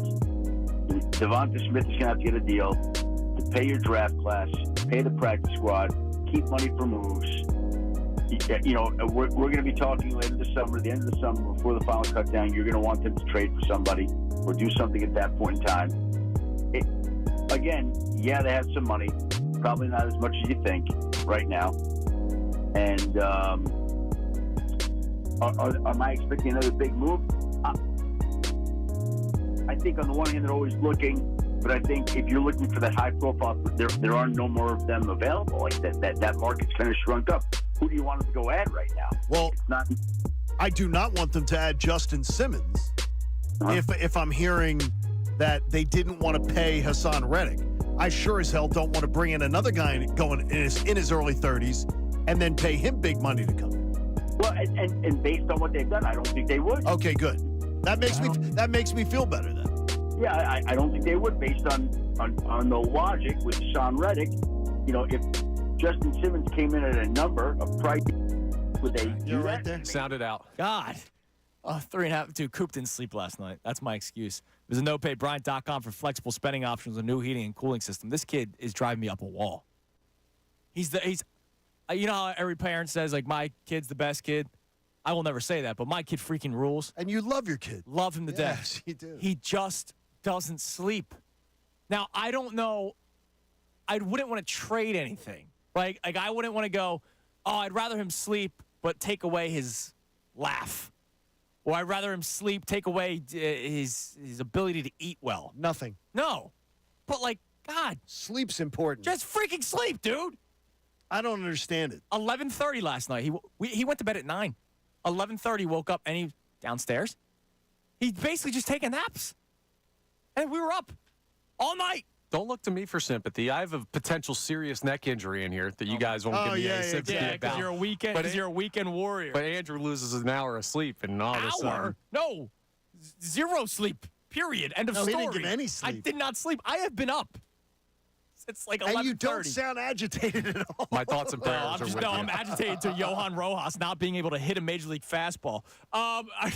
And Trey? And Trey Turner. Let's just give him some love. All right, we have some more texts on Johan Rojas, and then we'll preview the series because the Phillies are taking on the Cardinals, and there shouldn't be any excuses about the bats. No excuses. Because it's hitting season in St. Louis. Season. What do we have on the text line, Connor? We have a great question from no-name texter. Okay. But the question is, would you give up on a young NHL player after only 4 games in a season? Same time frame as Rojas right now. So does this guy not know how to skate? Come on. I mean, does his stick handling? Does he not know how to does skate? He not is not fair. No. Johan Rojas has 1 hit in 22 at bats. So this young hockey player either can't skate, right? Because batting is a big part of the game. If you're a position player, there's base running, there's hitting, and there's fielding. There's 3 things. Okay. Right. So this guy can either not skate, cannot get stick on puck.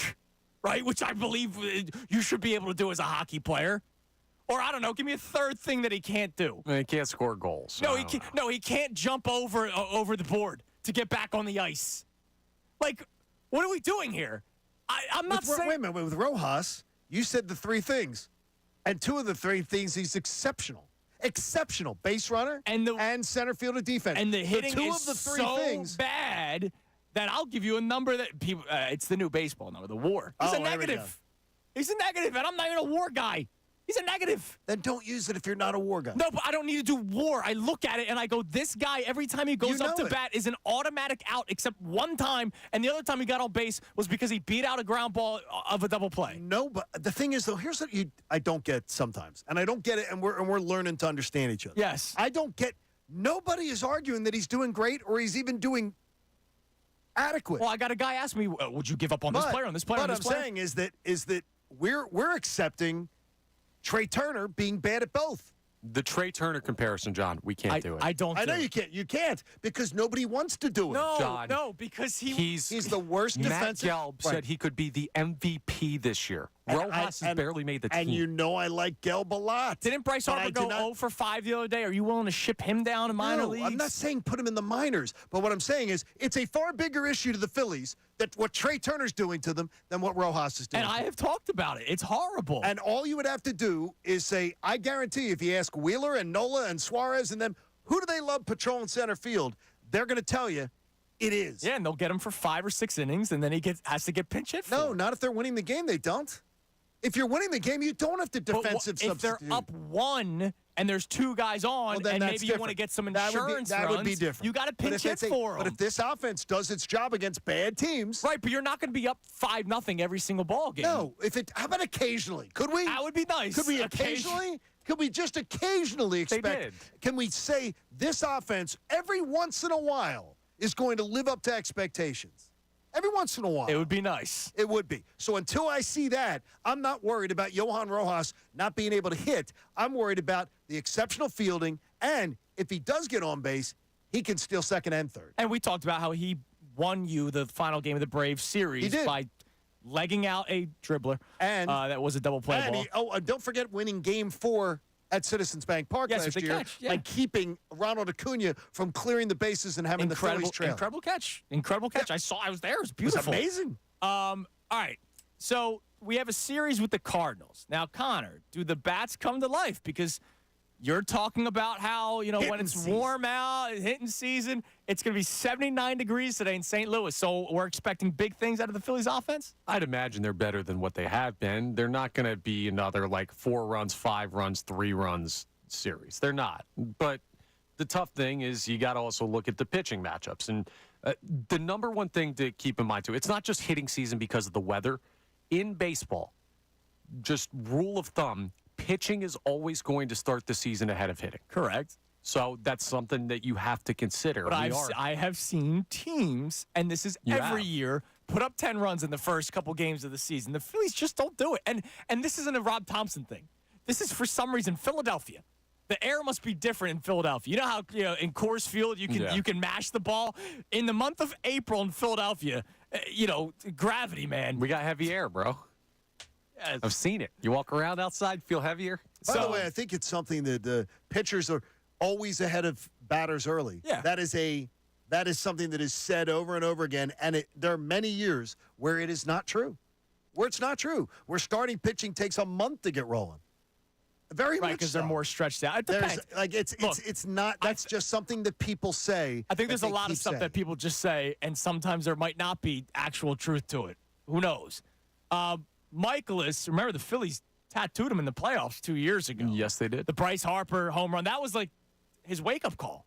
Right? Remember he hit a hanging curveball, and that changed everything from Harper. He was sort of a Connor Thomas look-alike type. Yeah, he's got the mustache. Why is everyone that's got a mustache a look-alike type? No, not a mustache. Cheesy mustache. Cheesy mustache, yeah. So Spencer Turnbull, you're hoping that he can pitch. I'm not even expecting him to pitch as well as he did last game. Just keep you in a ball game, and hopefully the bats come to life.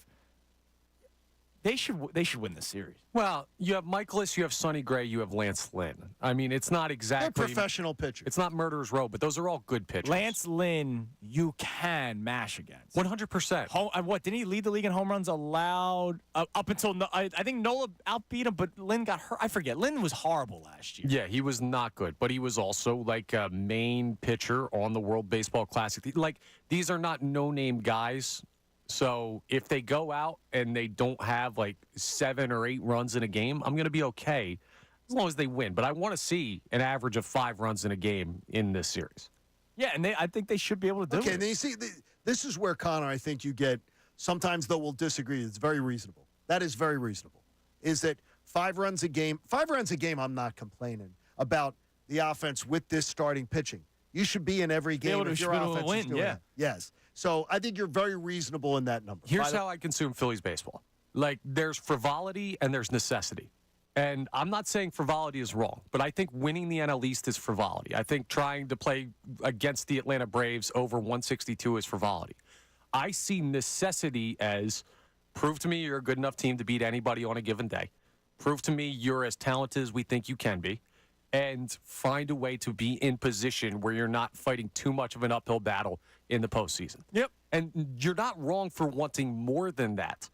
But you need to understand that they have proven the past 2 years that's bare necessity. I understand that, but and I'm at good some with that. point, does that run out? For me, it could be any year. I'm good with that until I see it doesn't work. And I'm not saying that's the right way to view it. That's just the way that I will always consume this team. Okay. By the way, Lance Lynn did lead the league in home runs allowed last year with 48.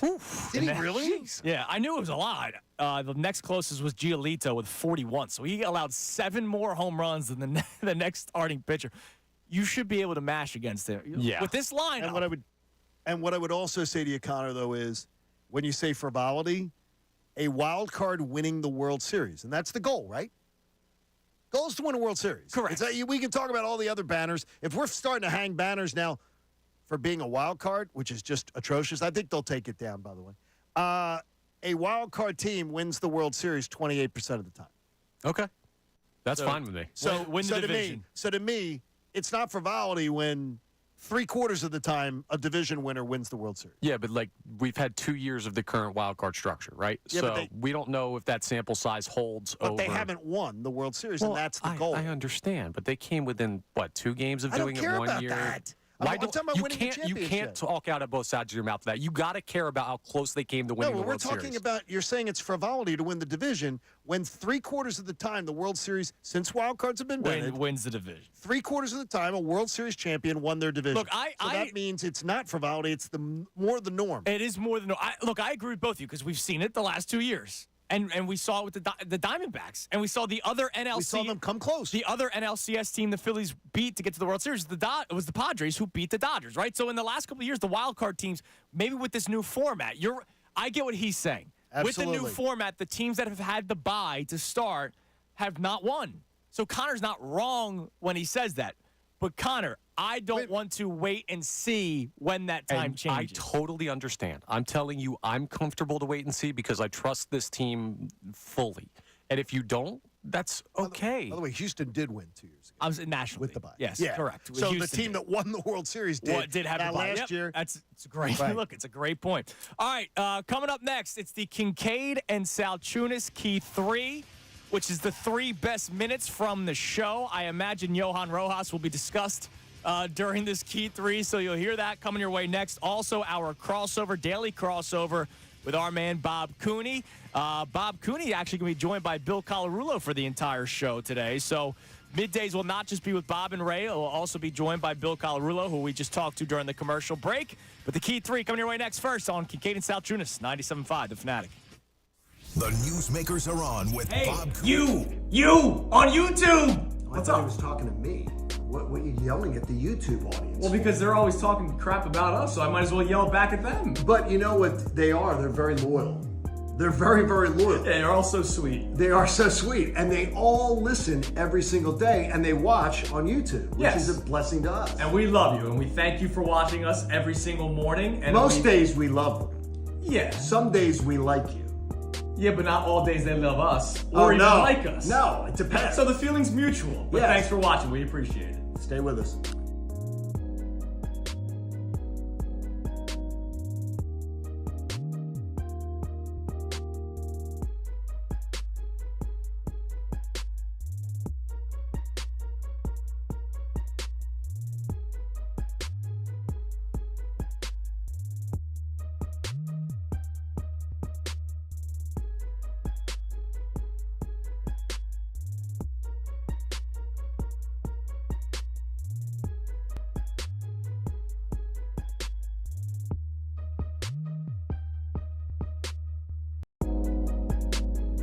as good as Tyrese Maxey is, he can't carry an offense.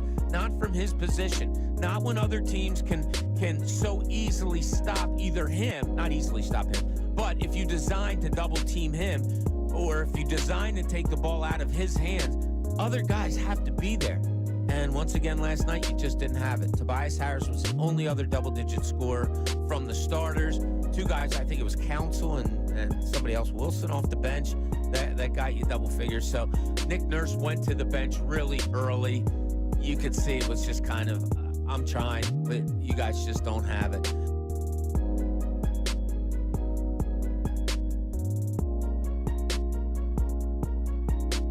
So we're all expecting Howie Roseman to make another move. But there are players you have to extend, number one. You got to account for the draft and the practice squad. How far into the cap are they? I don't know the number off my head. How far into the cap are they? I think it's high 20s or low 30s. Yes. Left. Again, there are going to be guys that you're going to want to extend. Devonta Smith is going to have to get a deal to pay your draft class, pay the practice squad, keep money for moves. You know, we're going to be talking later this summer, the end of the summer, before the final cut down. You're going to want them to trade for somebody or do something at that point in time. Again, yeah, they have some money, probably not as much as you think right now. And am I expecting another big move? I think on the one hand they're always looking, but I think if you're looking for that high profile, there are no more of them available. Like that market's kind of shrunk up. Who do you want them to go add right now? Well, I do not want them to add Justin Simmons. If I'm hearing that they didn't want to pay Hassan Reddick, I sure as hell don't want to bring in another guy going in his early 30s and then pay him big money to come in. Well, and based on what they've done, I don't think they would. Okay, good. That makes me feel better then. Yeah, I don't think they would, based on the logic with Hassan Reddick. You know, if Justin Simmons came in at a number, a price, would they do that? Maybe. Yeah. Like, I'm making this up. What if it's a 1-year deal worth, I don't know, some friendly number? I'd do that. Oh, I absolutely would consider it. But the thing is, I wonder was a 1-year offer at a nice number considered to extend Hassan Reddick? Every deal I'm going to look at and say, could that deal have been done to keep Hassan Reddick here? But Reddick wanted a new deal. He wanted a new deal last season. Yes. Right? He did.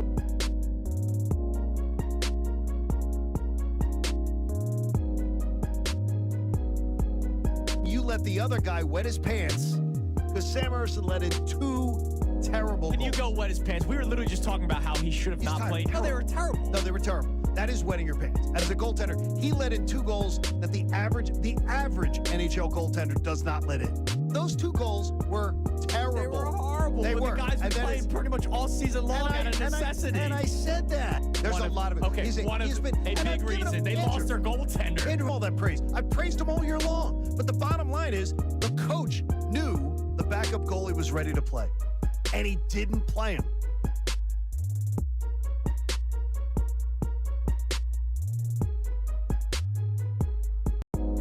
What is it that Haley wants us to do? I don't know. The show's about to start again. Wait, is that Connor yelling for us to get back on? Guys, you know you got to come back from break.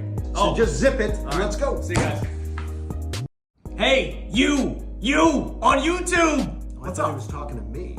What are you yelling at the YouTube audience? Well, because they're always talking crap about us, so I might as well yell back at them. But you know what they are? They're very loyal. They're very, very loyal. Yeah, they're all so sweet. They are so sweet. And they all listen every single day, and they watch on YouTube, which is a blessing to us. And we love you, and we thank you for watching us every single weekend. morning. Right? Great weekend for the Sixers, good weekend for the Phillies, horrible weekend for the Flyers. There were so many different directions to take the show today, so it flew by. And now to relive the 3 best minutes of it, it's time now for the Kincade Salciunas Key 3. Now, the Kincade Salciunas Key 3. Today's best. So here's the deal. Normally, sports talk radio is what's the lead? What's the hard-hitting topic? Today's the day where we can react to 3 teams. The Sixers with 2 wins over the weekend. Tyrese Maxey drops 52 points last night. Dude, in 54 minutes. That guy better have had beers or whatever waiting for him in the locker room. Well, he was yesterday. going to dinner with mom and dad after. Yeah, I hope he didn't fall asleep at dinner. So I would imagine that you 54 might. minutes. That was unbelievable. And more importantly, it's you don't expect when Joel Embiid's out that Tyrese Maxey can just carry the franchise to huge success. But what he's shown you, like 3 different nights, he can put up 50. He's one of those guys that can do that. The Phillies question, kind of open-ended. What's the biggest takeaway you've gotten so far through 9 games? John, you're talking about the base running, and I agree with you. It's been horrible. They lead the league in outs on the base paths. Lead the league. That's horrible. They run into outs. They give the other team gifts, both sides. Defensively, they do it. Offensively, they do it. Yeah. And it makes no sense to me. But your sunny side of the street, Paul. Oh, dude, the pitching staff's been tremendous. Oh, the starting pitching's been great. Even yesterday, Christopher Sanchez, he battled. Yeah, he just gave a lot of hits. He didn't have his best stuff, but he battled. And he stopped the bleeding. He didn't allow it to be a 3-4 run in. Right. He kept on getting out of things. I'm impressed very much with him. It So has that'll be been. fun. The starting pitch has been great. If the Flyers end up missing the playoffs, if they collapse and miss out in the playoffs, does it hurt the excitement of Philadelphia moving forward? Yes. That sucks. It does. And by the way, they will earn that and they wore it. If it hurts the excitement, because it's going to hurt the excitement of the casual fan. Right. The one they're trying to get back onto the bandwagon. Correct. The one they're trying to get into Rally House. If you're a real hockey fan, you know this is all freaking gravy. If you had told me in September, October that the Flyers would be in the playoff hunt, still playoff alive, it's the amazing. last 4 games of the year, I would have said you're smoking something. But So they're all I'm here, gonna which say is why you say it's still a successful season. by far it's a successful. Of course. I don't think anyone could say it wasn't successful. But there will be people who will because they just assumed this team was going to the playoffs, which was ridiculous. It was ridiculous 2 weeks ago. It was ridiculous a Why month was it ago. ridiculous 2 weeks ago? Dude, Because did you they weren't- expect a 7-game losing streak? No, but after they got through the gauntlet and actually played well, to their credit. All the hosts saying playoffs are bad, and I said I didn't see it. I was afraid to say it because but did you see a 7-game losing streak? I knew they were playing way over their head. Can you talk yourself into the Sixers being the team, quote, that no one wants to face? And it's funny. We are normally the people saying that. Like the Sixers fans are normally the ones saying that. It's the national media saying it, and not the Sixers fans, it seems. So it's cool that the national media actually thinks highly of the Sixers right now. Why? I don't know how you couldn't. The national media also knows the collapses of years past. Well, here's what I would also say that you'd have to say. The Sixers have 44 wins this morning, all right? Yes. They were 9 weeks without Joel Embiid. The Pacers wake up this morning with 45 wins. Yep. The Cavs, Knicks, and Magic wake up with 46. So if you know the NBA, you know the Sixers were without the MVP for 9 weeks. Yeah. And they are 2 wins behind the 3rd, 4th, 5th seeds and 1 win behind the 6th seed. You just have to That's hope. an incredible job by That's Nick amazing. Nurse and the Sixers. I think Johan Rojas can be your center fielder for many years to come. I don't think you're helping him right now with him going up to the plate and striking out or hitting weak dribblers or making no contact whatsoever. I don't think you're helping him. I think he's getting hurt on the major league level right now. Baseball people have told you, Dave Dombrowski, Larry Bowa, others, you don't learn major league pitching at AAA. They said that they tweaked his entire swing during spring training. Okay, and he's going up there against big league pitching and looking like me in my Sunday league. All right. Actually, I had a nice day yesterday. That's the Kincade and Salciunas Key 3. Look, 1-0, start the season. Bobby, good morning. Good morning, boys. How are we today? Crossover with Bob Cooney. I remember when you threw a beach ball at me that had Wilson on it. Yes, you were on an island. I was on the Rojas Island. You guys can come over if you want. Was that what it was? Was it Yes, the Rojas yeah, Island? Rojas. Okay. I'll lower the bridge if you want to climb on, man. Your island has a bridge? Yes, I have a moat and then the island. Wow. Because I know a lot of people are going to want to join on my island. Why do you need a moat if there's an island? No, I got a lot of security measures here, okay? Because I know a lot of people want to jump on now that he's hitting .045. How are you feeling? Yeah, you don't feel great about it. I mean, I don't feel great that, I take him out and put in Christian Pache. Oh, he's hitting .078. Yeah. Wow. Well, if he gets more at bats, Bob. Yeah, I said at the beginning of the year I didn't love that you have Marsh and Rojas out there like two little slap Judies or whatever. But I'm going to still give it time. Slap Judies. What did they call it? Punch and Judy. Punch and Judy. Yeah, you That's don't want to right, be punching or slapping Judy, by the way, in 2024. Nah, so, not at all. Bob, is the last night's Maxey effort. Just give us a little preview. I would love to have a coach that would let me shoot 41 times a game. That's pretty cool. It was a fun game. Dude, 44 minutes. Oh my gosh! Yeah. And Nick Batum went 43. Yeah. So, fun game, fun win. Wembanyama's a lot of fun to watch. Oh, yeah. But, yeah, you kind of have to pull something out. And the best part of it, that play that Nick Nurse drew up at the end of the game to tie it to send it to overtime, pure gold. Love it, love it, love it. So they're a lot of fun right now. I had a tweet earlier, and I'm sorry, I don't have it in front of me, but somebody said, did you really? Oh, I think it was our man Mike from Cosme's. He was like, do you think Doc Rivers draws up that play? Oh, yeah, Mike sent me the same text. Yeah, no chance. In your mind, could the Magic lose Tuesday night, tomorrow night at the Rockets, and then the next night at the Bucks? Yeah, I heard you talking about that. And if they do it, I don't know. And if they did lose, if they lose both of those games, Bob, then the Sixers just have to beat them on Friday night and then beat the Nets, and they will be guaranteed to be behind them. Then they would also be the 6th seed. Yeah, you're good at that stuff. That's why we call it Kincaid's calculator. Kincaid's calculators. I don't know. I just know they're playing good basketball right now. I really like the way they're playing. Embiid will be out there again tomorrow night. Kyle Lowry.